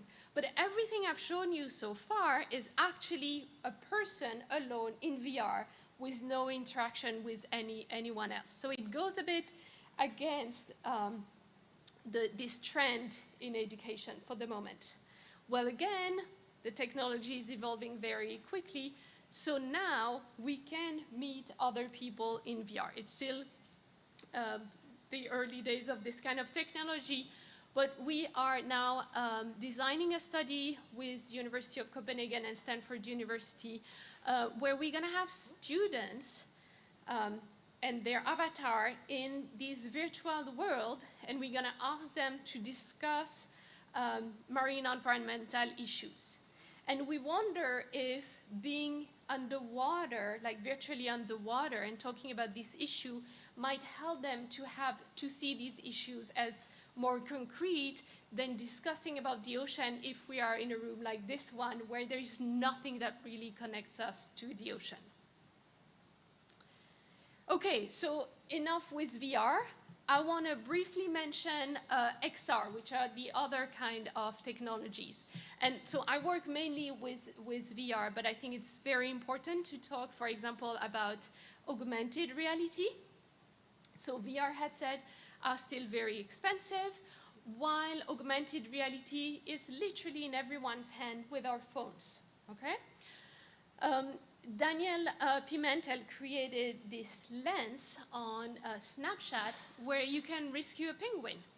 So here is how it works. You use your phone to scan a sink in your kitchen, and then you have a penguin that appears in your sink, and you have to rescue the penguin and, you know, wash it and clean it, and then you save the penguin. And he published a very interesting article about that, where he looked at how long people use this filter, who the users are, but also he had 80 users take a pre and post test. So he asked them about how much they felt connected to penguins and also their environmental concern. And he showed an increase in connectedness with this species in the participant who used this lens for 30 seconds. There was no difference in environmental concern. So I think that's amazing that in just 30 seconds, you can have some kind of change in how much you can connect with a species. So imagine, again, like the difference that we can make if the public is exposed to these kind of tools and other over and over.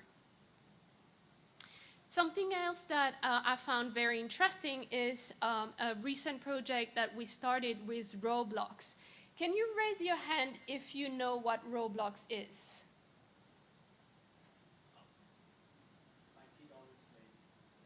Right, yeah, my son is a Roblox fan, so I know a lot about it. So Roblox is this huge empire that created this platform for mainly teenagers to play games, to be in touch with each other, but also to create their own games. So it's not just about consumption of material is about creation. And they are investing a lot in this idea of the metaverse, and you can play Roblox on your computer, but you can play also on the VR headset. So they're really exploring this idea of the metaverse. And so we work with this colleague Brian Lee, who created this Aquatic Studios company. And his goal is to create a game that would help people increase their level of ocean literacy. So in this game, the player would experience different accurate and complex underwater environments. Of course, it's a game, so there's going to be a system of reward and progress that is all going to be based on what you learn about the ocean. So it's not going to be like, let's learn about the ocean, but it's going to be, if you learn, you're going to be able to unlock different scenes or different zones of this game. So it's about learning about the ocean, but also see if we can transfer what's going on in that game to the real world with trying to getting these students involved in the real world.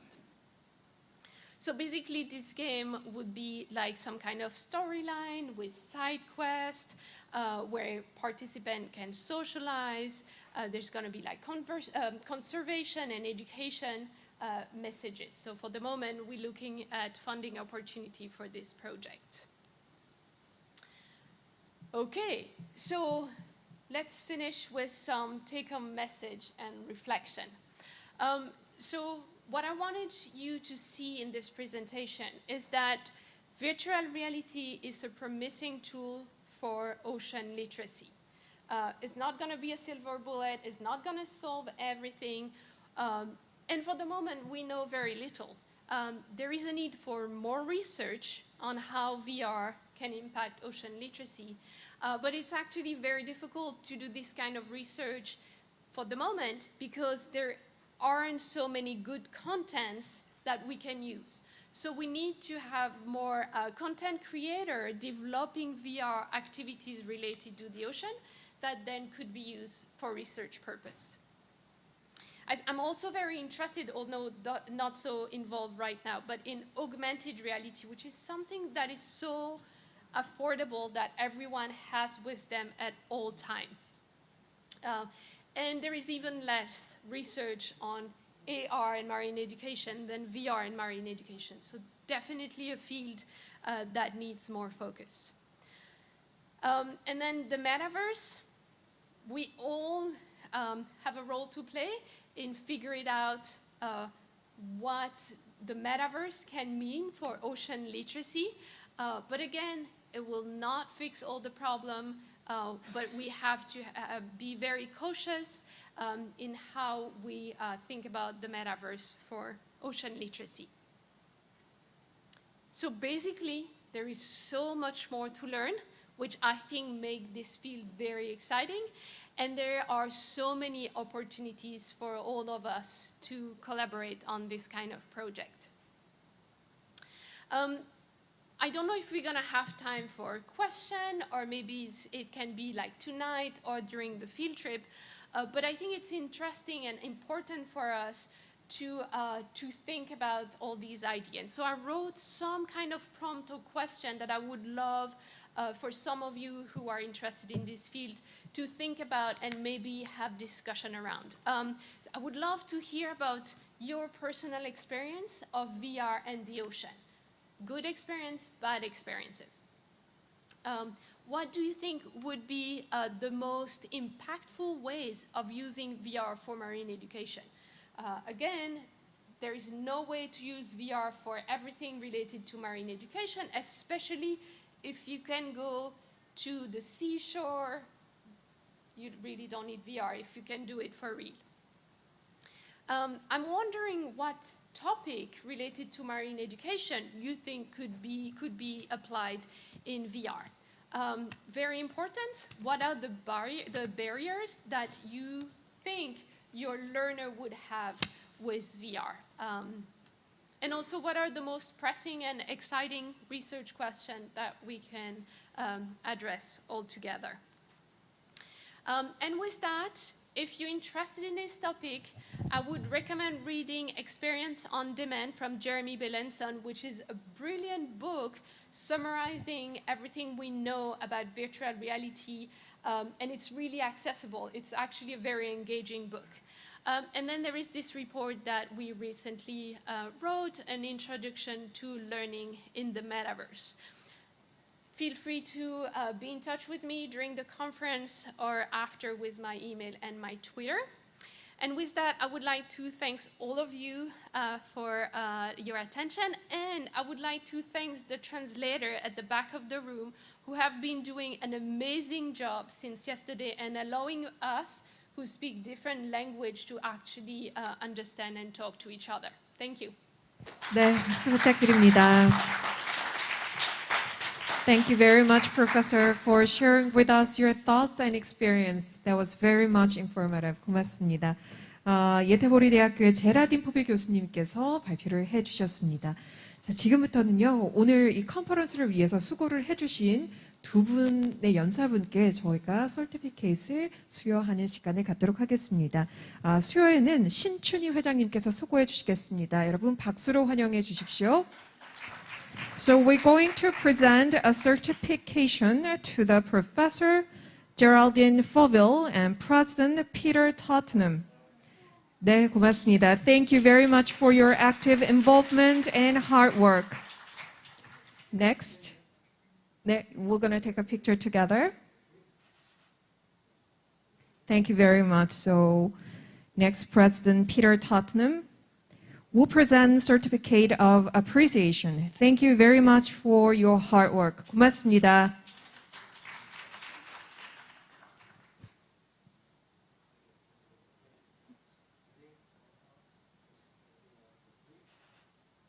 Thank you very much. You may return to your seat.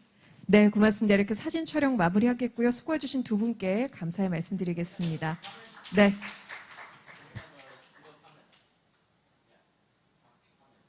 Q&A session? Alright. 그러면 지금부터 제라딘 포빌 교수님의 발표를 들으시고 발표와 관련해서 질문사항이 있으신 분들께서는 자유롭게 손을 들어주시기 바랍니다. 네, 뒤쪽에 마이크를 전달해 주시겠습니까? 네, 마이크를 전달해 드리겠습니다.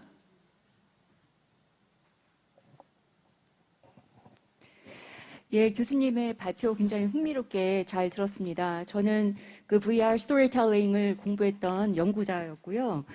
지금 말씀하신 그 내용 중에 VR과 그 현실, 그러니까 바다에 대한 그 현실적인 조건을 어떻게 비교해서 네, 잠시 리시버를 착용할 수 있는 You can wear your receiver. Yes.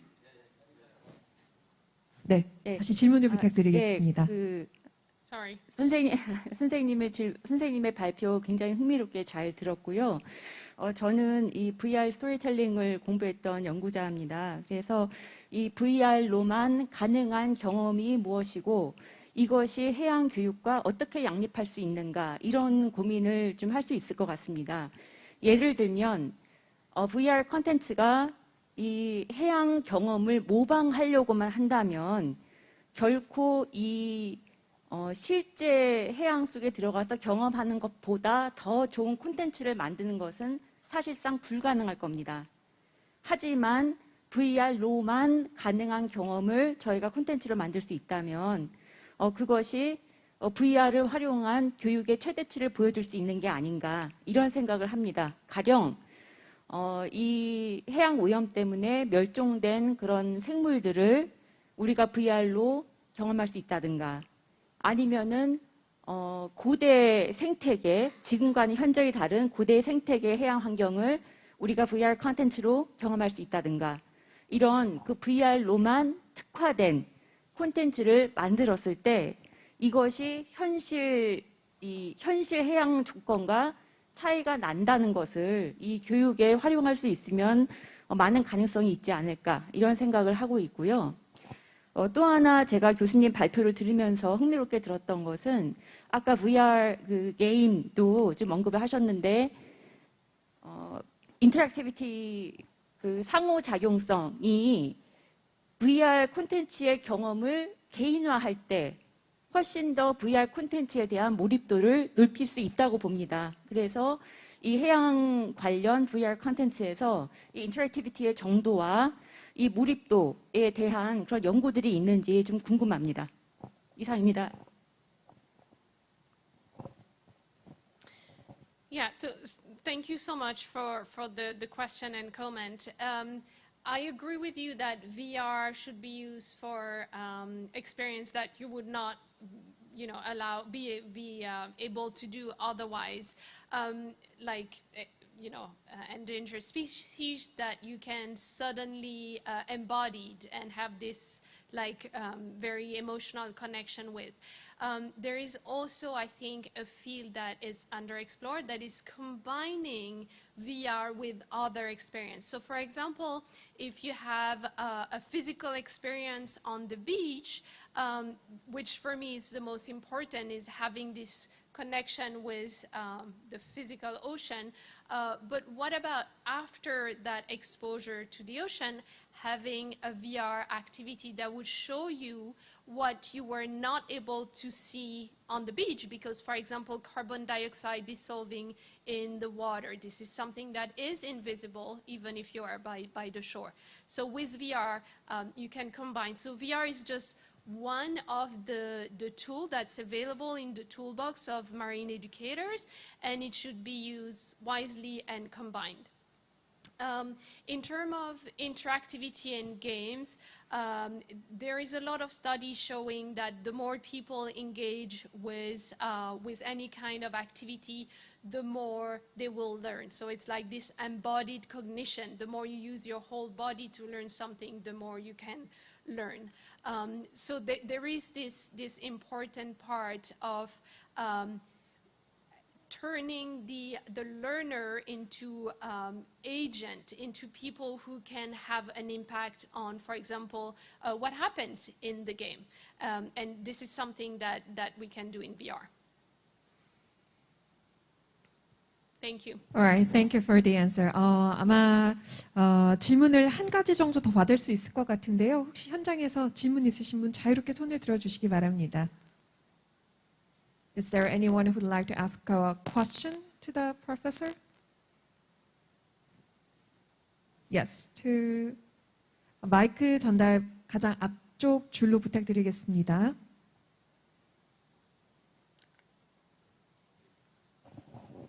Thank you. I have a little comment. In 2019, I was in Stanford and enjoyed the facility of it. You showed out the VR facility and come back to Taiwan.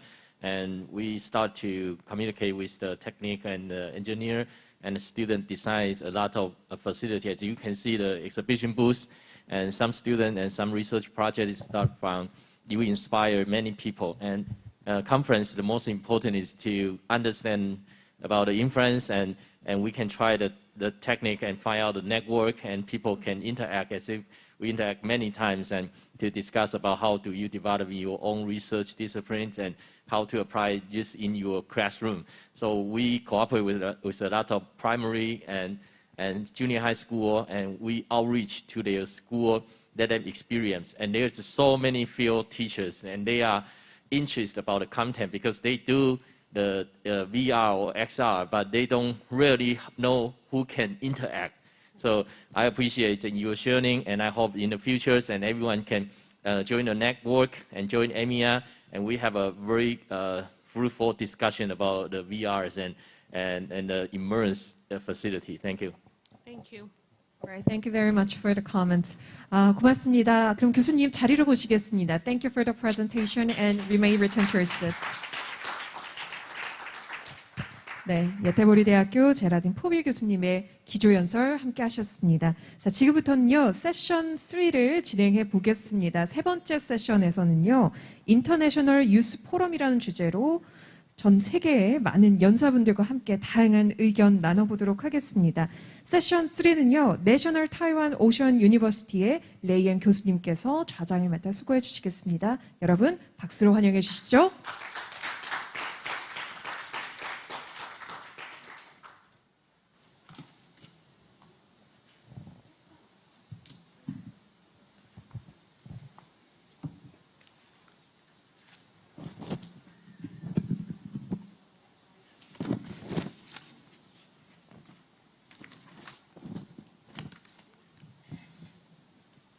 All right, ladies and gentlemen, and thank you very much to stay us until now. It's a long ride, and from everyone from different countries take a long time and arrive here, and we took 2 days, and this can be a final section, but this is a very important section because this is the beginning of AMEA. In 2015, as Peter yesterday, no Peter, no AMEA. Peter pulled us together.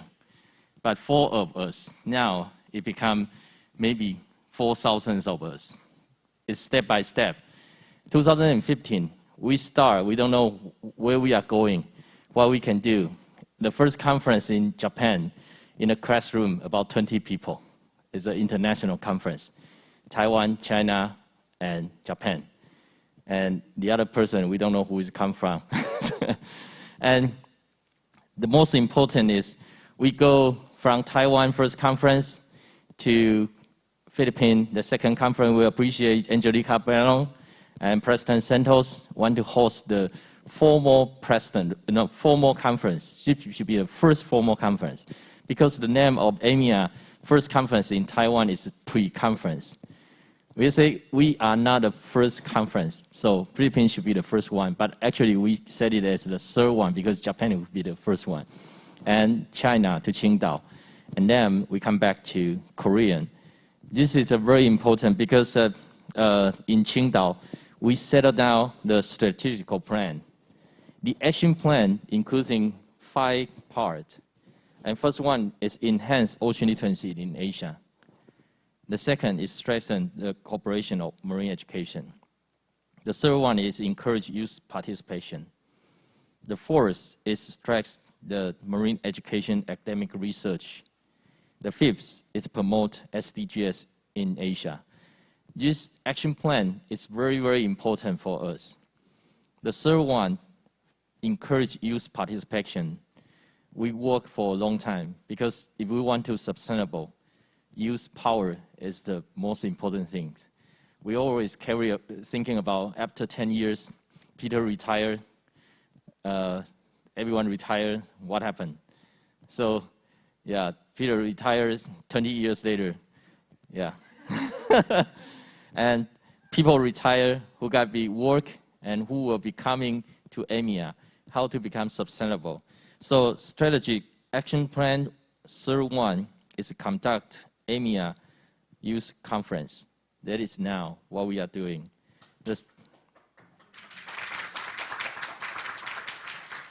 Thank you, Peter.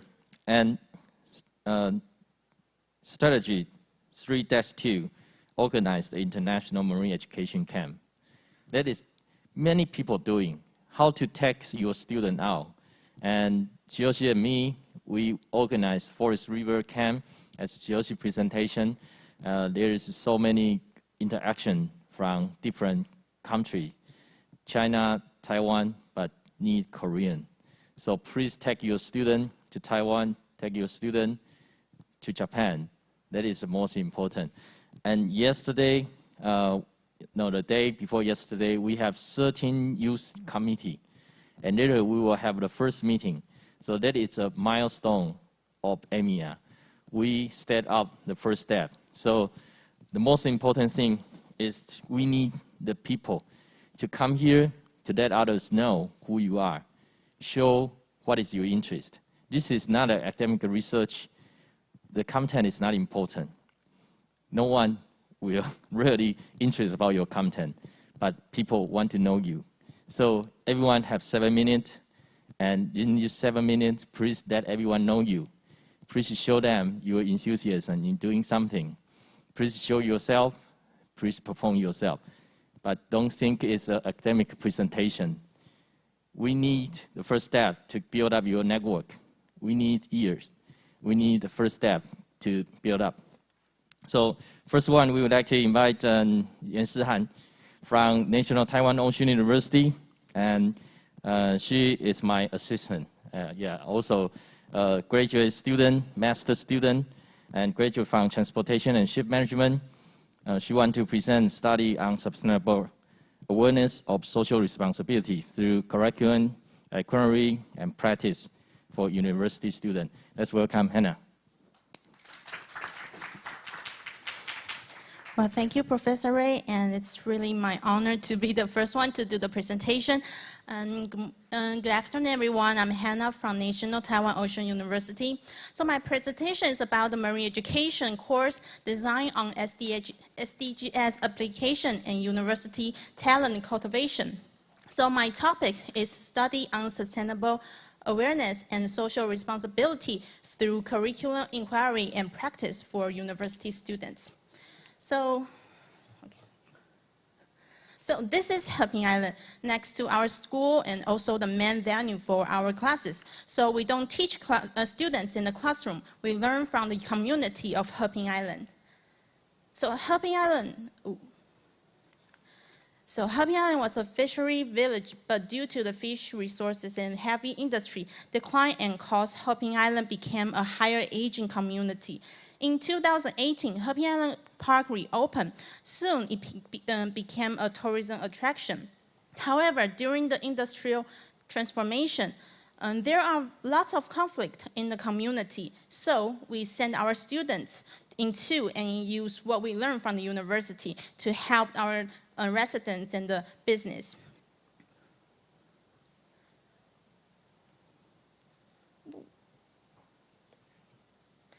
So the research is based on the marine tourism practice course with 50 students in 18 weeks with 12 units.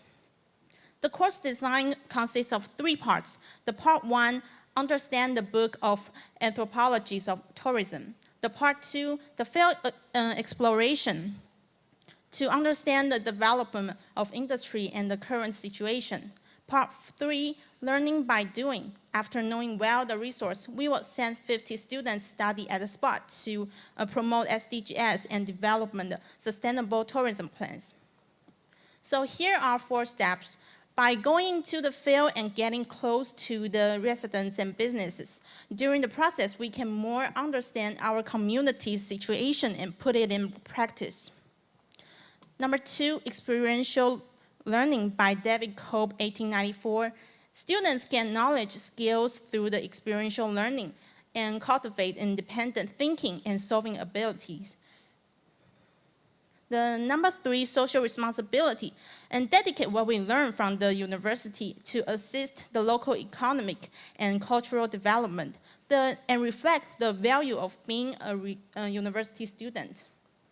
And the most important of the course is to cultivate the ability to act with responsibility to protect the environment and resource for future generation.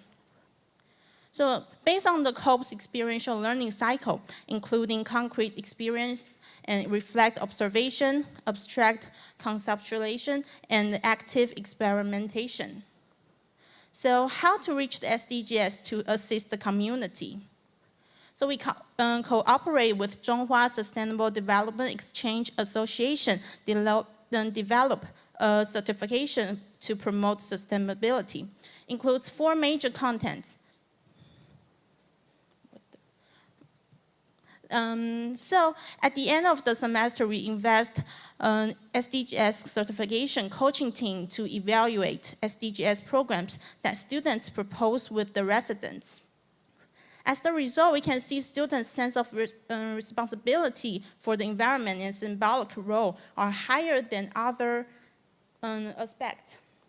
So here's the social responsibility and the symbolic roles rate, as you can see. And at the sense of the social responsibility and the awareness of environmental conservation has also increased significantly.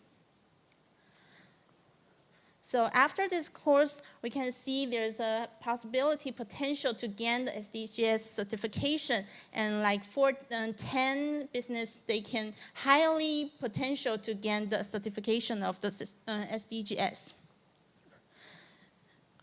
After the course, it has a very positive impact on the students and the residents, and it also promotes the development of marine education and social education. Students are willing to continue to devote themselves to the social development issue to achieve the sustainable goals.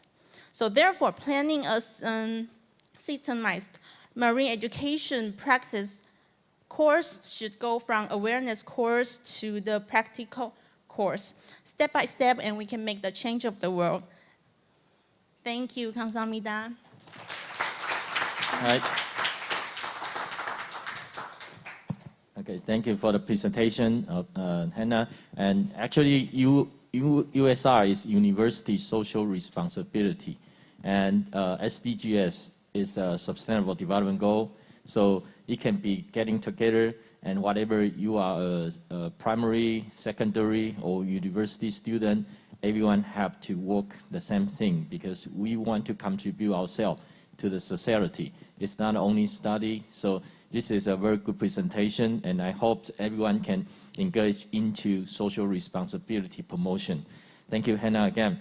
And next one, we would like to invite Han Chong-yong, and Han Chong-yong from Jongbud Science High School, and want to present about various problems happening in marine environment and what we should do to prevent them. So that's yeah, please.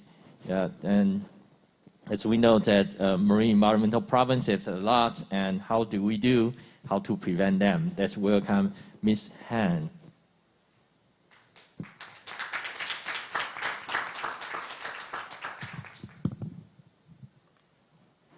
Okay. Hello, my name is Chae-young Han from Gyeongbuk Science High School. What we obtain from the ocean and how we affect the ocean. It's quite a long topic, right? In short, I just want to tell you about the marine and the environment for today. Sorry, but how should I? Oh, thank you. Contents, as I said, what we obtain from the ocean and how human beings are adversely affecting the ocean with the topics for my speech. What can I do for the environment? And what should I do for the environment? These are the questions that I always ask myself, some very plain and boring questions. But though they are boring and plain, we still don't know the answers to these questions. How much we know about the environmental problems isn't more important than whether we actually act for the environment or not. So the ocean cannot be subtracted when talking about environmental problems, because the ocean is like 70% of the Earth, and most of the waste we produce flows into the ocean. The ocean provides a lot to human beings: beautiful coasts, resources, and energy. The ocean also plays a big role in the water cycle. It absorbs and emits water vapor from and to the atmosphere.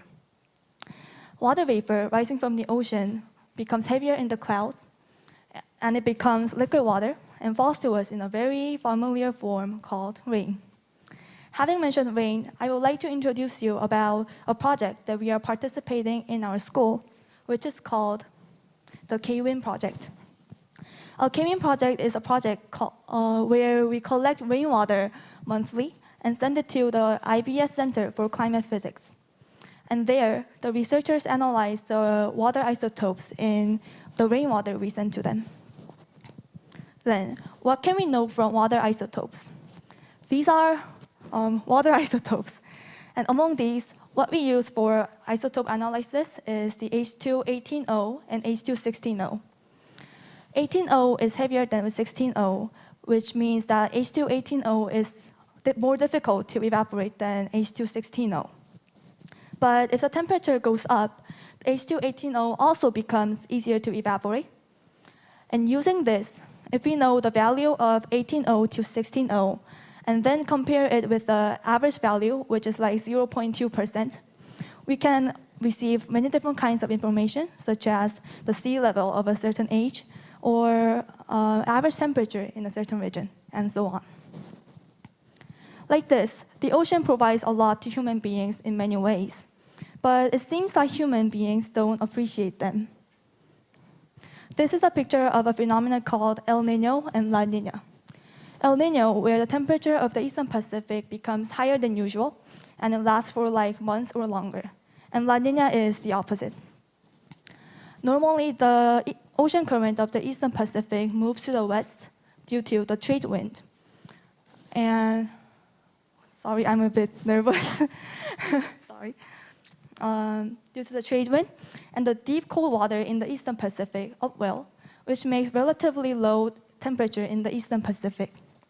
And La Niña is the opposite. Sorry.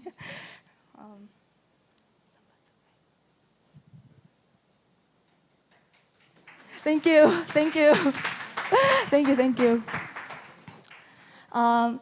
And sorry. And El Niño, where the temperature. Sorry. So, in 2021, the IBS Center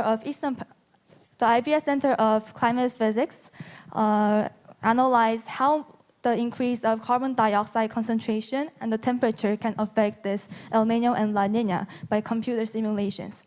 They concluded that the global warming can make the El Niño and La Niña disappear. We must feel responsible for the fact that our activities that can accelerate global warming can also kill natural phenomena that have been existing for like thousands of years. And next is the picture of a cycle of the ghost fishing. Have you ever heard about this term? Ghost fishing is a term where nets people dumped in the sea are not decomposed and circulate all around the ocean, killing marine life and the ecosystems. A huge number of marine animals are being killed by this ghost fishing. Biodegradable nets are developed to solve this problem, but the reality is that it is expensive and it's hard to decompose completely. And unfortunately, we have to come back to the plain and boring question again. What should we do? We should look for fundamental solutions. We should change our behaviors. It's kind of plain and boring again too, right? But I think that it is the easiest way. I think it's the easiest way. If we choose a more comfortable, more selfish, more self-centered life, we have to go back to the difficult way. Let's just not be selfish. Let's just take a more responsibility on our every action to solve the environmental problems. I am an 18-year-old student who is just studying and working hard to protect the environment. And the youth like me living on this planet need the help of adults. Please, there's not much that we can do yet. Through activities that are related to the ocean, the environment, and the earth, like this AMEA Conference, I hope that many people can change their behaviors and their interest on our ocean. Thank you. Hi, thank you, Chae-young. You did a very good job when I want to see how to prevent them. And you did a very good job to prevent them because you tell people that you're enthusiasm to help the ocean. And you did a good job. Thank you. Thank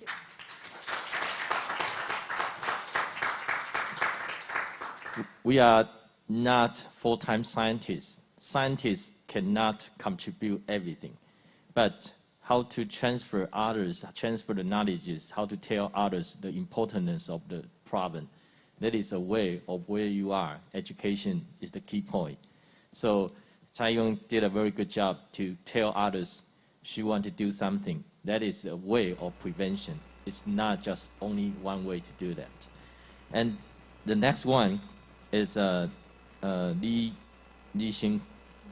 Shin-kong. Is from Japan, Tokyo University of Marine Science and Technology.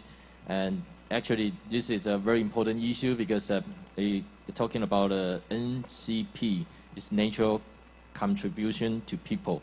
As we know, then there are Sasaki students, and tsunami hit Japan 2011, and people fell of the ocean, and don't know about the relationship with the ocean, how to stop the crisis from the natural damage. So how to build up the relationship is very important. Let's see the video presentation from Ms. Lee.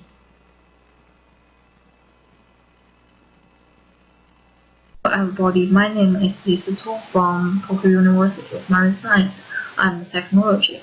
Today I'm happy to share my presentation about understanding the relational value and its evaluation method to inform the nature's contribution to people in a watershed, a personal application to an aquatic environmental education program in the Hei River, Iwate Prefecture, Japan. This is the main contents of my presentation. At first, I want to introduce about background. Recently years, the new concept of relational value become more and more important in biodiversity and ecosystem service or nature's contribution to people. In research on the application of relational values can be used not only as a value, but also methodology for ecosystem management and policy. Relational value research is progressing in various fields, and there are also many discussions on applying relational value in the field of environmental education. In the 2018 years, samples showed that environmental education has a high possibility for storing relational value, and it can be clarified the transformation of relational value. And in Japan, where Harland Sakurai in their research, which published by 20 years, demonstrated that relational value can be nurtured in ocean life cycles in the Hidase, but there are many unclear points regarding to transformation of relational value. Based on the background of this study, we evaluated the relational values related to the watershed environment, where is the Hei River of Miyako City, Iwate Prefecture, and it is also mainly reported on the relationship between the traditional cultural nature and the people. And at first, we want to investigate relational value upon local residents, and then we explore the possibility of the practical education activities can apply relational values to aquatic environmental education by literature.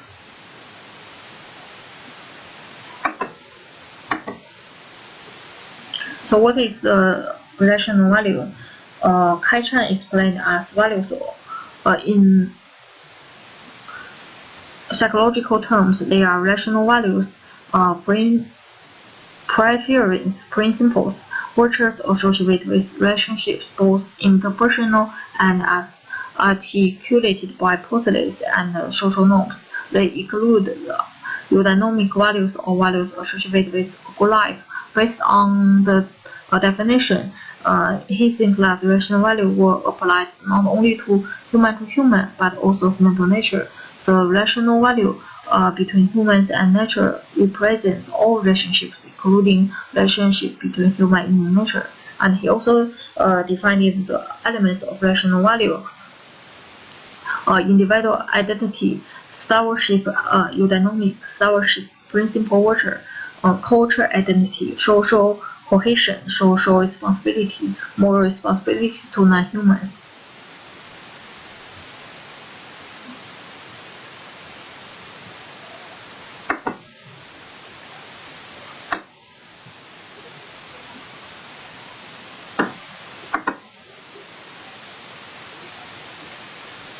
And in my study, I also use the elements of relational values, but and I also use the place of the attachment of the place, which as another relational value.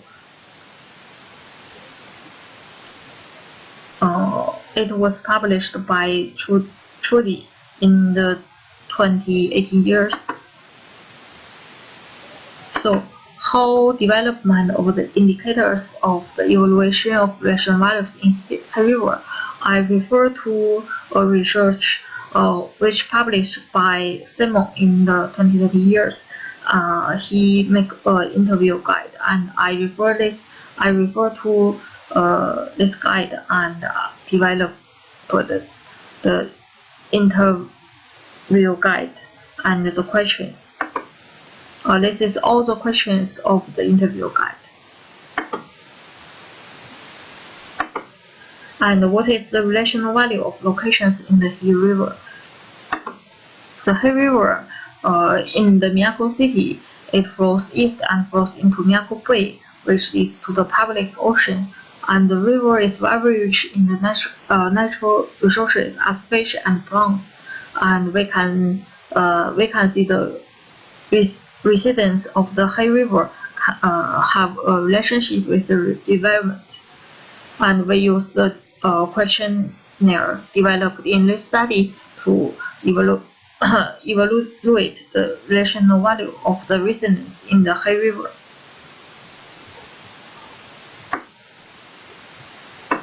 And we got the 30 samples, and there are some samples of the answers.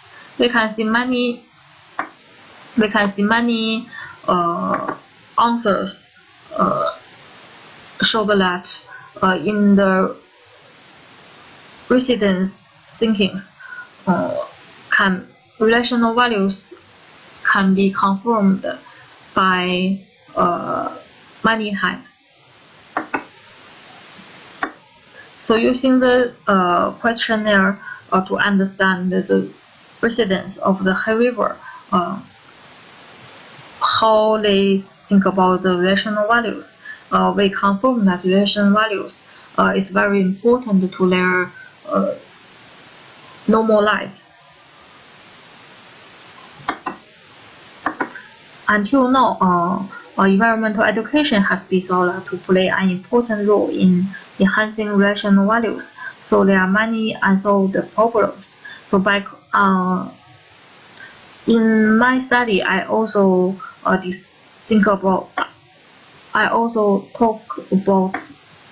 consider about the relational value and the aquatic environmental education program. I found the 12 publications on aquatic environmental education activities. As a result, we can see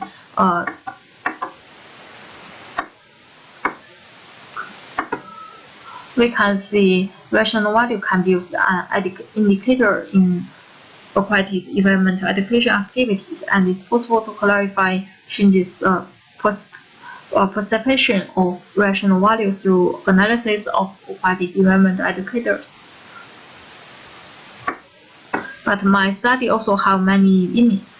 Because of the coral reefs, we can't do the activities of the environmental protection, and we can't face-to-face to interview many people. But rational values are related to the local people's school life, and their importance has been suggested in various fields. In Japan, we will clarify the rational value of each region and in order to improve the sustainability of the region and the aquatic environment. We want to develop a sustainable aquatic environment through the educational activities, and it can also apply the rational value. It is effective to contribute to the SDGs. Thank you for listening. All right, thank you, Misty. And I remember 2014 IPAMAN. I never joined, but Peter right there, right? In Iwate. It's in the city, Miyako City. And where is Professor Sasaki was born. And talking about the stewardship, and Professor Sasaki protect his home county. Even he is working in Tokyo, but he go back to Iwate, take Shinkansen 3 hours, and spend a lot of money every week, because his wife is still in Morioka, and that is the most important of why we are doing marine educator, because we can contribute ourselves to our home county. So I expect all of us can protect our own home county, that people know the importance of nature. It's not only economic. So appreciate Lee did a very good presentation. The next one, if you go see outside, you can see the Aqua Village and Aquatic Studio, and the owner and the founder of Aquatic Studio is JC, and JC would like to present about how to use the lesson plan. And if you didn't see the lesson plan, then you can go out to see later and do the lesson plan and inspire student stewardship as the same as protect their home county. Let's welcome JC.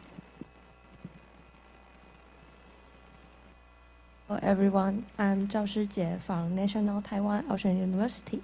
Today I will share my research, and my advisor is Professor Ray, and my subject is want to discuss the influence of experimental marine environment learning course on marine knowledge, ocean stewardship, altitude, and pro-environmental behavior intentions of primary school children.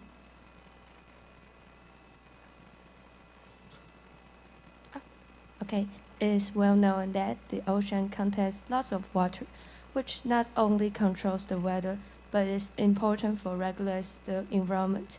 According to previous studies, awareness is critical to the development of related activity, but links still not very clear.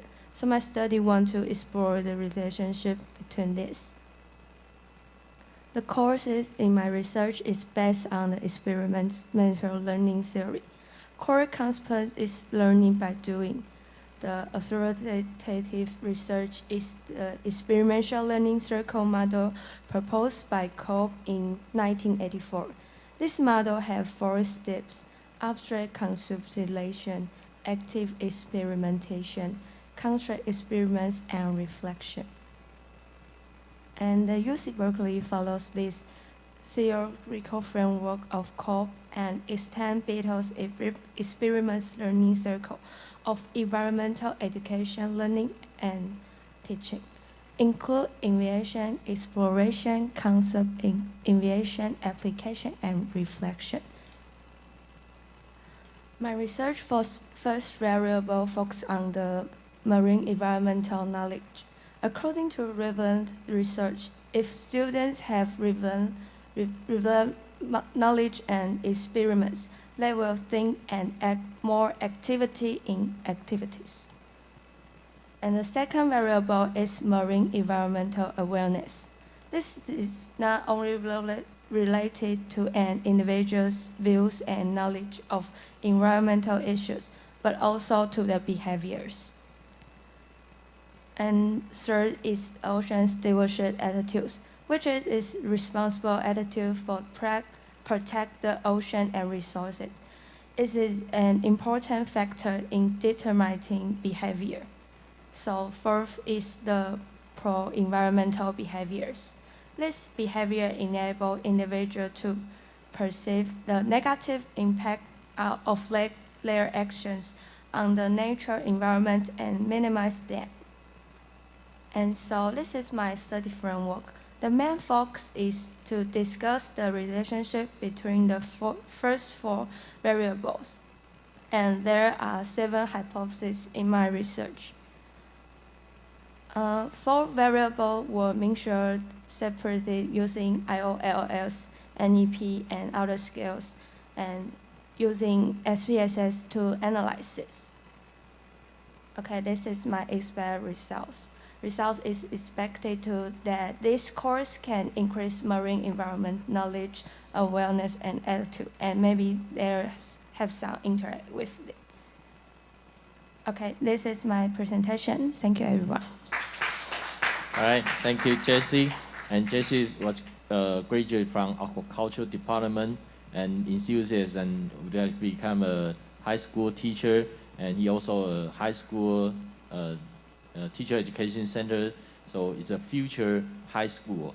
But high school is teaching curriculum. It's not only following the national curriculum, but also we have to create our own curriculum because it's not the whole things to teach marine in the curriculum. So that is very important to do more cooperation, to create your interest, to create the best curriculum to help the student understand about the importance of your home county. So build up not only knowledge but also stewardship is very important. Thank you, Jesse. And next presenter is from Incheon Science High School, Kim Min Chae and Park Dong Hyun. Park Dong Yong. Sorry, I'm not a good pronunciation. Park. Yeah. And their study is a study of characteristic of East Sea worm corn 80 through ODB. Let's welcome two young people. Thank you. 네, 발표 시작 전에 저희는 어떤 사람이냐면 저희는 자연을 공부하고자 하는 사람입니다. 저희는 호기심으로 시작해서 지구를 알고자 했고 또 이 지구를 위해서 공부하고 있습니다. 네, 안녕하세요. 저희는 ODV를 통해서 동해 난수성 소용돌이의 특성에 관해 연구한 인천과학고등학교의 김민채 교원입니다.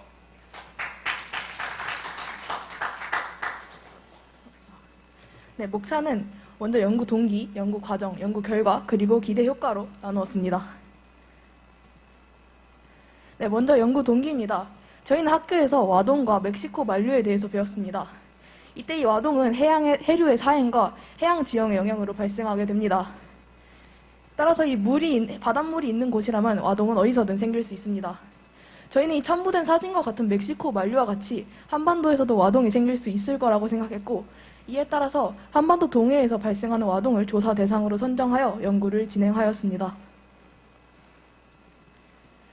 다음은 연구 과정입니다. 저희는 정선해양 관측 자료를 통해 ODV상에서 2003년 9월부터 2004년 4월까지 동해의 염분과 수온의 수평 수직 분포를 그렸습니다.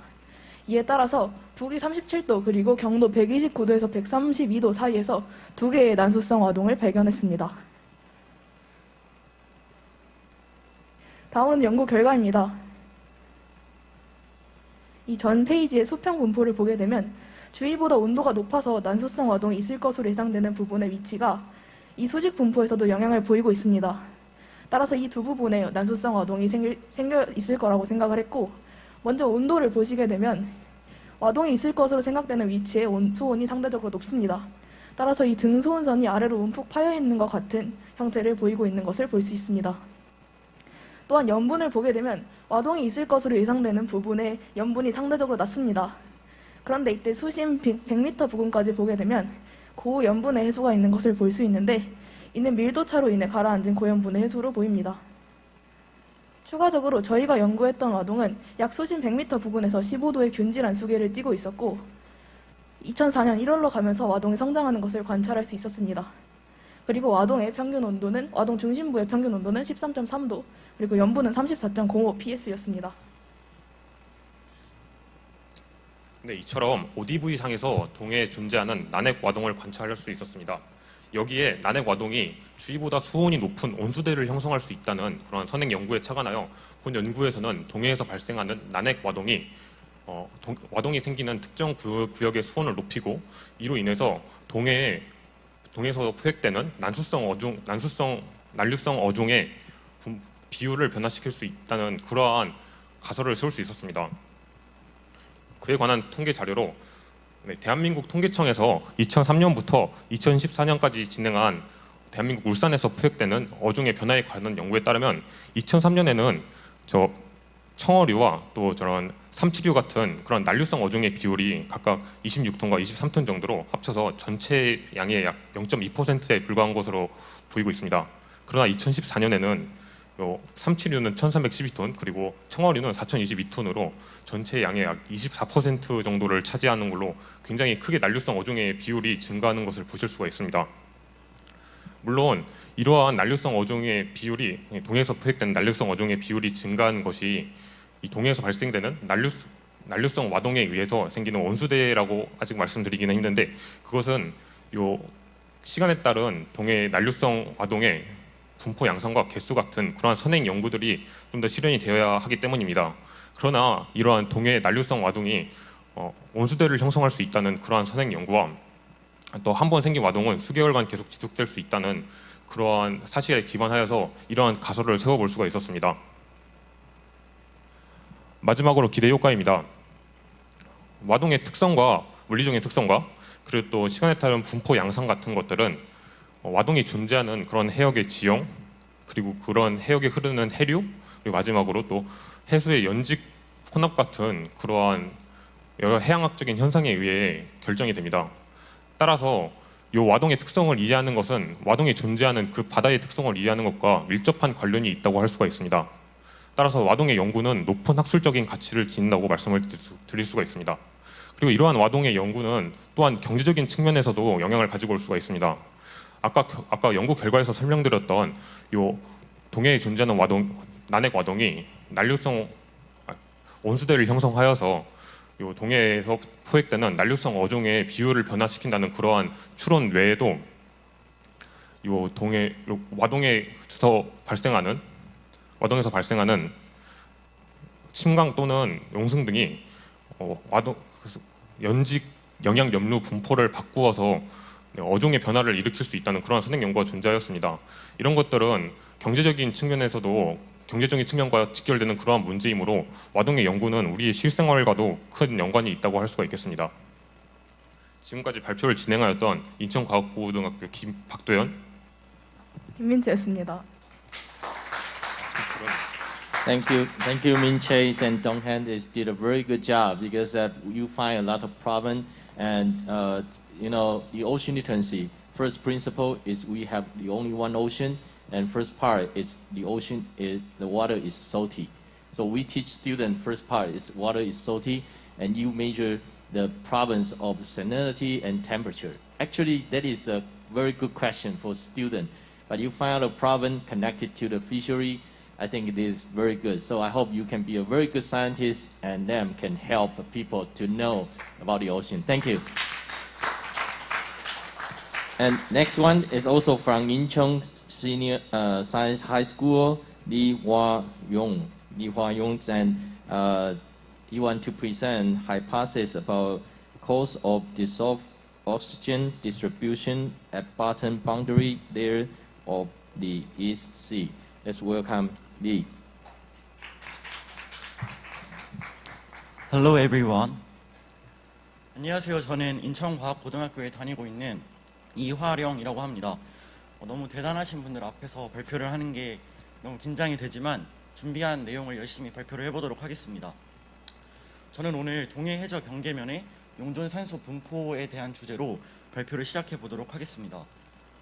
먼저 주제 선정 동기인데요. 여러분 혹시 용존 산소 연구가 왜 중요한지 아시나요? 용존 산소량 같은 경우에는 해양과 대기의 기체 교환 그리고 식물에 의한 광합성에 의해 결정이 되는 데이터 값입니다. 따라서 해역의 물리적 그리고 화학적 성질을 탐구하는 데 매우 중요한 자료이고 이러한 이유 때문에 저는 이 용존 산소에 대한 탐구를 진행을 해보았습니다. 저는 데이터를 얻기 위해서 이 ODV라는 프로그램을 활용했는데요. ODV를 이용하여서 위도별 수직 용존 산소에 대한 그래프를 그려보았고 이를 통해 독도 인근 수심 500에서 1000m 해역에서 특이하게도 주변보다 용존 산소량이 높은 부분이 있다는 사실을 알게 되었습니다. 이 현상이 매우 신기해서 관련 논문을 찾아보았고 동해 해역에서 형성이 되는 빠른 속도의 열 염분 순환이 그 원인임을 알게 되었습니다. 이러한 경험은 제가 스스로 질문을 생각하고 답을 찾아냈다는 점에서 매우 의미가 있었는데요. 따라서 저는 동해에 대해 더욱 많이 알고 싶어서 인근 해역의 다양한 데이터를 조사하게 되었습니다. 다양한 데이터를 조사하던 중 1번 분지를 아우르는 동해 해역에서 특이한 현상을 발견하게 되었습니다. 바로 다음 그림인데요. 여기 오른쪽 그림에서 보이시는 것과 같이 산소가 풍부한 동해의 저층 해역에서 유독 용존 산소량이 낮은 부분이 있다는 사실을 알게 되었습니다. 처음에는 막연히 온도 차이에 의한 현상이 아닐까 생각을 하고 그 왼쪽에 보이시는 것과 같이 온도에 의한 데이터를 구해보았지만 보시는 것과 같이 온도는 균일하게 분포되어 있다는 사실을 알게 되었습니다. 따라서 저는 이 신기한 현상의 원인을 파악하고자 탐구를 진행하게 되었습니다. 다음으로는 탐구 과정인데요. 저는 궁금한 내용을 알아가면서 다양한 논문을 취합해 보고서를 작성을 했고 이 보고서의 내용을 중심으로 오늘 발표를 이어가 보도록 하겠습니다. 먼저 본격적인 원인 파악에 앞서서 저는 동해 울릉분지 인근의 수심에 따른 용존 산소량의 그래프를 일반화하고자 했는데요. 논문에 의하면 그 동해 울릉분지의 용존 산소량의 그래프는 다음과 같은 타입으로 나눌 수 있다고 합니다. 또한 각 타입의 분포는 다음 그림과 같기 때문에 이 그림에서도 확인할 수 있듯이 울릉분지 해역의 용존 산소량의 개형은 타입 2로 일반화할 수 있다는 사실을 저는 알게 되었습니다. 일반화한 뒤 다음으로 각각의 가설을 세우고 그 가설을 검증하는 과정으로 탐구를 진행했습니다. 먼저 첫 번째 가설은 해수 이동의 관점인데요. 해수 이동의 관점으로는 울릉분지 해저 경계면의 해수가 상부의 해수와 잘 섞이지 않아서 그 상대적 연령이 비교적 높고 따라서 용존 산소량이 낮지 않을까 하는 가설입니다. 이 경우 다른 자료값의 분포 역시 같은 차이를 보여야 하지만 과학자들이 조사를 해본 결과 이 데이터 값이 맞지 않기 때문에 첫 번째 가설은 틀렸다고 추측을 할 수가 있었습니다. 둘째는 1번 분지 해수의 확장이 원인이 아닐까 하는 가설입니다. 1번 분지와 울릉 분지의 용존 산소량의 그래프를 보시면 두 지역 모두 수심 2000m 인근에서 용존 산소량이 최소가 됨을 확인을 할 수가 있었습니다. 하지만 그때 정확한 데이터의 값을 비교를 해본다면 약 10 마이크로몰 퍼 킬로그램의 농도 차이가 나기 때문에 두 번째 가설 역시 타당하다고 보지 못했다고 추측을 하였습니다. 다음으로 세 번째 가설은 탈질소화 과정이 원인이 아닐까 하는 주장입니다. 이러한 가능성은 여러 과학자들에 의해 꾸준히 제시되어 왔다고 하는데요. 울릉분지 해저에 특별히 높은 아질산 이온의 농도와 매우 낮은 P분의 N의 비율을 근거로 주장을 해왔습니다. 그러나 이 주장에는 약간의 모순이 있었다고 합니다. 울릉분지 해저 경계변의 약 190 마이크로몰 퍼 킬로그램의 농도는 그 산소 포화도가 55%로 이는 탈질소화 과정이 일어나기에 매우 힘든 환경이라고 합니다. 따라서 이러한 요인들을 종합해서 고려해 보았을 때 세 번째 가설 역시 틀렸다고 저는 판단을 하였습니다. 마지막으로 네 번째 가설은 해저 퇴적물의 표층에서 일어나는 호기성 호흡에 의해서 앞서 설명드린 탈질소화 과정이 일어날 수 있지 않을까 하는 가설입니다. 자세히 설명을 해보면 유기물이 분해가 되면서 암모늄이 형성이 되고 이 암모늄이 질산화 과정을 통해 질산염으로 바뀌게 되며 이 질산화 과정이 탈질소화 과정에 사용이 될 수 있지 않을까 그러한 가설입니다. 특히 동해 울릉분지 퇴적물의 유기물의 함량은 무려 2.5% 이상이 된다고 하며 이는 매우 높은 수치라고 합니다. 저는 이러한 요인을 종합적으로 분석을 해보았을 때 이 네 번째 가설이 타당하다고 추측하였습니다. 마지막으로 결과 해석 및 고찰입니다. 여러 과학자들이 연구를 진행한 끝에 네 번째 가설이 맞다는 사실을 실험적으로 증명을 해냈습니다. 그러니까 실측된 자료를 토대로 해역의 모델을 만들어서 실험을 진행을 하고 이 실험을 통해 얻은 산소 소모율의 값과 실제 산소 소모율의 값이 일치한다는 것을 확인한 것이죠.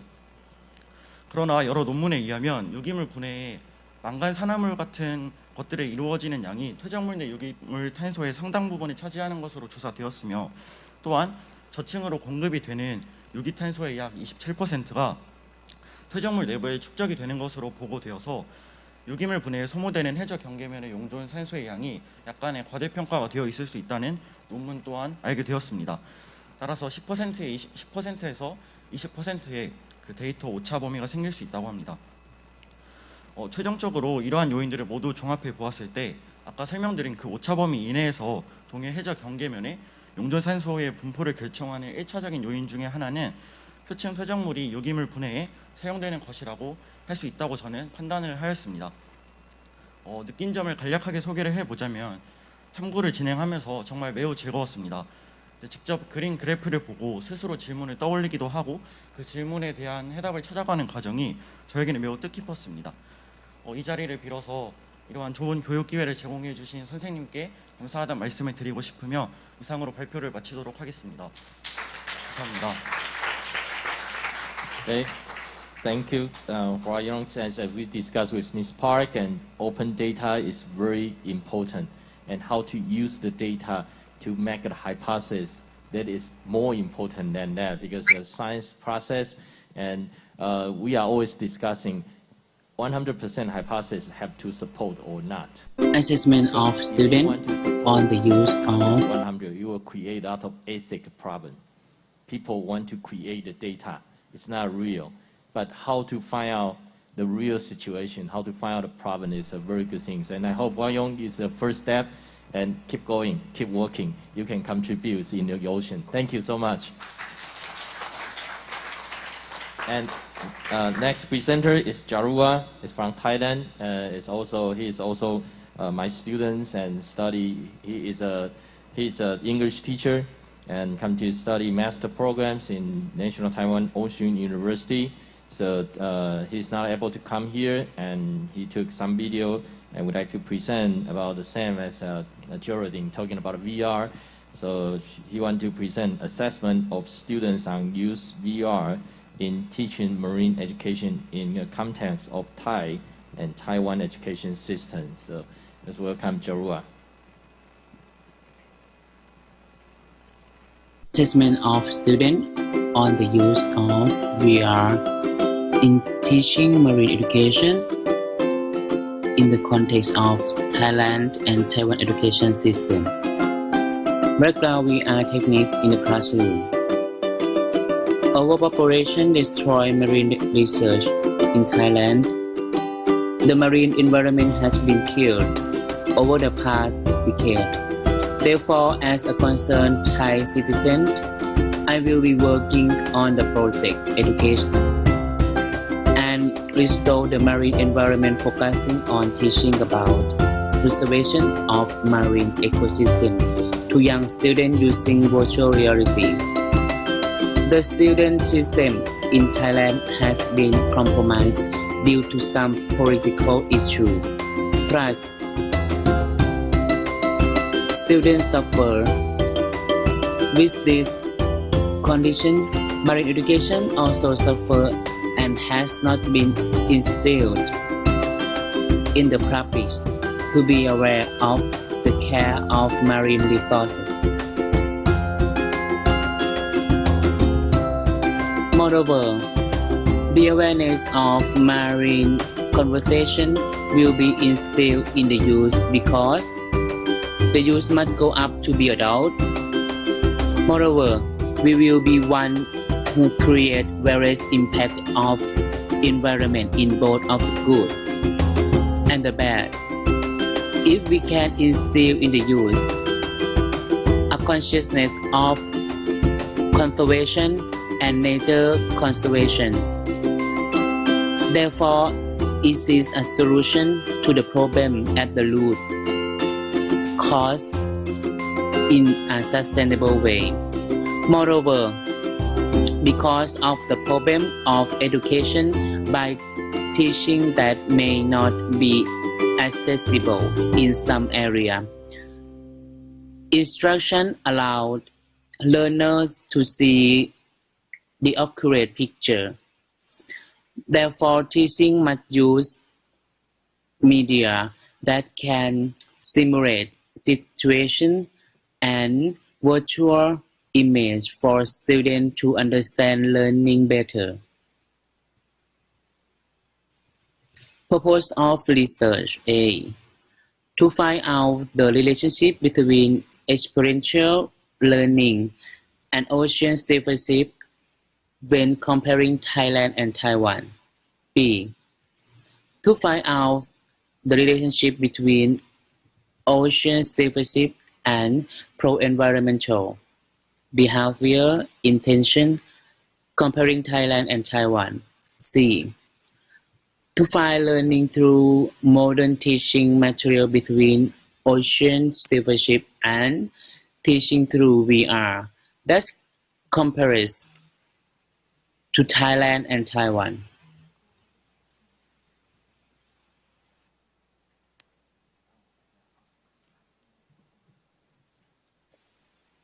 For Taiwan, some technology has been used and over some trend of experiment.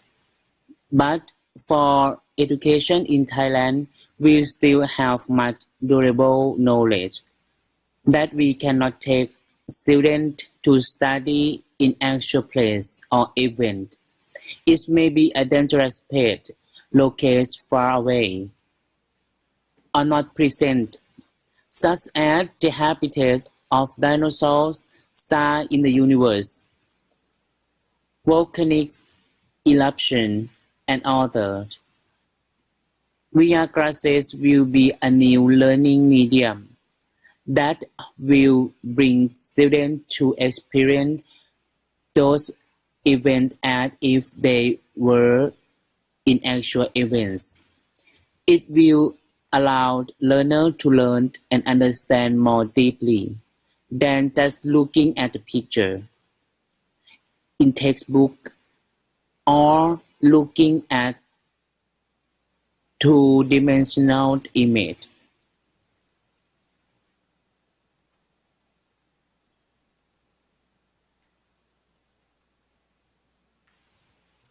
Most people lack knowledge and understanding of marine resource conservation. Therefore, I have created a learning plan for aquatic ecosystem conservation through VR. To make students more interested in maritime education, this learning allows students to enjoy, see the actual condition, and be aware of the status of our marine resources. VR technique through games. Students will note about conserving the marine environment. The study will be conducted in Thailand and Taiwan with 200 students, age 12 to 15, grade 7 to 10. This research will access the knowledge of every student about marine education using VR. Expect result. Learning through VR technology is an ocean learning book aimed at students interested in learning. Moreover, participating in activities in the room without using the real place but through VR media activity, and raising awareness about the destruction of marine resources for students to realize about global climate change, affect coastal ecosystem and coral inclement weather. This activity is expected to be a campaign and learn so that students can be taught and expect this kind of technique to become a subject of marine learning. Thank you. Thank you, Jarua's presentation. As we learn from the COVID-19 and we create the distance learning, we create the VR learning. But the COVID-19 will pass off, but we can never forget what we learned from the distance learning. So VR is need to promote, to integrate with the real world. So distance learning and real world is our skill. So appreciate for COVID-19, and we know how to enhance our efficiency of learning. But we still need to go out. So next one, presenter is Kota Sawada. He is a master's student and study in Tokyo University of Marine Science and Technologies. He wants to present with the video transformation of relational value and its responsibility. Case study of NPO Crucial Real Field Center. Let's welcome Kota Sawada.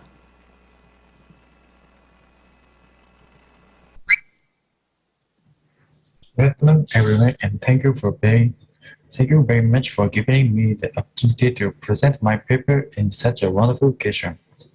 My name is Kota Sawada, a first-year master's student at Tokyo University of Marine Science and Technology. I look forward to working with you. The title of today's presentation is Transform of Relational Values and its Possibility Case Study of NPO Cross-Surgical Center. Below is the flow of today's presentation. We will get right into the content. First, let us look at the background and objectives of this research. We'll look at relational value, which has been the focus of much attention in recent years. The reason why relational value is attracting attention is that it is expected to play a role in bringing a new perspective to environment conservation activities. Let us look at the definition of relational value. Relational values are preference, principles, and virtues associated with relationships, both interpersonal and as articulated by policies and social norms.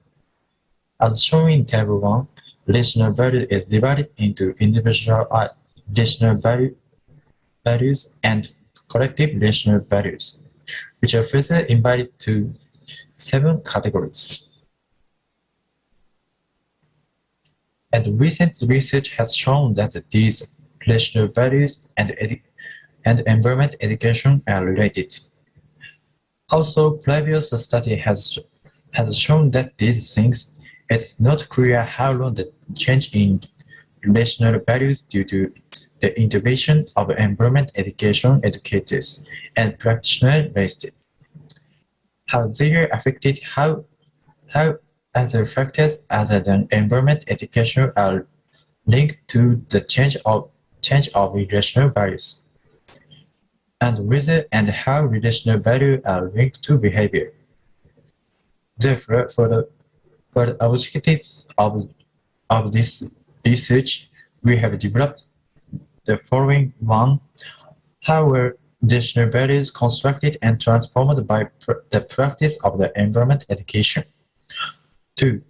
How relational values were constructed and transformed by factors other than environment education? 3. How are relational values tied to behavior? Next, we will look at the research and analysis methods. The survey was conducted on September 22, 2021. The research method was interviewed with Mr. Masaru Kende of the Crucial Japan Center, who was interviewed about his activities. The method of analysis was scat analysis and coding of qualitative data. And in this presentation, I will introduce the transform of relational value through activity to install artificial spawning beds for squid. The background of this activity is conflict between fishermen and divers due to poor catches of squid. Mr. Kanda initiated this activity to mediate between the two sides. The activity is aimed at restoring squid stock by fishermen and divers going to the sea together and jointly setting up artificial spawning beds. Part of this activity is environment education for children. Let us look at the result. The children on Kashiwajima Island had a good knowledge of the sea, but a poor knowledge of the land. It is clear that the children were able to gain knowledge of land through participating in environment education. From this point of view, environment education may contribute to improvement of cultural identity, moral responsibility to non-humans. It was also clear that involvement with the forestry cooperative and other local children existing in environment education. From this point of view, environment education may contribute to improvement of social cohesion. Next, we look at the changes in relational value due to factors other than environment education. Also, fishermen and divers were in conflict. They jointly conducted activity to install artificial spawning beds for squid. Collaborated activities may contribute to improvement of social cohesion.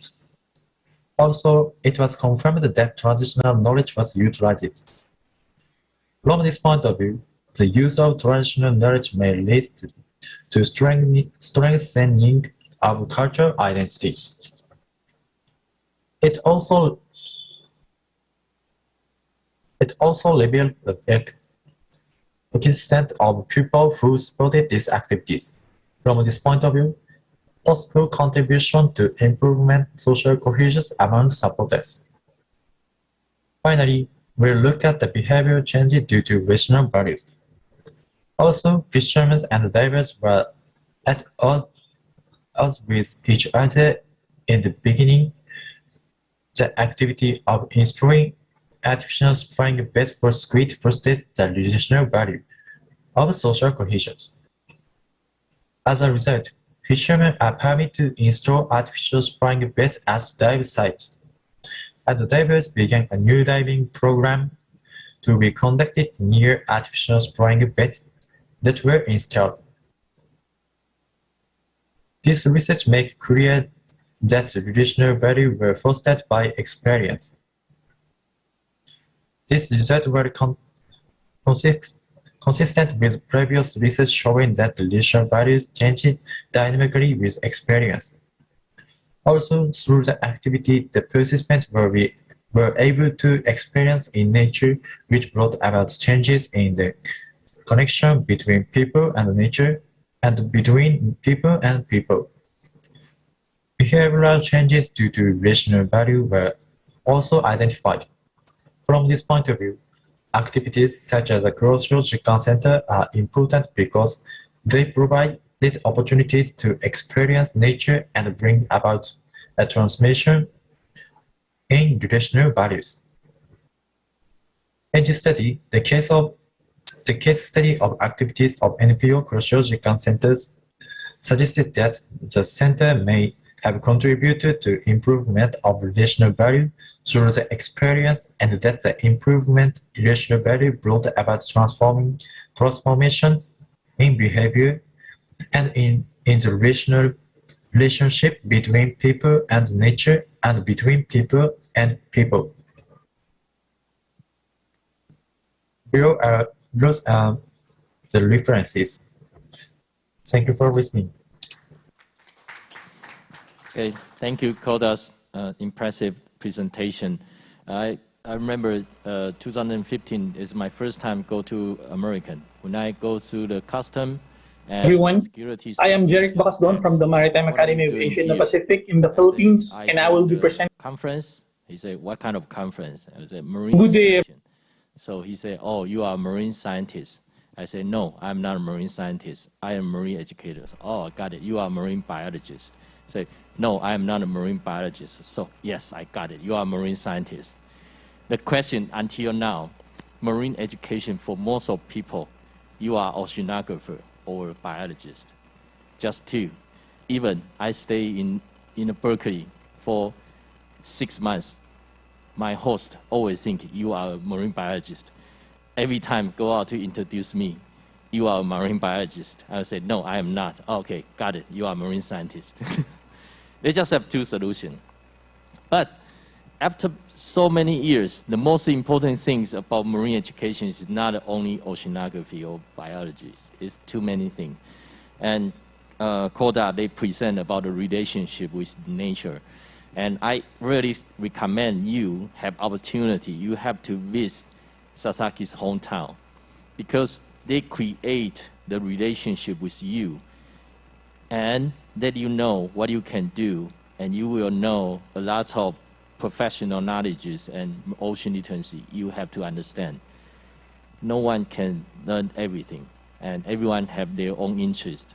So it's very important. It is the characteristic of AMEA. Besides the nature and person, maritime and marine education cooperation is the most important thing.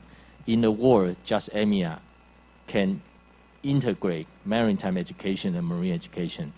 Maritime education, like our board member, Angelica Barron and Balis, they all come from the maritime training program. They are 24 hours, 365 days on the ocean. The seafarer service there. Fishermen will come back home. Seafarer, yes, always on the ocean, 24 hours. So that is very important to know about the seafarer, how to cooperate with ocean literacy.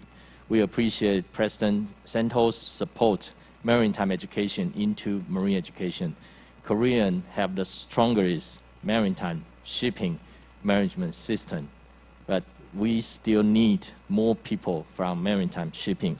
So next presenter is Jeric Bacasdon and Johan Bob Manston. They're from Maritime Academy of Asia and the Pacific. They want to present about seafarers' perspective and rule of cooperation on maritime cybersecurity course designs and delivery. Let's welcome Jerry and Johan.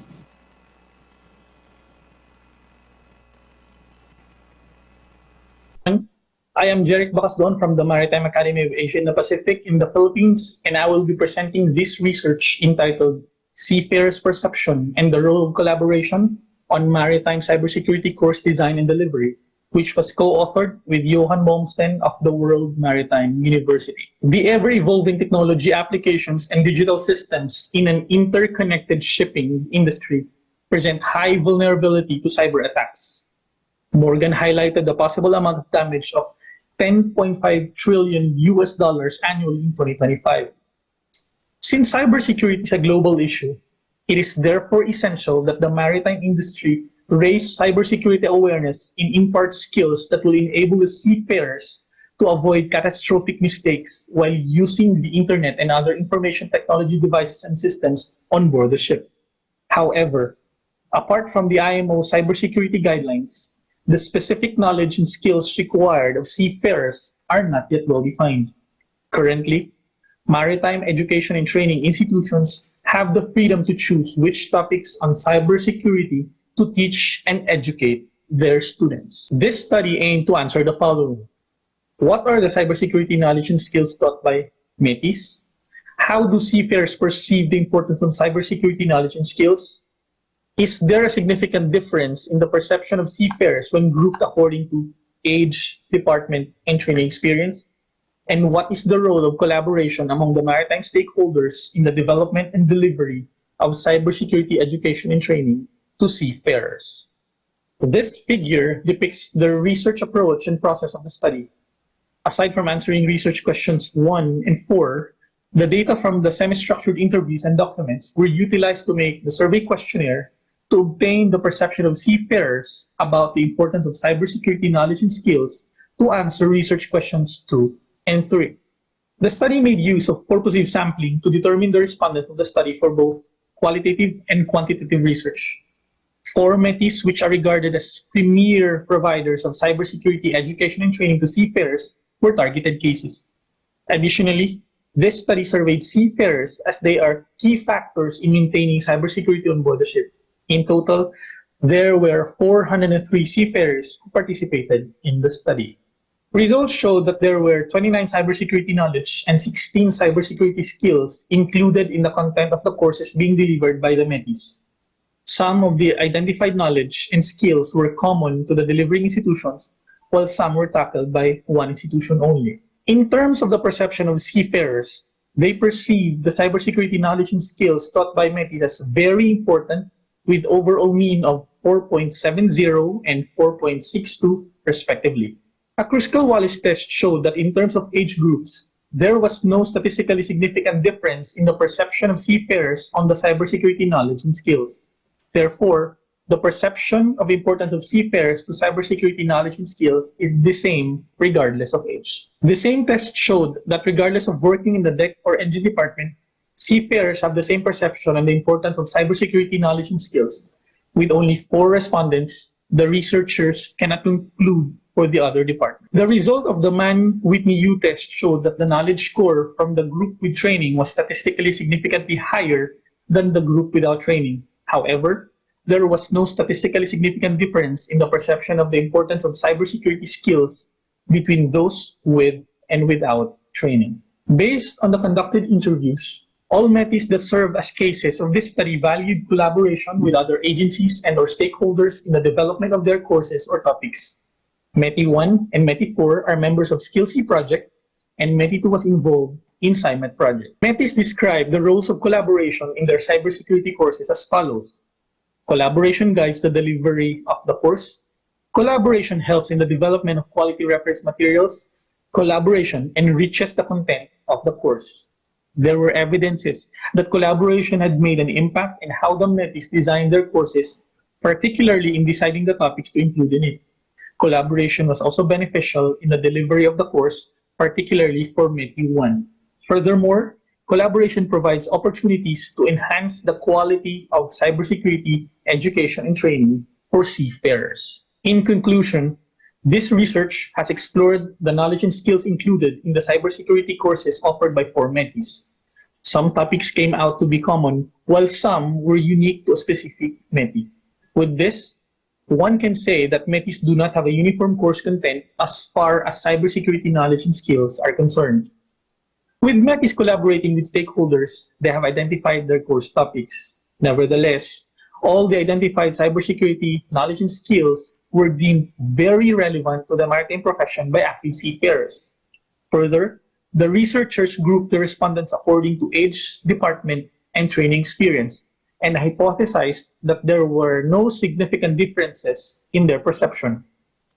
With the outcome of statistical analysis, the null hypothesis in all the groups is accepted except for cybersecurity knowledge, wherein those who have training experience perceive them to be more important than those who have no prior training in cybersecurity. This study recommends the following to the International Maritime Organization. The rapid developments in maritime-related technology require novel knowledge and skills in cybersecurity, among other things. This only emphasizes the need to revisit the STCW Convention and make significant amendments that will enable seafarers to adequately perform their functions in an increasingly digitalized environment.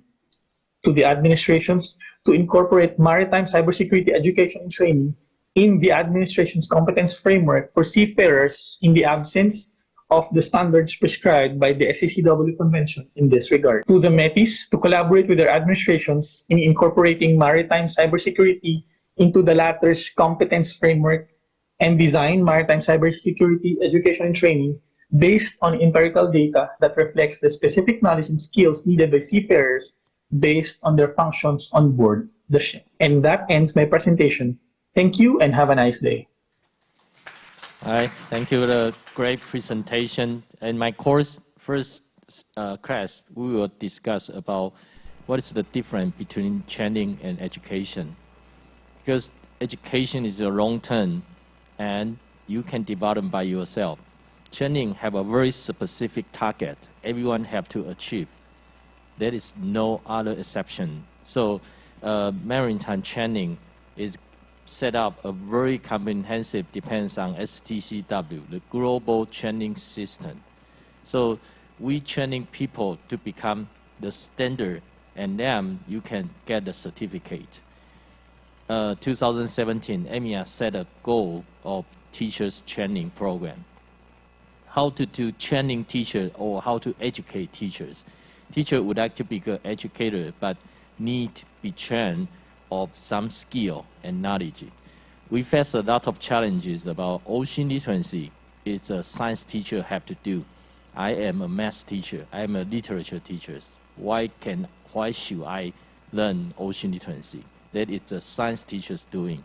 But actually, ocean literature is a concept. It's build up your relationship. It's not teach the science course. So that is the stage that everyone have to know what we teach ocean literacy. It's not marine science content. Marine science content is just a part of that. Cultural, different part is more important. So the first section, we have so many presenters, and the 9 presenters have the different discipline.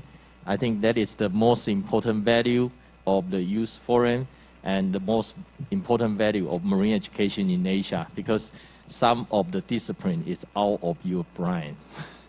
You don't know that, you never meet that, but that is very good that everyone getting together. So we have about 15 minutes. Now it's 3:20 and we have 15 minutes.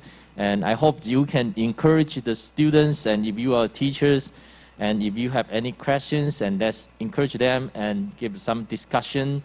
And we don't really need to ask them questions. We want to encourage them for the next step. This is a very good first step, and how to go to the next is important. So anyone would like to give a comment? Please, and give them the microphone. Right. If we have the field teachers, and you can ask Korean and encourage your students and encourage your partners, encourage future partners. Or if you are teachers, and if you are student presenter, you can also ask questions. 네, 자유롭게 의견 나누실 수 있고요. 피드백도 좋습니다. 질문이 있으신 분들은 손을 들어주시면 저희가 마이크를 전달해 드리겠습니다. 네, 가장 앞쪽으로 마이크 전달 부탁드립니다. 네, 가장 앞쪽.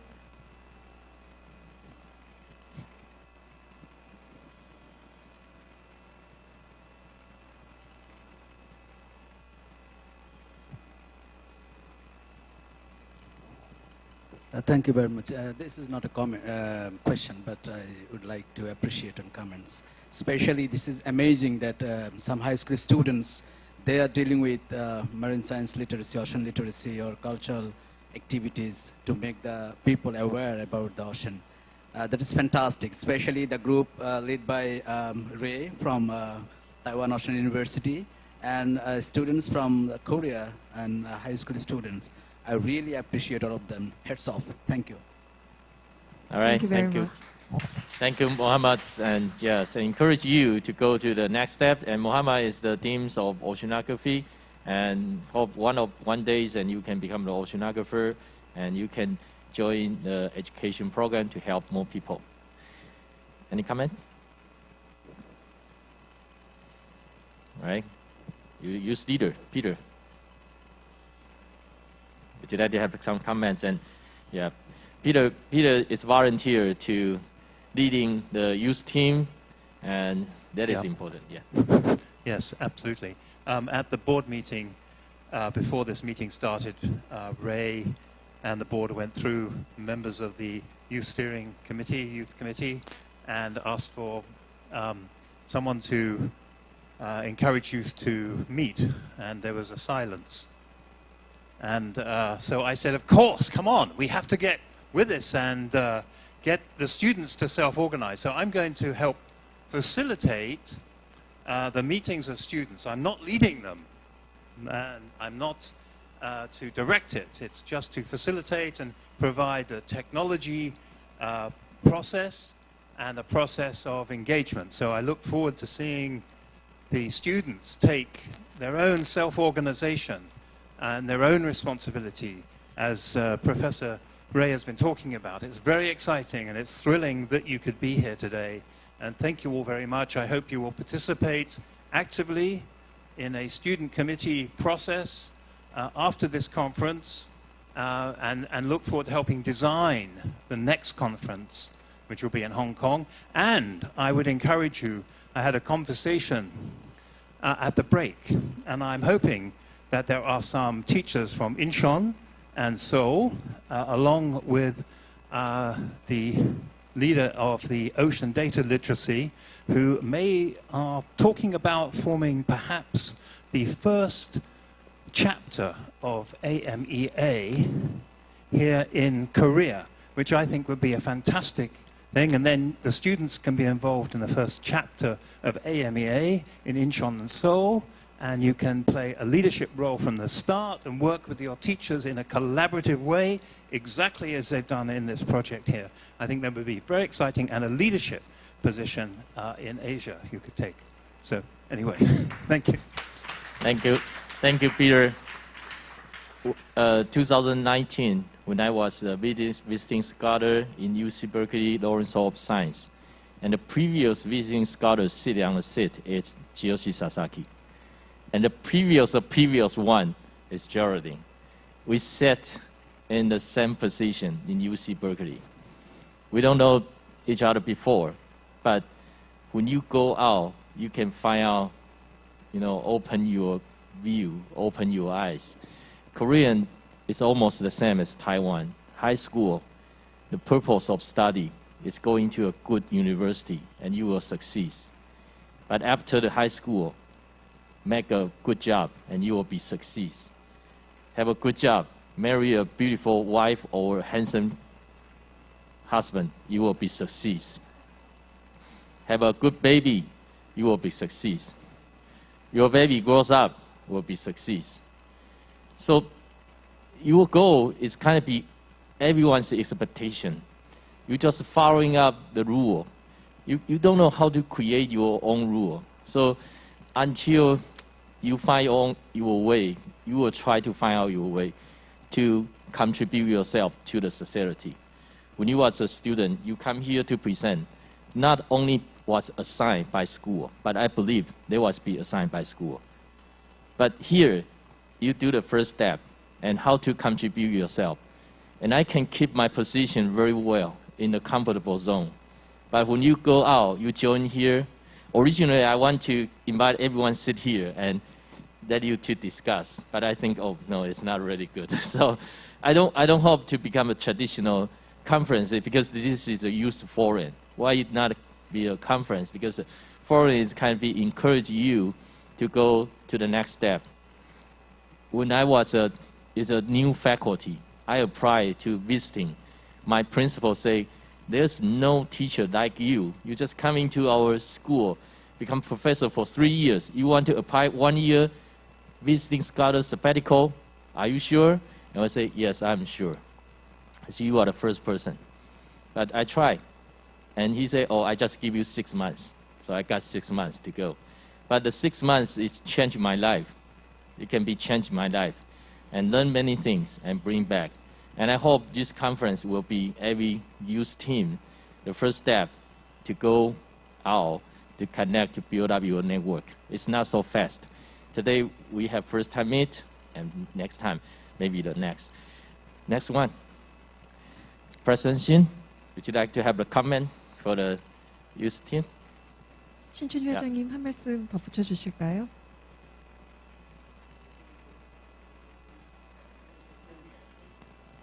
Okay, at the end. Anyone would like to have a comment? We got 2 minutes.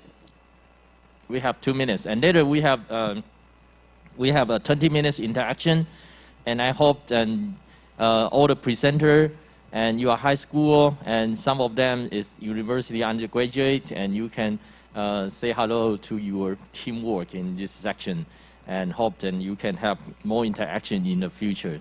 And including the high school. Actually, Taiwan have a very strong high school team, and their marine education system is pretty good, but because of COVID-19, and I hope you can visit Taiwan. And we have a microplastic survey team, we have marine science, we have earth science. Students contribute a lot in the course, and is willing to do the international exchange. And we do the exchange with Japan every year. But few exchange with Korean, and we know your pressure, and Taiwan the same, China the same. Asian education, it's to push you to get a high grade, and you can get a good school. So we know your pressure, but under the pressure, you have to complete. When you complete, you have more option, and you have more option, you can do what you can do. So let's go. Yeah, so I would like to, President Shin. 네, 레이 교수님에 대한 적절한 답변인지는 모르겠는데요. 저도 사실 이번 컨퍼런스를 이제 오거나이즈하면서 우리 유스 포럼에 많은 청소년들이 함께 했으면 하는 그런 생각을 많이 했습니다. 그리고 이번에 인천하고 우리 경북에서 이렇게 그 훌륭한 연구를 하는 우리 고등학교 학생들이 많이 참여해줘서 굉장히 감사드리고요. 지금 레이 교수님이 제안한 것처럼 지금 참여한 학생들이 이번만 그치는 것이 아니라 함께 우리 국제적인 유스 포럼의 같은 멤버가 되어서 좀 리더의 역할을 해주셨으면 좋겠다라는 생각을 하고요. 아마 이제 뭐 우리 피터 교수님께서 뭐 어떤 연락을 하시는지는 잘 모르겠는데 이번이 첫 스텝이라고 생각을 하시고 우리 학생들도 좀 더 넓은 곳으로 우리 또 각 세계 여러 학생들과 함께 코워크를 할 수 있는 그런 기회가 되었으면 합니다. 그리고 또 하나는 이건 이제 저희 나라인 경우인데요. 우리가 이제 사이언스를 하지만 사실은 오션 쪽으로 하는 연구는 그렇게 지금 활발히 일어나고 있지는 않습니다. 그런데 우리 과학고 학생들이 이렇게 오션 쪽에 많은 관심을 가지고 연구를 하는 것에 굉장히 저는 고무적으로 생각이 되었고요. 여러분들이 나중에 대학에 가서 또 전공을 선택할 때도 이런 쪽으로 또 우리 많이 연구가 또 이루어져야 하는 분야입니다. 이런 쪽으로 선구적인 연구를 해 주셨으면 하는 바람으로 한 말씀 드렸습니다. 네, 감사합니다. Thank you, President Shin. Encourage everyone to engage. And I remember 20 years ago, my advisor tell me, don't be a teacher because cannot make money. Okay, teacher cannot make money. After 20 years, I sit here and cannot make a lot of money, but I can make my own dream. Yeah, so that is important, and I hope that next 10 years is your turn to sit here. So before you will sit here and come up to take your certificate. So I would like to invite all the presenters this section and come up. Let's take photos and get your certificate. 네, 세션 발표를 참가하셨던 발표자분들 앞쪽으로 자리해 주십시오. 증서 수료식을 시작하도록 하겠습니다. 세션 3의 발표를 맡아주셨던 모든 발표자분들 앞쪽으로 자리해 주시기 바랍니다.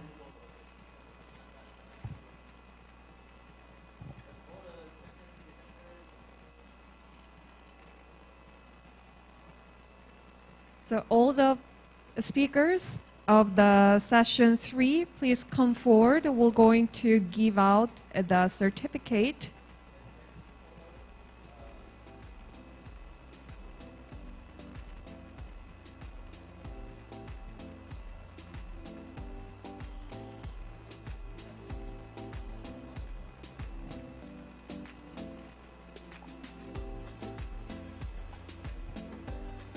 So we're going to have a group photograph session first. Please come in the middle of the floor.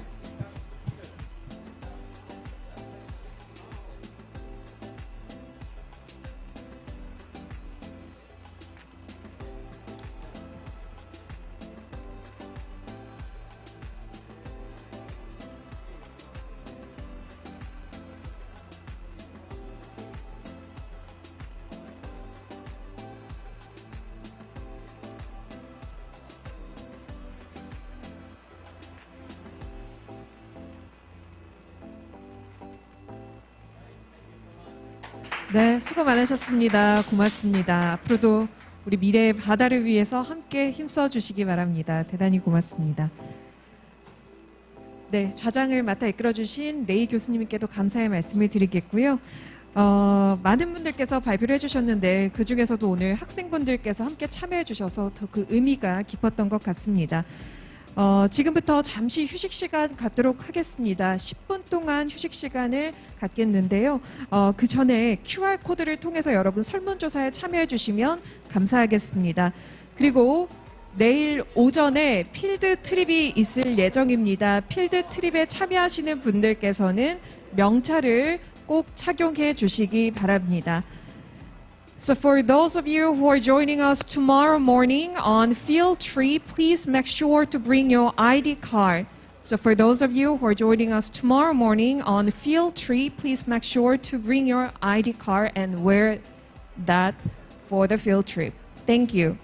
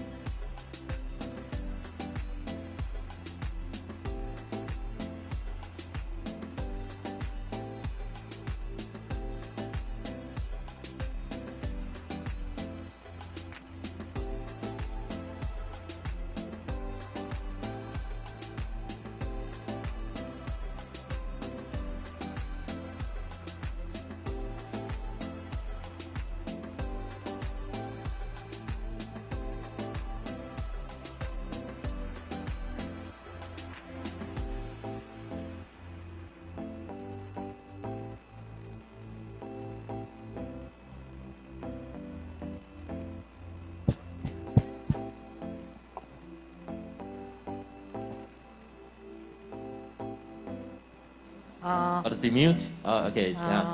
Yeah. Okay. 지금 바로 세션이 다음 세션 이어서 하는데요. 잠깐 선생님들께 안내 말씀 드리겠습니다. 혹시 여기 계시는 선생님들 중에서 저희가 제작한 이 해양 정화 활동에 필요한 해양 쓰레기 탐구 안내서라는 이런 리플렛이 있습니다. 그 다음에 또 선생님들이 해양 정화 활동에 필요한 이러한 그 교재도 저희가 만들었는데요. 바깥에 저희 연구회 부스에 전시를 해놓겠습니다. 필요하신 선생님들은 가져가시고요. 혹시 학교에서 단체로 필요하시면 그 부스에 학교 주소를 적어주시고 부스를 적어주시면 저희가 택배로 보내드리겠습니다. 네. 그래서 선생님들, 학생들 지도에 참고해 주시면 감사하겠습니다. 네, 모든 참석자분들 착석을 하셨으면 지금부터 세션 3번째 시간 이어가도록 하겠습니다. 계속해서 레이엔 교수님께서 좌장을 맡아 세션을 이끌어가 주시겠습니다. 네, 부탁드립니다. Alright, so thank you for your coming, and who can be succeed not so fast because of he work so long. So the final section is the final section of the conference. And the final one, we still have a 9 youth presenter, and this is very important for the first step for them, but it's also the final step for this conference. So the first presenter is from Jiao High School. It's Lee Jin-yong and Jung Woon-song, and they want to present about ocean pollution accelerated by corona. Let's welcome the presenter.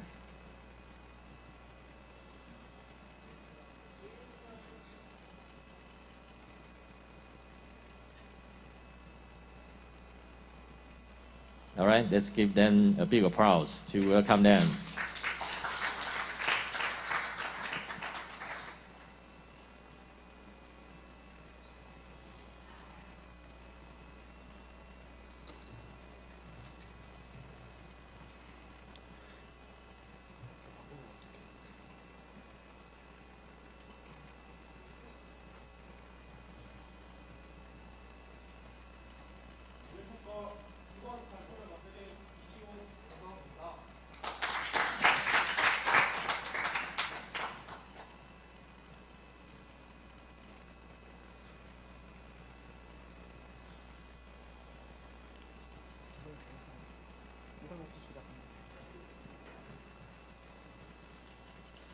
발표 순서는 다음과 같습니다.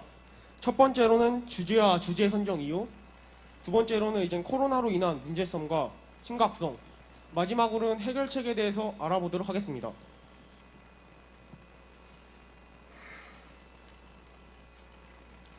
앞에 보이시다시피 저희 조의 주제는 코로나로 가속화된 해양오염입니다. 코로나라는 사회적 팬데믹 상황이 인간 세상에 많은 사회적 제약을 준 사실은 인지하고 있었으나 이 코로나라는 사회적 팬데믹이 해양오염과 직접적으로 관련이 있다는 사실은 전혀 몰랐기 때문에 이를 좀 더 고찰하게 되었고 자연스럽게 주제의 윤곽이 잡힌 것 같습니다. 이 그래프는 병원에서의 일회용품 플라스틱 제품의 증가율을 보여주는데요. 그림과 같이 매우 증가한 폭을 보이는데 실제로 더 사이언스 타임에 따르면 매월 전 세계적으로 약 1290억 개의 마스크와 650억 개의 장갑이 사용되고 있고 그중 많은 양이 바다로 버려진다 추산되어 왔습니다. 이러한 상황이 곧 코로나가 해양오염에 직접적으로 영향을 줄 수 있었던 큰 이유가 되는데요. 이를 좀 더 구체적으로 알아보도록 하겠습니다.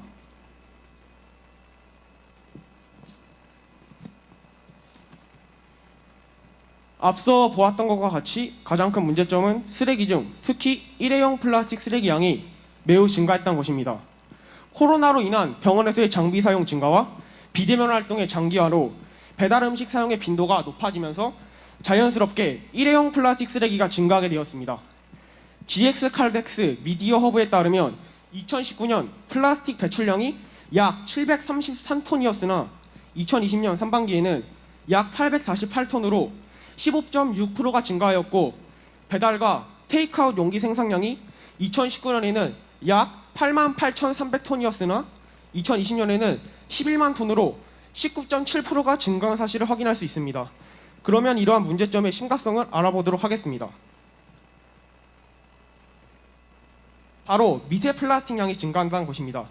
미세 플라스틱은 여기 계신 모든 분들이 알다시피 매우 작은 플라스틱의 입자로 결론적으로는 이 작은 것이 인간의 생명을 크게 위협한다는 것입니다. 쉽게 말하면 화살이 우리에게 돌아온다입니다. 이 말이 나온 이유를 좀 더 구체적으로 알아보겠습니다. 일단 미세 플라스틱은 분해가 되지 않고 색깔이 다채 없습니다.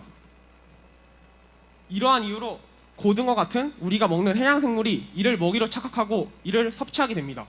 그리고 이 해양생물이 결국 우리 식탁에 올라오게 됩니다.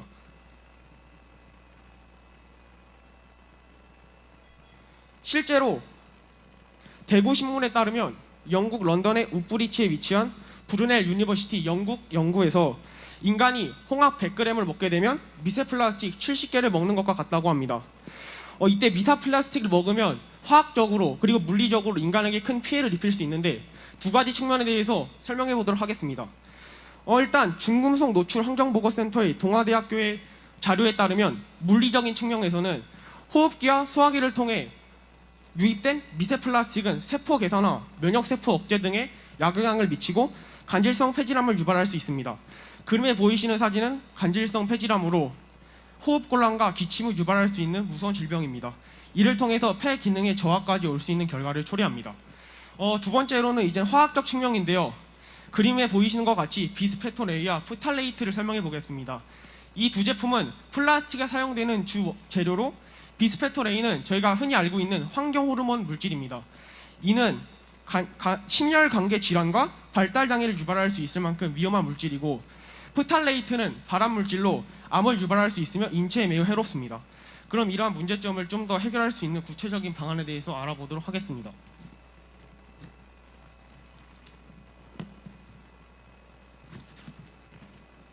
네.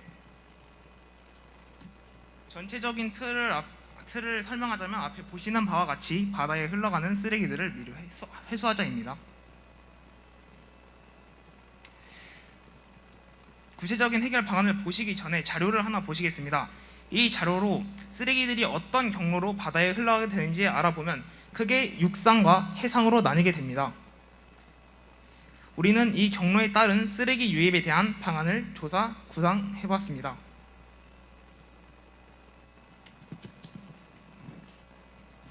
먼저 강입니다. 강과 하천입니다. 강과 하천으로 흘러가는 쓰레기 회수 방법으로는 인터셉터와 공기장벽이 있겠습니다. 영상을 보시면서 설명을 하자면은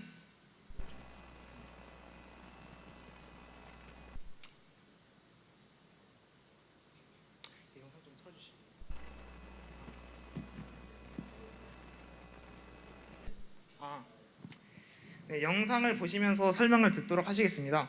지금 보시면은 이게 이론 영상인데요. 이런 막을 강에다가 막아놔서 이렇게 쓰레기가 모이게 되는데요. 이런 모인 쓰레기들은 이 컨베이어 벨트를 타고 이렇게 저장소에 저장이 되는 걸 보실 수 있습니다.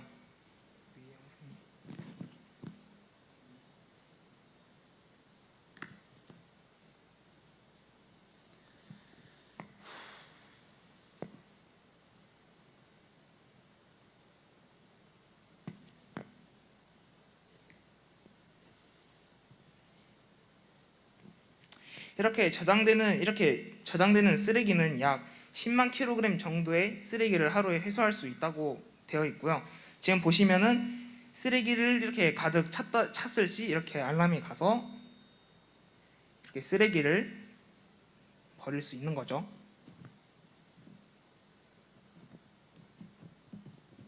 하지만 이런 인터셉터에도 단점이 존재하는데요. 이런 인터셉터는 물 속에서 흘러가는 쓰레기들을 회수하지 못한다는 한계점이 존재하게 됩니다.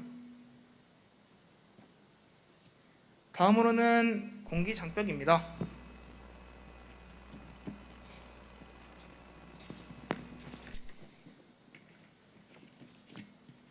영상 좀 틀어주실래요? 공기장벽은 영상에서 이렇게 쓰레기들이 흘러가고 있다는 걸 가정하면 물속에서 흘러가고 있죠.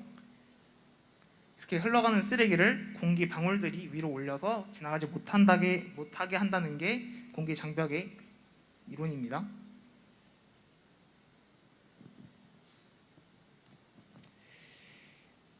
이 공기방울은 어류와 선박의 진호를 방해하지 않게 되는데요. 이 공기장벽은 수로에 부유하는 1mm의 미세 플라스틱을 막아 흘러가는 쓰레기의 86% 정도를 막을 뿐만 아니라 물속의 산소를 증가시키고 거품은 화물선의 소리를 흡수하여 어류의 피해를 완화할 수 있다고 합니다.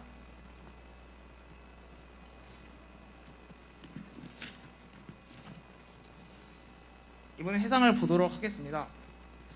해상은 이미 흘러들어간 쓰레기들인데요. 흘러들어간 쓰레기들은 델타-C를 델타-C로 회수할 수 있게 됩니다. 이러한 델타-C는 바다를 떠다니며 쓰레기를 회수할 수 있을 것입니다. 이것도 영상 틀어주세요. 이런 델타-C를 해류에 의한 쓰레기들의 이동 양상을 파악한 분석한 빅데이터와 이용하면 좋을 것으로 예상이 됩니다.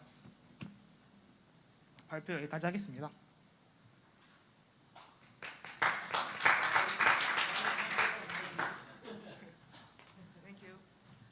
감사합니다. Actually, you did a very good job. Thank you so much. And you know, that's a microplastic or marine debris issue is very important. Everyone knows Brian Salt, and he's a young guy founding a company and try to solve the problem. Taiwan, we have the same collecting machine. So you have the idea, you have to do it, and you will know the difficulty. Brian Salts failed so many times, but still keep going. It's not the only solution, but you have to go and you have to do it and make your idea realistic. You will know the challenges. Thank you so much. The next presenter, as we say, next presenter, it's Cheng Ye, you are the next one.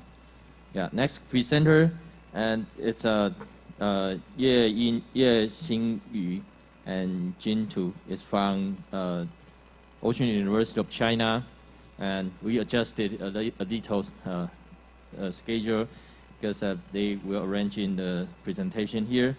They want to present about competencies index system of marine teachers in primary and secondary teachers. That's what we are discuss about how to training teacher as a good marine educator. Let's welcome the presentation.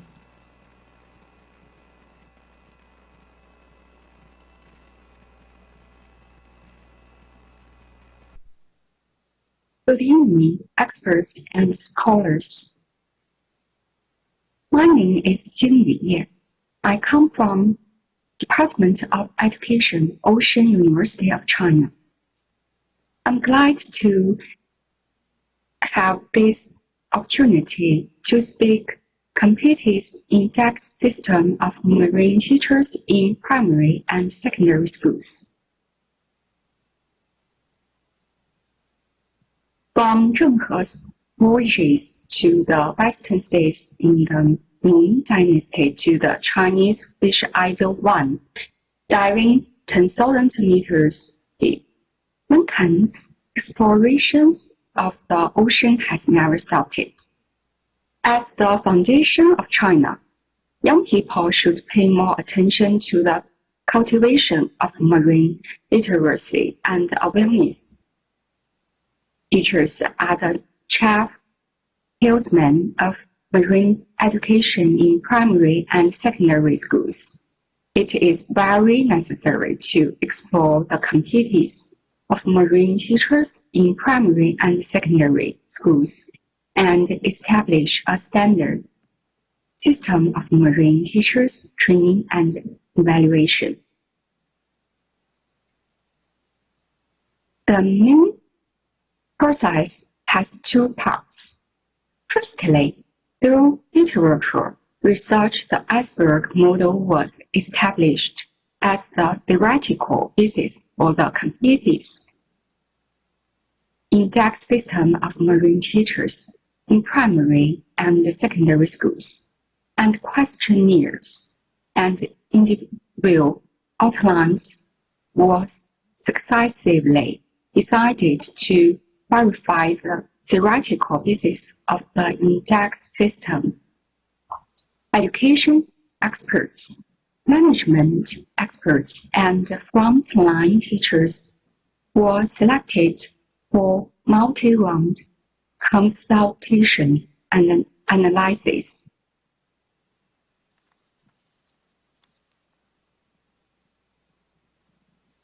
Secondly, grounded theory was used to refine and code the interview data to determine two dimensions of marine teacher competence, namely external and potential marine teaching competence. Among them, the dimension and dominant marine teaching competence includes three first-level indicators: knowledge degree related to ocean design teaching ability and teaching implementation ability. The hiding competence dimension of marine teaching includes four first-level indicators: motivation, innovation ability, social role, and teaching attitude.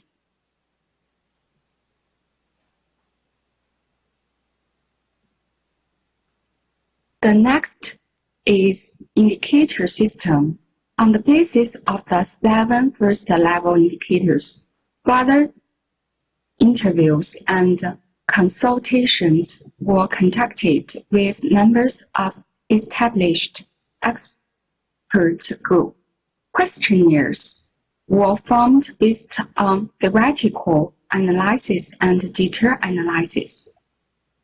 After 2 rounds of consultation, 32nd level indicators were determined.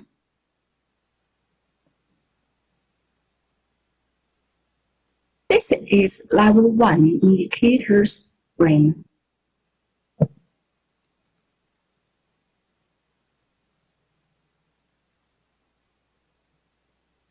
The competence index system has 2 dimensions and 7 level 1 indicators.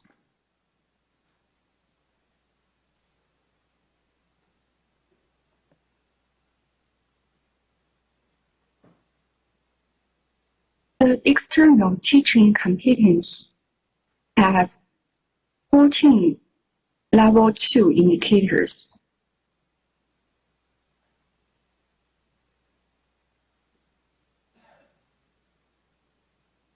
The potential teaching competence has 12 level 2 indicators.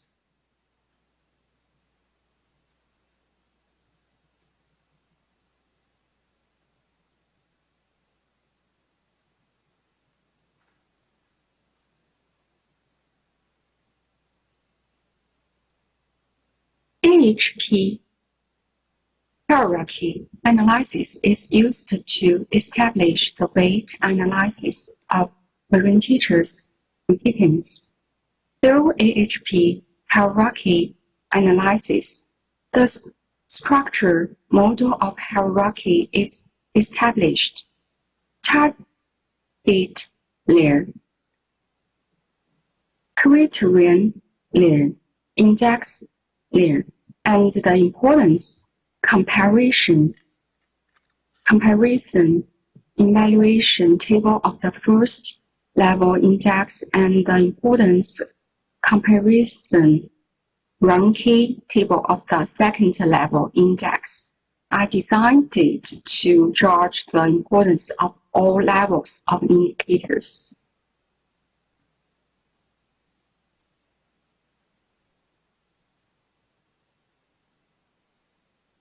This is competence weights of marine teachers in primary and secondary schools.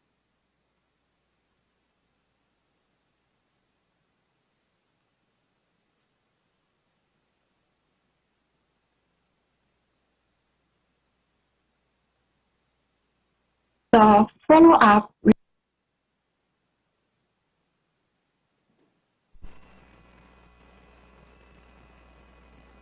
All right. So the training system is very important. This is the beginning of the doing the research, because we need to build up a very comprehensive training system. Actually, Taiwan, we have the training system for a long time, and we have 3 levels. From green level is for the basic skill for the teachers training to know about the ocean literacy and pedagogical ability, and also that it's about the technological competencies. And we have the second level is blue level, and the yellow level have 3 levels. So as AMEA have a goal to build up the Asian marine educators training system. That is the next step we have to go. So this research is important, because they will say, marine pollution is important. Someone don't agree. Someone say turtle is important. Someone don't agree. And someone say dolphin it's important. Mammal is important. So everyone have their discipline, and we cannot teach everything, but we have to teach something that's comprehensive related to the ocean literacy. So this is very important. And also, we have to care about our hometown. And the next presenter, Lin Cheng Ye, he's also my student, graduate from transportation science, and he have the passion to engage in the regional resilience and want to help his home county development. So this is their social responsibility. Let's welcome Cheng Ye to present his research. Tell you about regional revitalization combined with environmental to enhance marine environmental literacy and place identity. I'm Charlie. I'm from National Town Ocean University, and this is an happy island in Keelung City where our team contribute ourselves to it. First, Taiwan is a beautiful country surrounded by the city, by the sea, and Keelung City is the northwest city of Taiwan. Charlie, can you slowly? Okay. Yeah. Sorry. And we talk about the Helping Island. It is an isolated island close to Keelung, and there are 2 bridges connect 2 sides. People there are adjacent to the sea. They even rely a lot on the ocean. However, people there are lack of the knowledge of the ocean, and their lack of awareness of the ocean. Helping Island faces numerous of issues, such as aging population, the rural exodus, especially young people, and the decline of traditional industries. I hope not only residents in Helping Island can know more about the ocean, but also everyone live on this planet should know much more about the ocean. We have to take action for the ocean. We can use our influence to arouse people awareness to protect the ocean. Of course, there are not only environmental issues, they can pay attention to any aspect of the sea they concerned about. So through environmental education to enhance their affection to their hometown and place identity, so let it motivate the residents to solve local issues and bring vitality to Helping Island. And this is the map of Helping Island, and we endeavor to turn it to be the international travel island automatically. And this study regarding regional revitalization combined with environmental education's curriculum on the influence of children's environmental literacy and children's place identity. And Helping Island has abundant marine resource, and there are also lots of special restaurants. I think this is a good opportunity for me to utilize these resources, and children all love cooking. People all love cuisine. And our target is 5 to 6th grade students. We teach students about the local foods, especially marine foods in advance, then have them learn about knowledge of those food, like structure, sex, lifespan, and so on. So they can build up the basic concept which connect to their prior knowledge. Based on experimental learning, we let children cooperate with elders or restaurant operators and design their own cuisine. This study is expected to conduct 5 batches, and about 150 children will participate in the research object. These are divided into 2 groups. We use the children's environmental affective scale to analyze the enhancement of students' attitudes, sensitivity, and intention towards places before and after. And this 3 critical point is what I emphasize in my study. And I get inspiration by Kinmen oyster industry when I travel there. Kinmen is an outlying island of Taiwan. You can see it really close to the Xiamen city of China. And Kinmen has a very long coastline, and it has natural landscape and rich marine ecology. Kinmen is full of marine resources. The north coast is a sandy terrain with flat, fertile intertidal zone, so it is very suitable place for feeding oyster. And Kinmen Fisheries Research Institute is dedicated to promote many oyster eating education and other ocean related courses. So they held Kinmen Oyster Creative Cooking Competition in 2010 to 2012.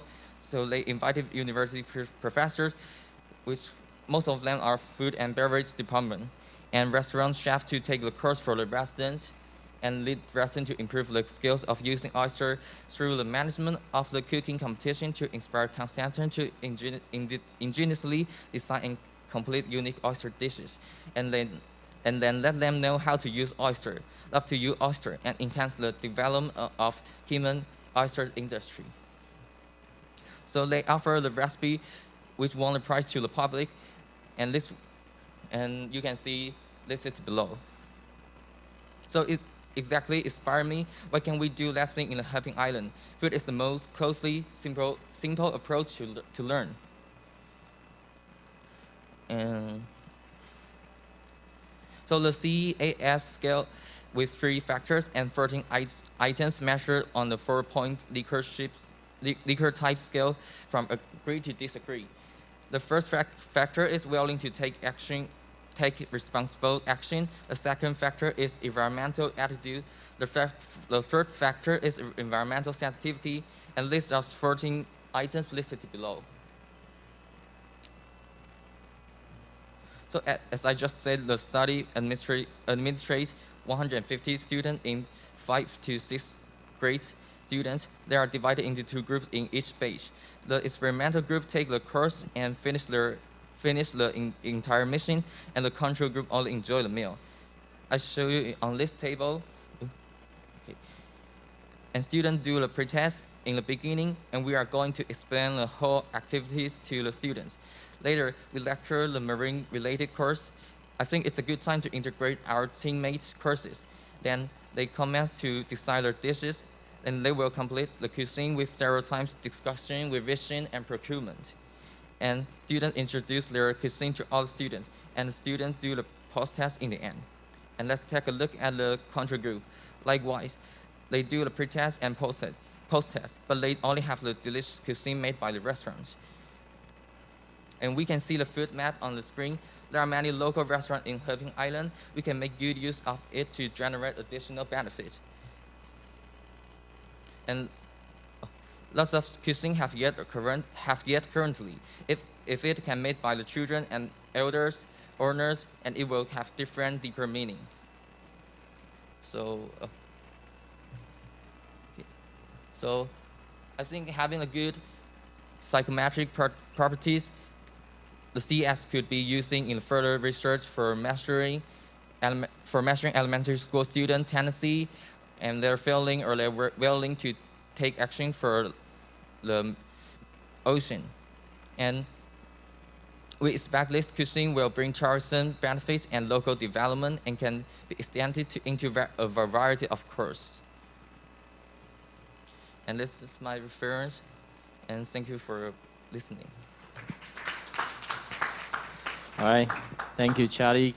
Everyone have to eat, and eat is the best way and the easier way to teach marine education, because if you know them, you touch them, you build up your relation with them. That is the best experience. That is what GOC is promoting, education from eating the fish. So we are doing that, eating fish. So thank you, Charlie. You did a good job. Thank you. And the next presenter, it's Kyung Sun Hwa and Lee Jung Hin, Lee Jin Song from Incheon Nanhai School, Nanhai School. And they want to present about distribution change of nutritional salt in seawater before and after typhoon, utilizing ocean data literacy. Let's welcome. Oh, we got 3 teams. Yeah, please.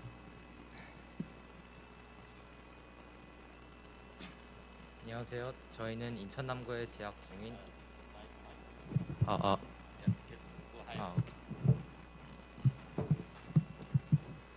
안녕하세요. 저희는 인천 남구에 재학 중인 이강혁, 이지성, 강승화라고 합니다. 저희는 해양 데이터 리터러시를 통한 태풍 통과 전후에 해수 속 영양염 분포 변화에 대한 탐구를 진행하였습니다. 저희는 학교 지구과학 시간에 배운 해수와 대기의 상호작용, 그리고 태풍에 대해 학습하며 태풍에 대해 관심을 가지게 되었습니다. 또한 동아리 시간에 활동한 방과후 시간에 전문 강사분께서 직접 해양 데이터를 어떻게 수집해야 하고 또 어떻게 사용해야 하는지를 조이스 해양 정보 공용 포털에서 제공되는 정선해양 관측 자료를 통해 어떻게 데이터를 수집해야 되는지 먼저 1차적으로 알려주셨고, 저희는 거기서 멈추지 않고 수집한 데이터를 직접 오션 데이터 뷰 프로그램 ODB 소프트웨어로 저희가 직접 수집한 자료들을 시각화해 봄으로써 이러한 과정을 통해 해양 데이터를 사용하는 과정에서 해양 데이터를 수집 분석하는 재미를 느꼈고, 저희는 이렇게 자연스레 이번엔 태풍 해수에 어떠한 영향을 미칠까라는 궁금증을 가지고 탐구를 시작하게 되었고, 그 과정 속에서 태풍 통과 전후의 해수의 변화, 그러니까 해수의 물리적, 화학적 변화를 조이스의 정선해양 관측 프로그램과 ODB를 같이 연관시켜서 확인해 보면 좋을 것 같다라는 생각을 하게 되었습니다. 저희는 이미 많이 학계에서 거론되기도 하고 논문에서 많이 이미 자료가 많은 수온 염분 이외에 더욱 다양한 해수의 성질 변화를 저희가 직접 확인해 보고 싶어서 추가적인 자료 조사를 해본 결과 우리 해수 속에 존재하는 인산염과 귀산염 같은 화합물들을 일컫는 영양염이라는 해수 속 화학적 성분에 대해 알게 되었고, 또 이 영양염을 해수에서 어떻게 가지고 올까, 이 영양염의 데이터를 어떻게 저희가 채취해야 하는지 그 과정을 이해하기 위해 위와 같은 연구를 진행하였습니다. 이 연구에서는 영양염의 한 종류인 인산염을 발색시켜서 발색된 색을 통해 용액 속 인산염의 양을 유추하는 실험입니다. 저희는 이 실험을 통해서 인산염 농도에 따른 발색 정도를 눈으로 확인할 수 있었지만, 실제 정선해양 관측 자료에 보시면은 인산염의 양은 특히 0점대로 정말 그 해수 속의 함량이 정말 미미한 걸 알 수 있는데, 때문에 해수에서는 인산염의 함량이 미미하고 또 이때 사용되는 발색 시약의 양이 훨씬 더 많이 요구되며, 또 추가적으로 그 절차가 복잡하다는 것을 통해 저희는 그 차이를 직접 해수에서 발색 정도 차이로 확인하기는 어려울 것이라는 것을 확인할 수 있었습니다. 이후 태풍 통과 전후 해수의 성질을 비교하기 위해 우선 태풍의 영향을 받기 전 일반적인 우리나라 해수의 수온, 염분, 영양염 분포를 확인하고자 조이스 프로그램에서 제공하는 정선해양 관측 자료 중 2020년 여름 자료를 사용해 수평 분포도 그래프로 나타내 시각화하였습니다. 이를 통해 저희는 염분은 쿠로시오해로 인하여 서해와 남해보다 동해의 염분이 높다는 것과 영양염은 동해에서는 남동풍 바람으로 인한 연한 용승 상승 때문에 동해의 영양염 농도가 높다고 추측하였습니다. 서해에서는 보이시는 것처럼 금강과 연성강 등 다양한 강과 하천의 유입이 있어 영양염 농도가 높고, 남해에서는 낙동강 강물이 유입하기 때문에 영양염 농도가 높다고 추측하였습니다. 이후 저희는 태풍 통과 후 해수의 성질을 파악하기 위해 기상청에서 2000년부터 2020년 사이 우리나라 발생 태풍 512개 중 우리나라 상류 태풍 19개의 이동 경로를 분석하였습니다. 이동 경로를 분석한 결과 8개의 태풍이 우리나라 동해를 지나간 것을 확인할 수 있었습니다. 이후 태풍 통과 후 2에서 3일까지 해수에 영향을 미친다는 점도 알게 되었습니다. 이후 정선해양 관측 자료에서 태풍 통과 후 2에서 3일까지의 자료가 있는 태풍을 찾아보았으나 찾은 태풍이 쏠릭뿐이었고, 쏠릭을 제외한 나머지 태풍은 뺐습니다. 이후 2018년도 8월 24일 이전 8월달 자료를 찾아보려 하였으나 정선해양 관측 자료 특성상 배가 2달에 한 번 관측하기 때문에 같은 달 같은 정점에서 다른 자료를 찾기는 어렵다고 생각이 들어 저희는 2011년도부터 2017년도 사이의 8월 자료를 태풍 통과 전 자료로 사용하기로 했습니다. 평균 내는 과정 속에서 저희는 다른 태풍의 영향을 받은 자료와 그리고 8월 24일 이후인 자료를 제외하고 3개의 연도를 가지고 평균 내 ODB 프로그램을 활용하여 수직 프로파일과 수직 단면도 그래프로 나타내 시각화하였습니다. 태풍 통과 후 해수의 물리적 화학적 성질을 수직 단면들을 통해 알아보는 과정에서 수심 0m부터 100m 자료 중 일부가 없어 그래프를 그렸을 때 단면도에 끊긴 현상이 일어나는 것을 확인할 수 있었습니다. 수직 프로파일 그래프를 통해 표층 수온은 태풍 통과 후 계속해서 낮아지기 시작하였으며 수심 0m부터 40m 구간에서 태풍 통과 전과 태풍 통과 후가 서로 혼합되는 것을 확인할 수 있었습니다. 수심 40m부터는 태풍 통과 후가 태풍 통과 전 표층 수온 아래로 내려가는 것 또한 확인할 수 있었습니다. 연분 같은 경우에는 태풍 통과 후 계속해서 낮아지기 시작하였으며 태풍 통과 전보다 낮아지는 양상을 띄었습니다. 태풍의 영향으로 영양연분 수심이 깊어질수록 연속적인 믹싱 현상이 일어나는 것 또한 확인할 수 있었습니다. 저희 연구의 전망으로는 수온과 연분과 같이 상시 센서가 있어 영양염에 비해 상대적으로 자료가 풍부한 다른 변수들과 영양염 사이의 상관관계를 엑셀 그래프를 통한 추세선을 사용해 발견한다면 영양염의 양을 유추할 수 있을 것입니다. 따라서 이를 통해 간접적인 영양염의 관측 효과를 누림으로써 영양염 상시 센서 부재로 인한 영양염 자료 부족 문제를 해결할 수 있을 것입니다. 이에 연장선으로 풍부한 영양염 정점 자료를 가지고 태풍의 발생이 우리에게 어떤 긍정적 효과를 주는지 보다 더 정확히 예측하고 화학적으로 분석함을 통해 이를 태풍의 순기능을 확인하여 알릴 수 있을 것입니다. 이상으로 저희 발표를 마치겠습니다. 감사합니다. I just appreciate from Incheon Nan High School's team, and you did a very good job about doing the research, and that did popularize. So, because the science is the truth that we don't know, we try to discover it. The typhoon influence many things, and we try to find it out, and you try to make it easier that others to understand the way of combine science and education. That is what we are doing. Thank you so much for your contribution. Thank you. So next presenter will come to also my student, Lai Xin-chun, and he is the Graduate Institute of Education student from National Taiwan Ocean University. And as you see the transparency fish, and some of them get the transparency fish, and this is a very good lesson plan, and they make it and designs it as a curriculum, designs it as a lesson plan, activities, and now it is very popular in Taiwan. If you didn't get it, and later maybe before finish, the goal is we don't want to take back to Taiwan. So I say that every bottle can be sold. That is a commercial, and can be create a very good lesson plan. And he want to present priming transparency fish to participant in fish eating education, a case on effect of school children eating fish. Let's welcome Max. Hi everyone, I'm Max, and my Chinese name is Lai Xin-chun from National Taiwan Ocean University. My presentation is apply transparent fish to participate in fish eating education, a study on the effect of school children eating fish. The purpose of this research is to discuss the influence of narrative type fish eating education and practical type transparent fish making experience on learning fish eating literacy.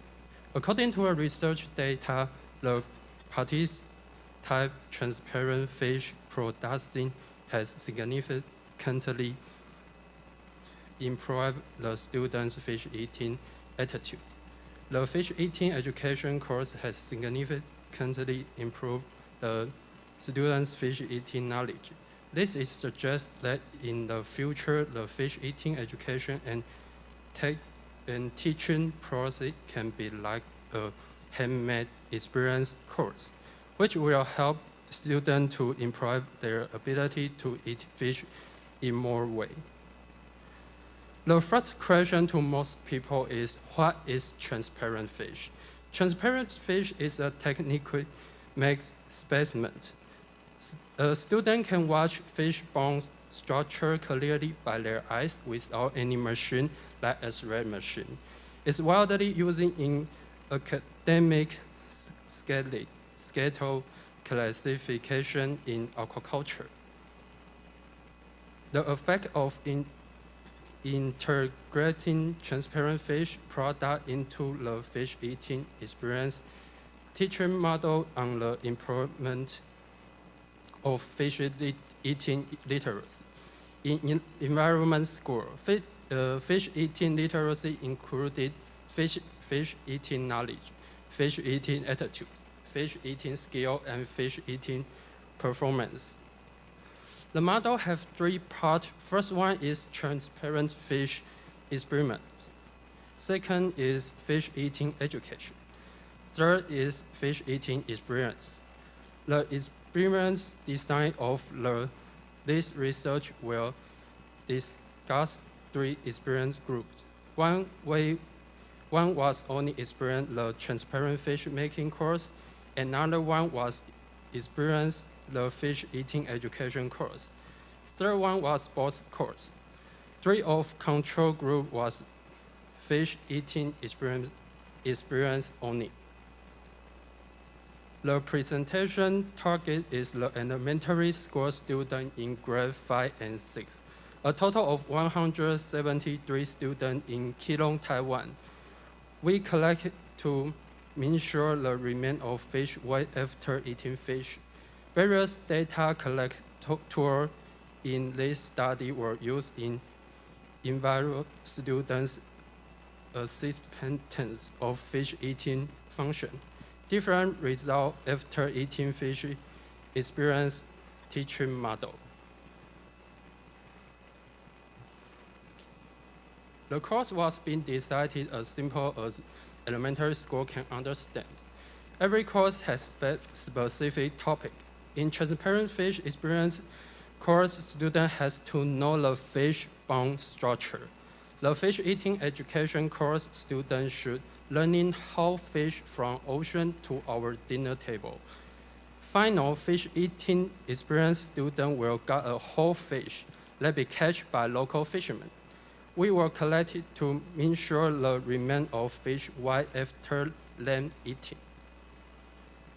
And this one is the recommendations. The fish eating education course can be added the experiment learning course. Content to increase the connection between students and course knowledge. The construction of connection to knowledge concept should be strengthened when a fish eating education course in the production of transparent fish. Thank you, everyone. All right, thank you, Max. That eating fish is a way of education, but extend the inference of after eating fish. What can we do? And we don't need the X-ray, and we just need a transparent fish. So that's technique, and I hope then we have a top sales from Peter Chidahan will be the sales to sell to American, and we hope then if you have a good lesson plan, AMEA will be a platform. And we hope that their team, as our team, can come to Korean to leading you to enjoy a best class like a transparent fish. Thank you, Max, again. Next presenter is online, and can you show up the Professor Muhammad Saido Aizad Sparker?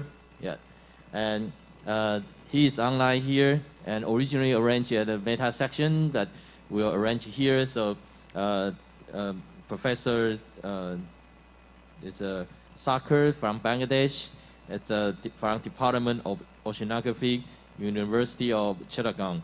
And he wants to present applied driving forces pressure state impact response. It's a DPSIR. I don't know what's that, but should be a method to resolve the marine specters planning in Chittagong port. So, can you hear me, Professor Sakar? Can you hear me? 남동풍 바람을 농도로 인한 연한 용층 상승 때문에 동해의 영양염 농도가 높다고 추측할 수 있습니다. 서해에서는 보이시는 것처럼 금강과 연성강은 다양한 강과 하천의 유입이 있어 영양염 농도가 높고 남해에서는 낙동강 강물이 일어나기 때문에 영양염 농도가 높다고 I 추측할 think 수 it's not Professor Sakars. Can you hear me? 하기 위해 기상청에서 2000년부터 2020년 사이 우리나라 Hello? Yeah, can you hear me now? No, I cannot hear your voice. You're mute. You are no, you are mute. You need to turn on your microphone. No, you're it seems that you're no, we can't hear you. Can you right? No? Not any voice? Would you like to try microphone? Yeah, we said your Zoom, your microphone is mute. Your microphone is mute, and Professor Sakars, would you like to try to fix it? And technique, can we check it and maybe for the next presentation, okay? And let's try. And let's goes to the next presenter, and then if the Professor Sakars fix, and we will do that. No, it's mute. That's okay. We'll go back and you check it. Okay, so let's go to the next. From Zhou and Jack from also my student and from Graduate Institute of Education, National Taiwan Ocean University. This should be Korean. No, that's it. Yeah, okay, no problem. And Jack would like to present the influence of diversified marine education curriculum learning and ocean literacy. Flow experience and cognitive role. Let's welcome Jack to do the presentation. Okay. Hello everyone. My name is Joey. I am from Institute of Education, National Taiwan Ocean University. My advisor is 연차대회 professor. My presentation is titled People are paying more and more attention to the ocean. However, in recent years, formal marine education courses have been found to be less attractive. And under the impact of the epidemic, it is more difficult for people to access the real ocean. Therefore, it is necessary to develop diversified marine experiential learning course for student ocean literacy. Therefore, this study intends to explore whether different video learning and VR experience learning can improve the student ocean literacy, broad experience, and reduce student cognitive load in. Okay, define of the ocean literacy. Learn about the ocean impact you, and you impact on the ocean. Define of the cognitive load. When people accept new information cognition, the amount of the information that can be processed simultaneously within a certain period of time. And the difference in this amount is the so-called cognitive load. Define flow experience. Individuals fully integrate into it because of the investment and participation, and at the same time, they will concentrate full on the thing they are paying attention to. and have no answer of other relevant external factor. Visual reality. VR is used in many experiential learning activities. The virtual reality enhances the experience sense of integration, thus the high interaction with the environment. And at the same time, the experiencer can actively explore and self-learn in a realistic environment. Research method. 1. Questionnaire at a scale. 2. Quality interview. Divide into 3 groups, namely control group, ocean science phone group, ocean VR experience group. Okay, this photo is our actual test situation. The picture on the left is ocean movie experience. The picture on the right is ocean VR experience. Discuss the difference in cognitive load flow experience and ocean literacy between movie reflex and VR. The cognitive load scale and the flow experience scale and the ocean literacy scale were designed.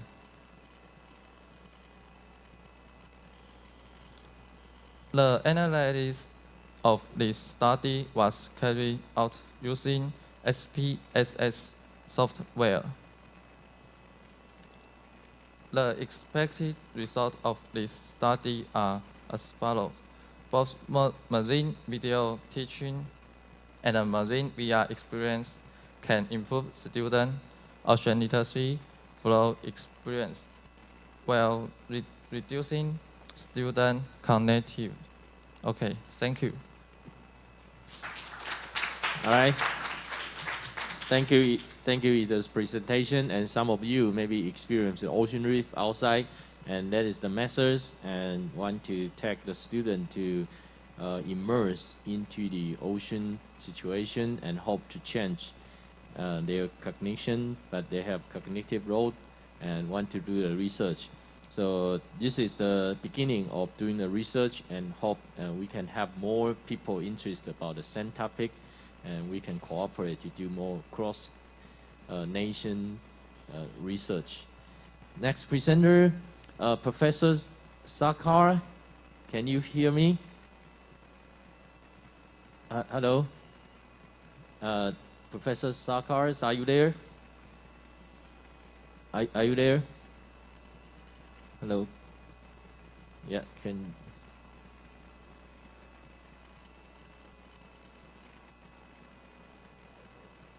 Okay, thank you. So when we fix it, and we will come back. So the next presenter will go to Incheon Science High School, and Ben Jing-won. So he would like to present ecosystem impact by high temperature and low salinity in rainy season. So let's welcome Jing-won. Thank you. 네, 안녕하세요. 장마철 고수온수와 저염분수에 의한 생태계 영향에 대해서 발표할 인천과학고등학교 강진원이라고 합니다. 장마는 6월 하순에서 7월 하순의 여름에 걸쳐서 동아시아에서 습한 공기에 의해서 정체 전선을 형성하면서 남북으로 오르락내리락 하면서 많은 비를 내리는 현상을 가리키는 말로 그 시기를 장마철이라고 합니다. 이는 동아시아 지역 특유의 기상현상입니다. 장마전선은 주로 정체전선으로 나타나는데 북태평양의 덥고 습한 고기압과 오호츠크해의 차고 습한 고기압이 만나면서 긴 장마전선을 형성합니다. 이 장마전선은 북태평양 고기압의 세력이 약한 6월 중순까지는 일본 오키나와 섬 이남과 대만 해역에 머물다가 북태평양 고기압의 세력이 강화되면서 점점 북상하면서 6월 하순이면 7월 하순이면 만주지방으로 올라가면서 동아시아 전체적으로 많은 비를 내밀면서 전선이 소멸합니다. 그러나 8월까지는 남아있는 경우가 종종 있습니다. 특히 최근의 경우 장마 정선은 두 고기압의 크기에 따라서 위아래로 오르락 내리락 내리면서 폭우로 인해 큰 피해를 주기도 합니다. 바닷물은 암석에서 녹은 염분이 존재합니다. 해수는 끊임없이 순환하므로 이 염분의 비율은 해수마다 거의 일정합니다. 그러나 해수에 녹아있는 염분의 양은 각기 다른데요. 특히 우리나라의 경우 장마철이면 보시는 바와 같이 중국 양쯔강으로부터 많은 강물이 황해를 통해 흘러나옵니다. 그 양이 어마어마하기 때문에 짠 바닷물조차도 표층 해수에서 묽어지게 됩니다. 이렇게 만들어진 싱거운 바닷물은 양쯔강 하구에서부터 제주 연안 바다까지 밀려옵니다. 저염분 바닷물은 짠물에 적응해 살던 해양생물들에게 심각한 영향을 미칠 수 있습니다. 양식하려는 어류가 집단 폐사하는 등 어민의 경제적인 손실로 이어지기도 합니다. 오른쪽에 보이시는 그래프가 중국의 장강 수문국에서 발표한 양쯔강 유출량 변화로 장마철인 6월에서 8월 사이에 유출량이 급격하게 증가한 것을 확인할 수 있습니다. 서해는 한국과 북한, 중국으로 둘러싸여 있습니다. 이 서해에서는 한강, 금강, 연산강 등이 흘러들고 북한에서는 압록강, 청천강, 대동강 등이, 중국에서는 황화강과 양쯔강이 서해로 흘러듭니다. 그래서 황해에는 동해나 남해보다 염분의 비율이 훨씬 낮습니다. 비가 오는 장마철에는 늘어난 강물이 바다로 흘러들면서 서해에서 저염분수가 만들어집니다. 특히 중국 대륙을 가르치면서 흐르는 양쯔강은 길이가 6,300km에 달해 중국에서 가장 긴 강이기도 하며 바다로 쏟아내는 유량이 많아 해양 생태계에 큰 영향을 미칩니다. 해마다 여름이 되면 중국의 장마 시기에 집중호우가 내려 저염분수 피해에 대한 걱정이 많습니다. 장맛비를 막을 수 있는 방법은 인간의 힘으로는 불가능하기 때문에 여러 예보와 조사를 통해서 대비를 철저하게 해야 합니다.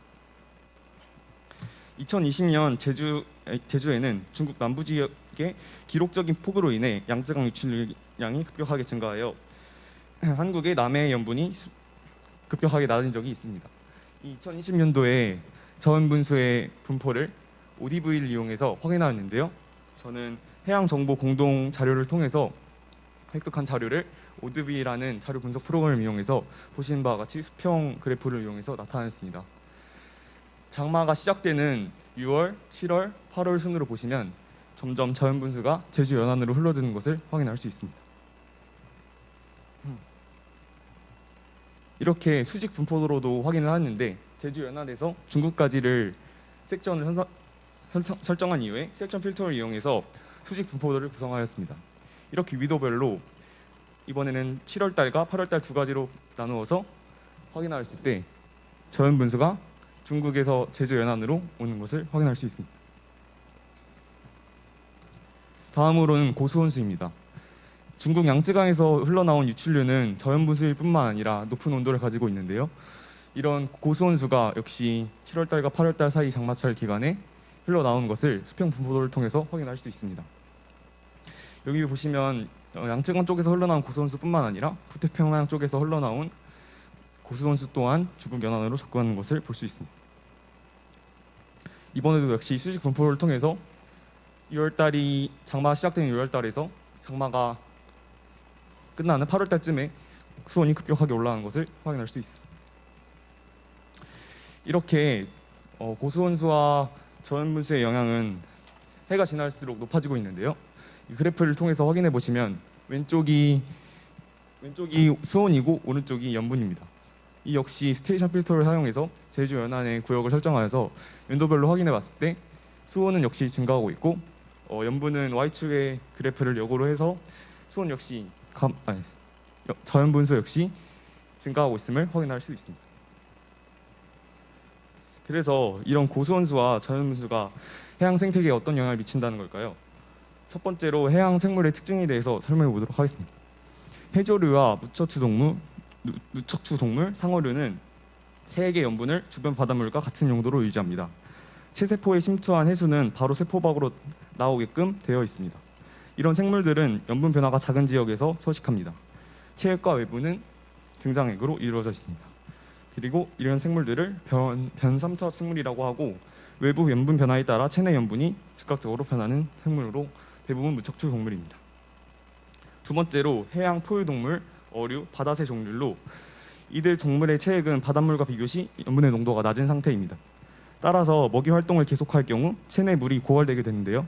이 경우 어류의 경우 아가미 혀와 같은 부드러운 피부에서 물의 배출이 일어납니다. 어류의 경우 아가미에 클로라이드 셀을 포함하고 있어 체내에 농축된 염분을 밖으로 배출하는 역할을 합니다. 이들을 항상투합 생물이라고 합니다.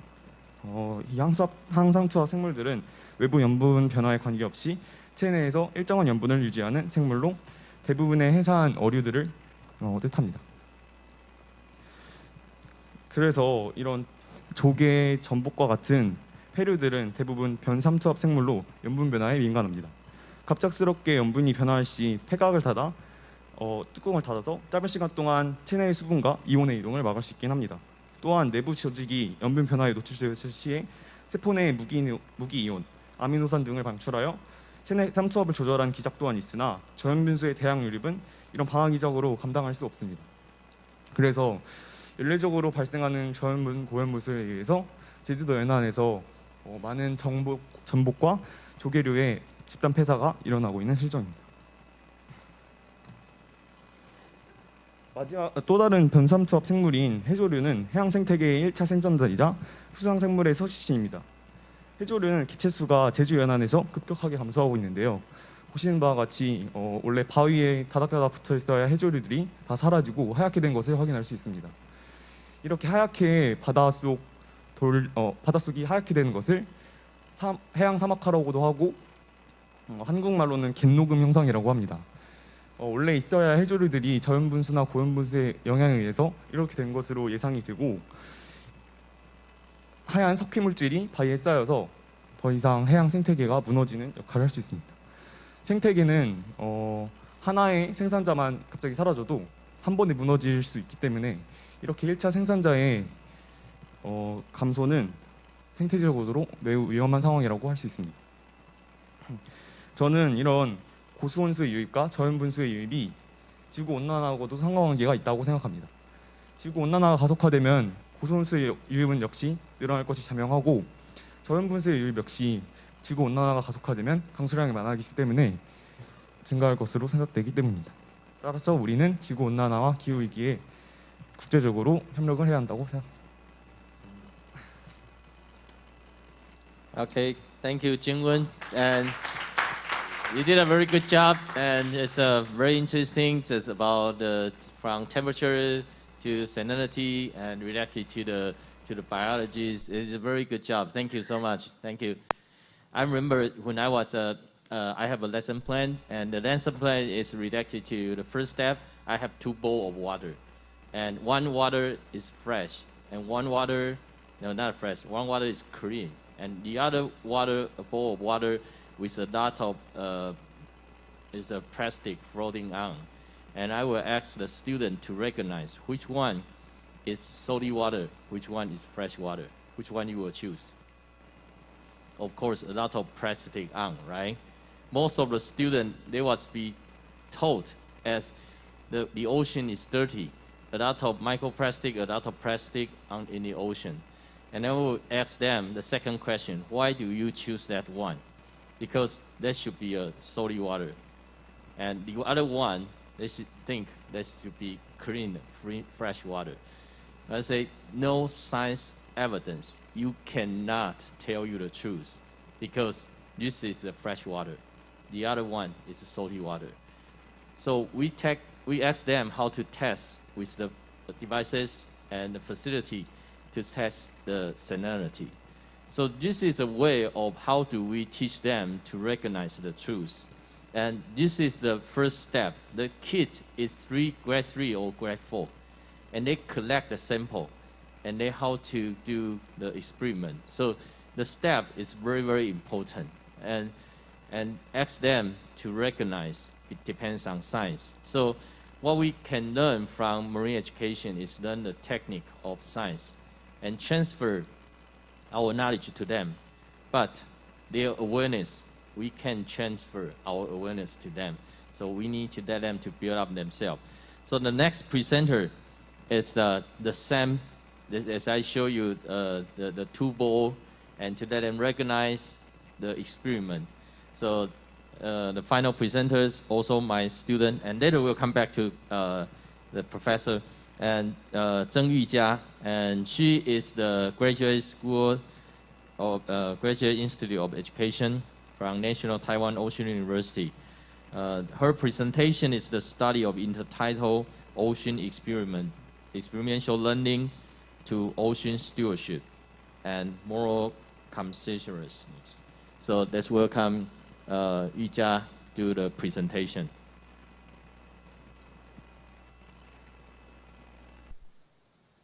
Good afternoon, everyone. I'm Yujia from Taiwan. I'm studying at the Institute of Education, National Taiwan Ocean University. This is my essay. The study of intertidal ocean experiential learning to ocean stewardship and the moral consciousness. This is my PPT's content. Introduction, experimental design. References. First, introduction. Taiwan is a country surrounded by the ocean. In this special geographical environment, marine culture has been developed. From food, clothing, housing, and transportation. Many things in life are closely related to the ocean, but people who live here are still unfamiliar with the ocean.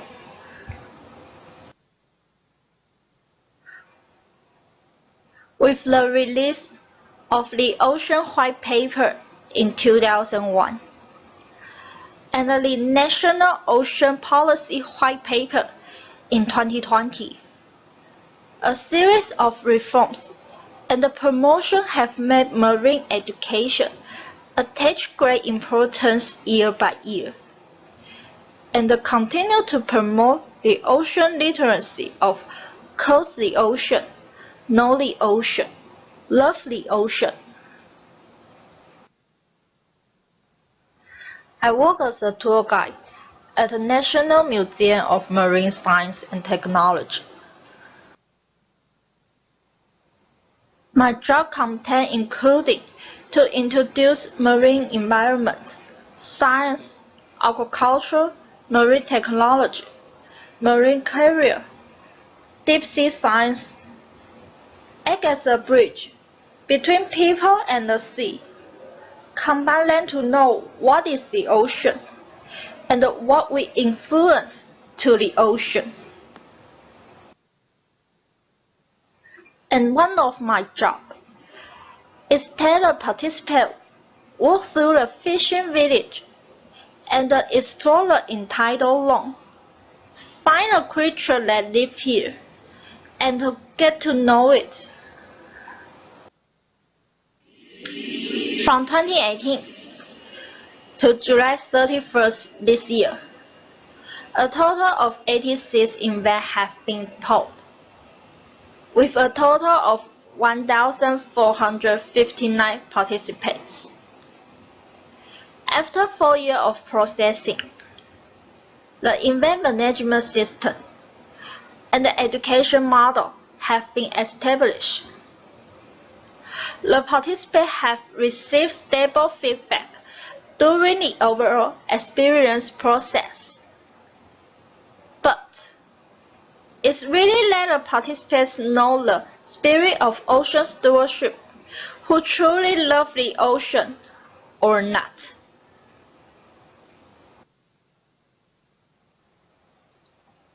So, I decided to do this research. It infers that through ocean experiential learning, personnel can strengthen the spirit of the ocean stewardship.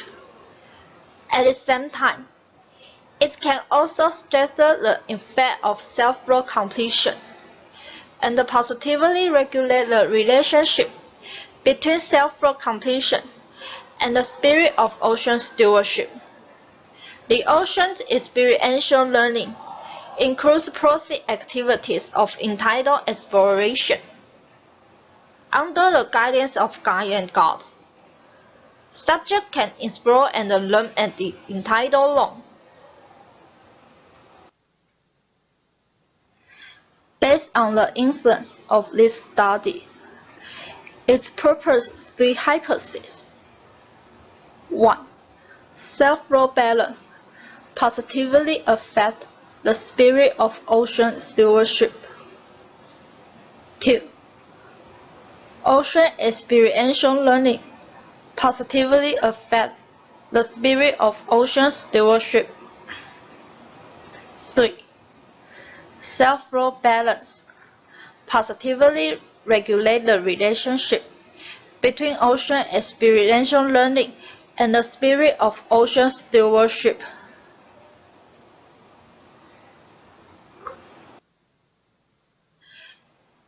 It is thought that through this research, the importance of the ocean experiential learning to the spirit of ocean stewardship will be raised.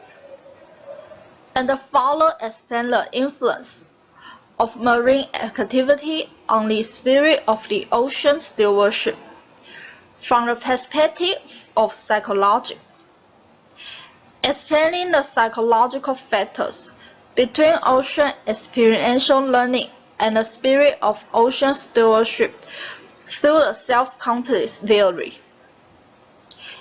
It can further supplement the length of Korean marine education or marine sports related research, and at the same time, through the effectiveness of routine ocean experience activities.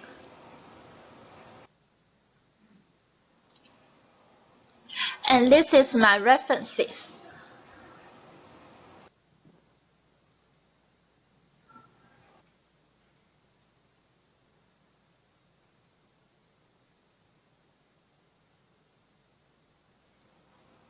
Thanks for your listening. 들어주셔서 감사합니다. 고생조 아리가또.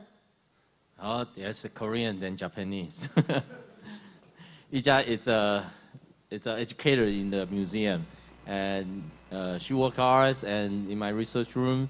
And this presentation is not only teach them about the science content, and today is a lot of presentation to educate students for their awareness or their cognition or their relationship with the ocean.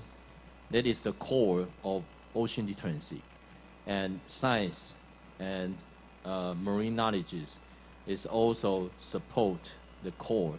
So skill, marine science, biology, oceanography, everything is to support the core to then understand about the influence on the ocean and the ocean influence on you. And the final presenter, Professor Sakar, are you there?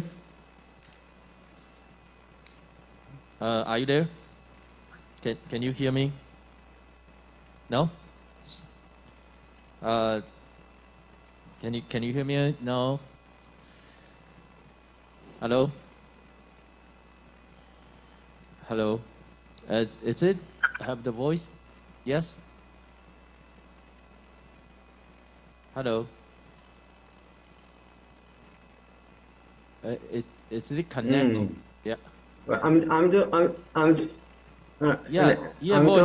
যে presentation তো চলতেছে হ্যাঁ Yeah, you can start to present. আমি start করব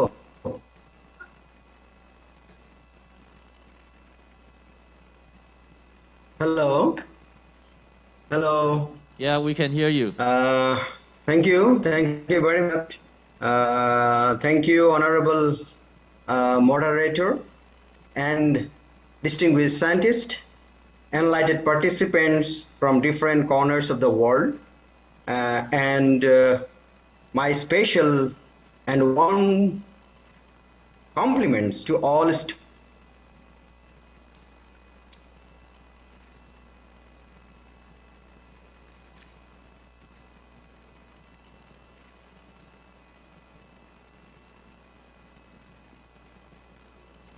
Yeah, the internet it's not in Korean. In Bangladesh, the infrastructure is not very good. But and let's try to connect again.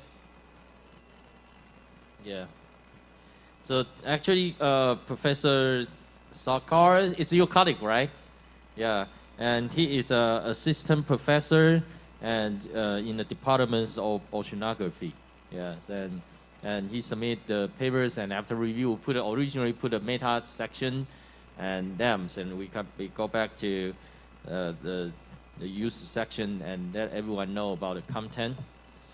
All right, so I think we lost the signal again, but it's no matter.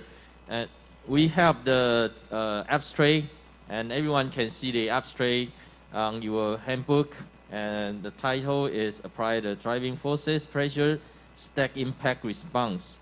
So DPSIR, if you are interested about the discipline, and there is an email there, and Professor Sarkaris is there, and you can email to exchange the information and do some interaction. Okay, so it's pity that and we cannot directly to finish the Professor Sarkaris presentation. But he said something, although it's just a beginning.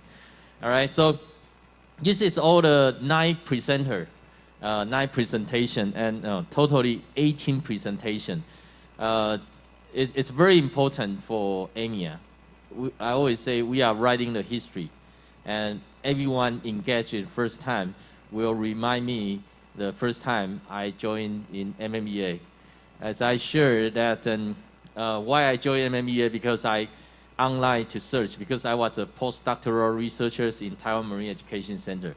I don't know everyone. I just search marine education, and then they just appear AMEA. That time, MC have already established, but too far, and I just registered, and I pay the registration fee. It's including nothing, including just you can go, and it's a $500 US dollars. So it's very expensive for me. And the first flight, I took the flight to the state, and I buy 2 tickets. I spent $3,000 US dollars, 3,000, because I arrived at the airport, because I connect to China. I want to buy a cheaper flight, and I buy from Taiwan to China and transfer to Boston. So they have a mistake of my first name and given name. We always confuse about which one is the first, right? And the stuff from China, it's from Taiwan to Beijing to Shanghai. Taiwan to Shanghai is China, is Air China. And to Shanghai to Boston is United Air. So I key in the same name, but China have to put the family name as the beginning. And United States have to put the name as in the back. So when I go there, they say, oh no, your name from Taiwan to Shanghai and from Shanghai to Boston is different. So they don't allow me to on board. And I call international call to because I bought it from American travel agency. I took 2 hours to calling. The phone number feed will spend me $60 US, but I can see the flight, the flight just fly away. So I buy another ticket for the next day. It's so depressed. I took the bus home. When I took the bus home 2 hours, I'm thinking where I am, why I'm here. So it's so depressed. It's very, very sad. And I said, should I give up to go? Because I don't know how to go to America. I never been there. I can't speak English. And I don't know what can I do. And take the bus. And I decide to book again.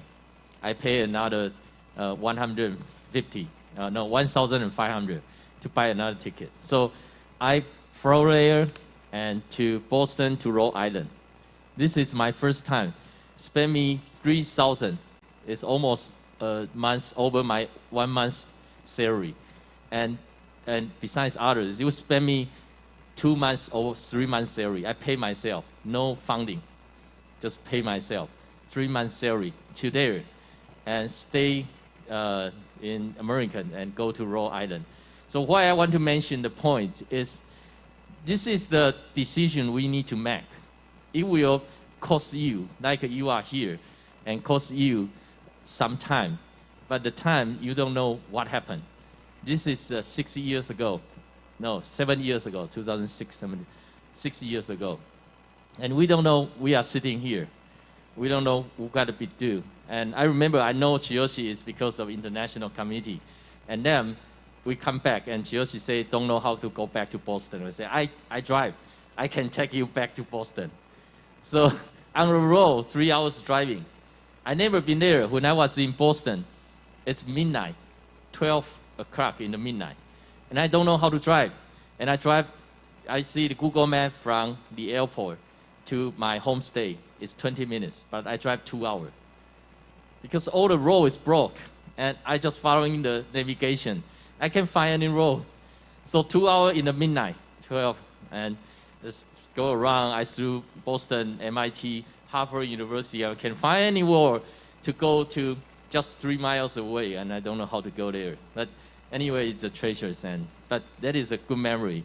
So what I want to mention that is for the youth team, for all the presenter, and this is your first step. You don't know what happened in the next. I never think I was the teachers because I hope I can make money, but I don't know why I'm here. Cannot make so much money, but I create my personal, a lot of rational, and make a lot of friends and do a lot of network. So yeah, that is important. So I want to, we have sometimes now is 5:12. We have about 8 minutes. I think we can finish 5:20. Okay, so we need some comment to encourage the youth or to do some interaction. So yeah, anyone would like to comment? Yeah, teachers, do you want to comment? You can use the Koreans and to encourage others. Jung-moon, please. Yeah, teachers. Can we deliver the microphone to the teacher? 네, 마이크 전달을 부탁드리겠습니다. 가장 오른쪽 네 번째 줄 여성분께 마이크 전달 부탁드립니다.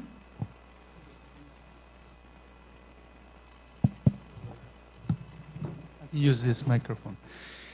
Jung-moon, the teacher first. Yeah. 제가 먼저 말씀 조금 드리겠습니다. 안녕하세요. 저는 초등학교에서 아이들 가르치고 있는 교사입니다.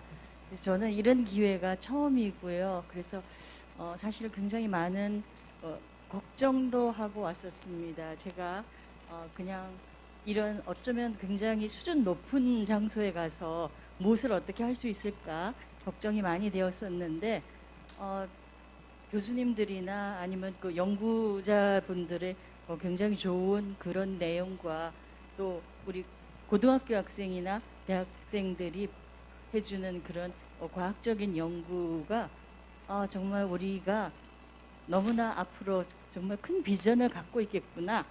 그 오션 리터러시뿐만 아니라 우리가 어떤 방향에서든지 잘 발전할 수 있겠구나. 그런 생각하게 됐고요. 저는 이틀간의 시간이 너무 황홀했습니다. 많은 분들께 감사드립니다. 감사합니다. Thank you so much. Thank you for your comment. And I think that we don't know and we're afraid to do, but just do it and we can learn something. Right? Jung-moon, please. Okay, let me something. My name is Jung-moon Kim. I am in my 50s and I had several turning points in my life. Whenever I met special person or particular event that brought me my turning point in my life, I hope this AMEA conference in this room, you people, hope give maybe ignite enthusiasm toward marine education. And to young people, young students here, this event, these people could be a small light that ignites your, bring you a turning point as I experienced into your life. So I really appreciate everybody here in this room and this great event for the young student. Thank you so much. Thank you, Kyung-moon. And let's turn to our leaders, youth committee leader, Peter. Yeah, please. Yeah, I just wanted to follow up. Thank you so much for standing up and speaking honestly. I am concerned that there is an urgent need for us all, at all levels, to work together quickly to solve the problems, to understand the problems, and not to be put off by high level. You know, we should all be working actually on one level together as humanity to deal with these problems. So teachers, please tell other teachers to get together and to work with AMEA and to work with the students. I mean, it's brilliant, brilliant presentations today. And thank you, students, for coming and the work that you've done and your commitment to the planet, to each other, and to the future. It is so, so important, the work that you're doing and the attitudes and the commitment you have. Continue to do it. Don't be put off if you fail. You know, everybody fails in life sometimes, so you have to just get up and do it. I like the Nike phrase, do it now, because tomorrow may never come. So do it now, and if you fail, it doesn't matter if you pick yourself up and do it again. And you do it again until it works. And it's the same thing in relationships with each other. It's about relationships. We've heard about relational value. And I think it's really great that your students have been talking about relational value, because it's all about our relationships with each other and the relationships with the planet. We're all embedded in it. We're all one embedded in it. It's one ocean. It's one planet, one life, one spirit, one holistic experience in life. So make the most of it. I'm 68, and I only woke up to the ocean when I was about 35, right? And it is just to get on and do it now. That is my message, in a spirit of oneness, because that is what we've got. And so thank you all for giving me the opportunity to come and meet you, to be here. It's been a tremendous, tremendous 2 days, and looking forward to the field trip for those of us going on it. And I'm going to help, the students. I want you to self-organize, all right? So don't necessarily take a different paradigm. Don't wait for the high level. Don't wait for the teacher. Don't wait for the professor. Don't wait for the keynote speaker, all right? Do it now. Do it for you, do it for your planet, do it for each other and the topic. That's my message, I think, if I can think of something at the end of this. And teachers, thank you for your support. You're underpaid, undervalued, and I just honor the work that you all do. It's really fantastic. So thank you all. I think that's my closing comment. I've had the microphone too much. Thank you. All right, thank you, Peter. And Professor Sakar want to try again, and can you put a Sakar again?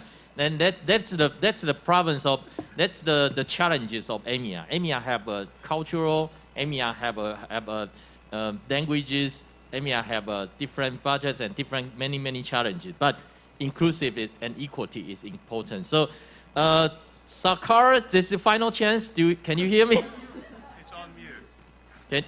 No voice. You got 10 seconds to fix it. Warm compliments to yeah, you students, got it. those who have attended here Okay. from high school level, and very good afternoon. I'm Mohammed. I would like to share my screen. Would you please allow me to share my screen? Sorry, Sakar, Professor Sakar, can you hear me? Can you hear me?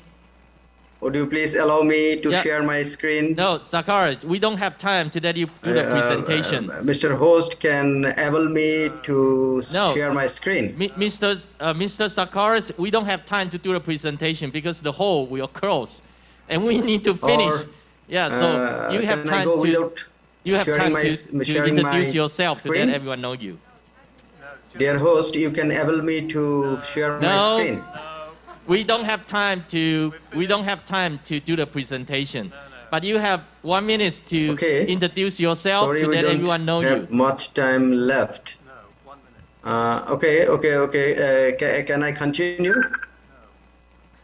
Yeah, you can do 1 minute to let others know you, and we can have a forward cooperation. Okay. I am Mohammad Sadul Islam Shorkar from Department of Oceanography, University of Chittagong.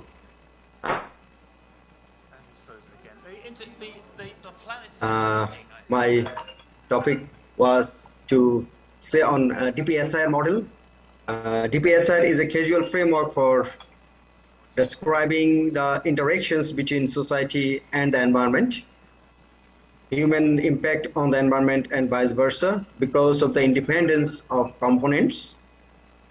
The port of Chittagong has a significant impact on Bangladesh's economy, which handle more than 90% of international Professor trade. Sakara, can you hear me? Fishing, oil and gas. Can you hear me? Yeah, can you help to call him that? And yeah, we don't have time to finish the presentation because we need to finish it now. It's 5:21, and we need to finish it in 5:25, and that is very important to close the section. Surveys, military and naval exercises, ship transportations of naval and coast guard ships are Alright. just a few of the maritime activities that take place in the port area. In the same space, those activities. Hello. শুনতেছি. Okay. Okay. All right. Thank you. Thank you, Mr. Sakara. Thank you very much. Actually, Thank you very much. Since there is no time, there is a time constraint and there is an unstable internet connection. And actually, there is no electricity right now. I am just using mobile data to speak. So thank you very much. And you were waiting for my presentation. And I am really fortunate enough to give me a time to say. So DPSIR model was applied in case of Chittagong port management, and we have seen by using DPSIR model, we can resolve some conflicts of Chittagong port. There were some recommendations and conclusions. So no more today, since there is no time. You have heard a lot of programs, a lot of presentations from different corners. So thank you very much. Thank you very much again, and I hope I will present my presentation in future. Okay. All right. Thank you. Let's give Professor Sakara a big applause again. Thank you. AMEA Authority. All right. So before we finish the different parts of the world. Thank you. Thank you very much. Okay. Thank you. All right. Before we finish the section, and it's my honor because we don't have the close ceremony. I will be the final moderator. And that, finish at the high peak is important because now we go to the high peak, but after the peak, it will be decreased until next, so 2 years. Next conference will 2 years. So we will go down to next activity. Right. So we hope we can keep the memory, we can keep the effectiveness as long as possible. So before we give you the certificate, we want to invite President Shin to make a No. I give the certificate. No, a certificate. Everyone go home. No, Mr. President Shin, and do a conclusion, and after the President Shin conclusion, and we do the certificate. Give the certificate, please.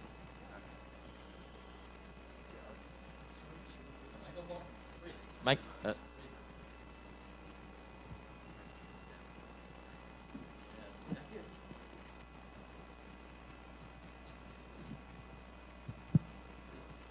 네, 오늘 여러분들 끝까지 이렇게 잘 경청해 주시고 많이 참여해 주셔서 대단히 감사드립니다. 또 우리 피터 제랄딘 우리 또 키노 스피커로서 또 우리 또 유스 포럼의 리더로서 좋은 역할을 해주셨고요. 또 우리 사사키 회장님 너무 감사드립니다. 아까 우리 레이 교수님께서 투자를 많이 하라고 그랬는데요. 사실 저희 투자 많이 했습니다. 제가 아메아 갈 때 제가 영어가 짧아가지고 저희 남편이랑 같이 4번을 갔습니다. 더블로.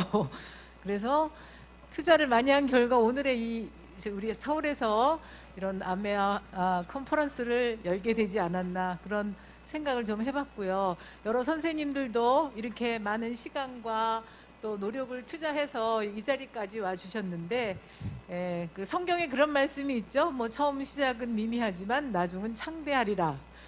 여러 선생님들 해양 교육의 첫 발을 디뎠으니까 앞으로 더욱더 풍성한 해양 교육이 잘 이루어지리라 생각되고 또 기대하면서 오늘의 컨퍼런스를 마치겠습니다. 네, 감사합니다.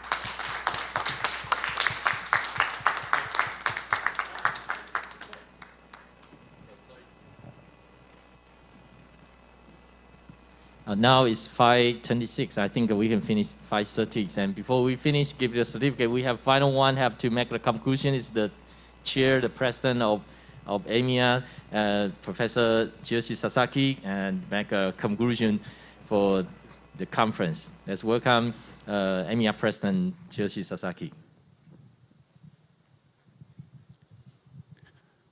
Thank you very much, everyone, coming to this conference from all the country's teachers, and also I really appreciate to the funders, and also especially greatly thankful to President Shin and Dr. Kim Jong-un. Thank you very much. Thank you. I really appreciate. And so I'm starting to study about ocean literacy since 2006, and first meet discussion about ocean literacy with Peter Tedunham at 2007. That is the Hawaii conference. That is the start. I think ocean literacy is, at first, is a scientific knowledge enhancement. That is correct. I think so. And also, I understand that not only scientific knowledge, also meaning that making relational values, not only people and people, but those people and nature, is very, very important concept. So that is another language word is relational value. It's very similar to the ocean literacy, and the relational value is why is the relational is important? Is that relation is very not only important. We now doing something, aiming at something is that instrumental values. Instrumental values means that something monetize something, going to the good university after going to the good job. That is also important. But also we need is relation.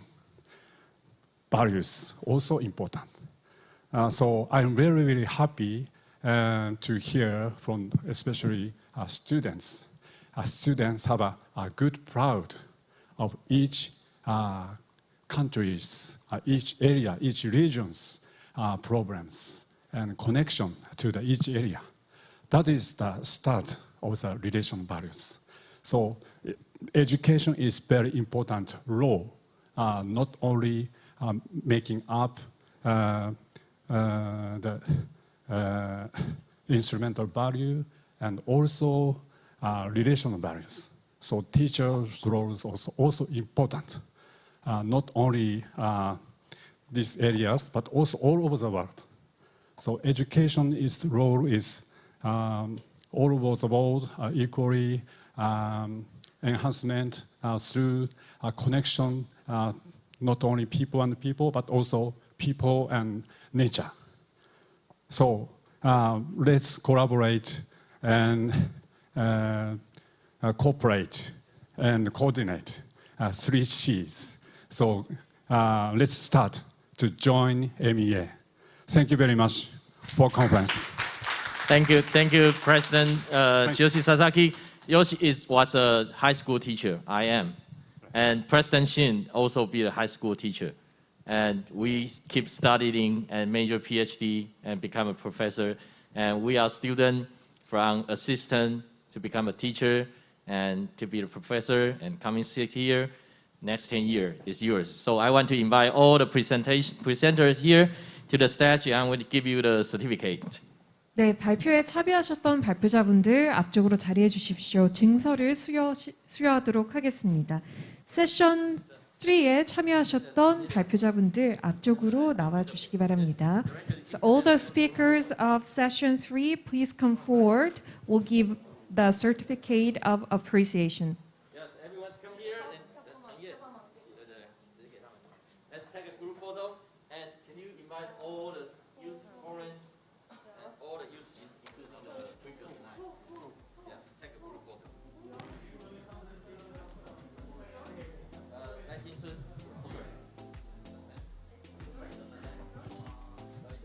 네, 현장에 계시는 뉴스 포럼에 참여하셨던 학생분들께서도 앞쪽으로 자리를 해 주시기 바랍니다.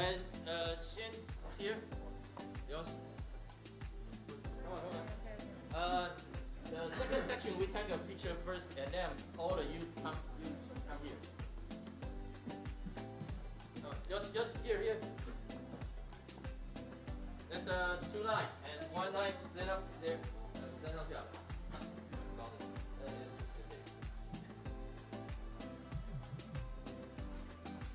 Okay, so all the youth presenters coming. All the youth presenter. Come on, all the youth presenter. Come on. Yeah. This is the future hope.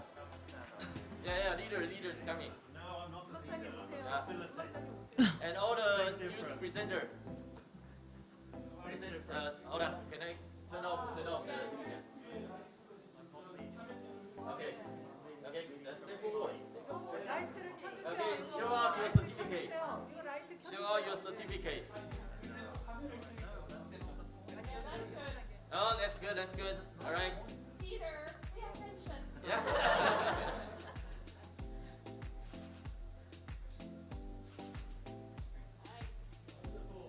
Okay.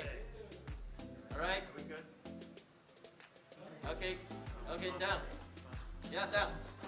Thank you. 네, 고맙습니다. 자리로 모시겠습니다. 몇 가지 안내 사항이 있습니다. I have a few announcements to make. Please have a seat. I have a few announcements to make, so everyone please have a seat. 네, 이렇게 2일차 일정까지 함께 하셨습니다. 올해 2022 아시아해양교육자연합 연차대회, 이 코로나19의 장벽을 넘어서 이루어진 현장에서의 만남인 만큼 그 의미가 남다른 것 같습니다. 또한 온라인을 통해서 함께 해주고 계시는 전 세계 온라인 시청자 여러분들께도 거듭 감사의 말씀을 드리겠습니다. 이 컨퍼런스를 통해서 다음 세대에게 더 건강하고 아름다운 바다를 물려줄 수 있는 길잡이가 된 뜻깊은 시간이 되셨길 바라겠습니다. 자, 2일차 컨퍼런스 일정은 여기서 마무리하겠고요. 내일은 오전에 필드 트립이 예정되어 있습니다. 필드 트립에 참여하실 때는요, 명찰을 반드시 착용하고 내려와 주시기 바랍니다.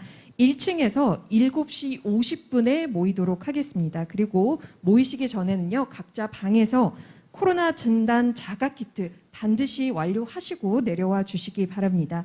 또 아직까지 설문조사에 참여하지 않으신 분들은요, 떠나시기 전에 소중한 의견 설문조사를 통해서 남겨주시기 바라겠습니다. So we're going to have a field trip tomorrow morning. So for those of you who are joining on field trip, please make sure to bring your ID card and make sure to complete your COVID-19 rapid test kit before coming down. And we're going to depart exactly at 8 in the morning. So please be on time. We're going to meet at 7:50 in the morning on the first floor.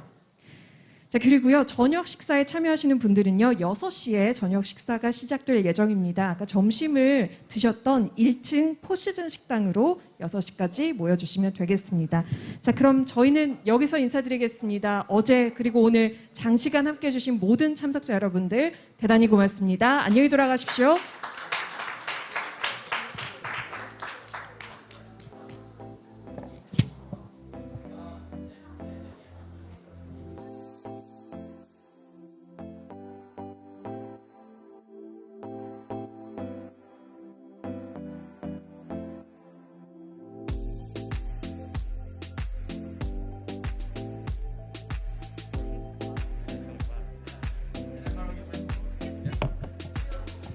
All right, I have final announcement.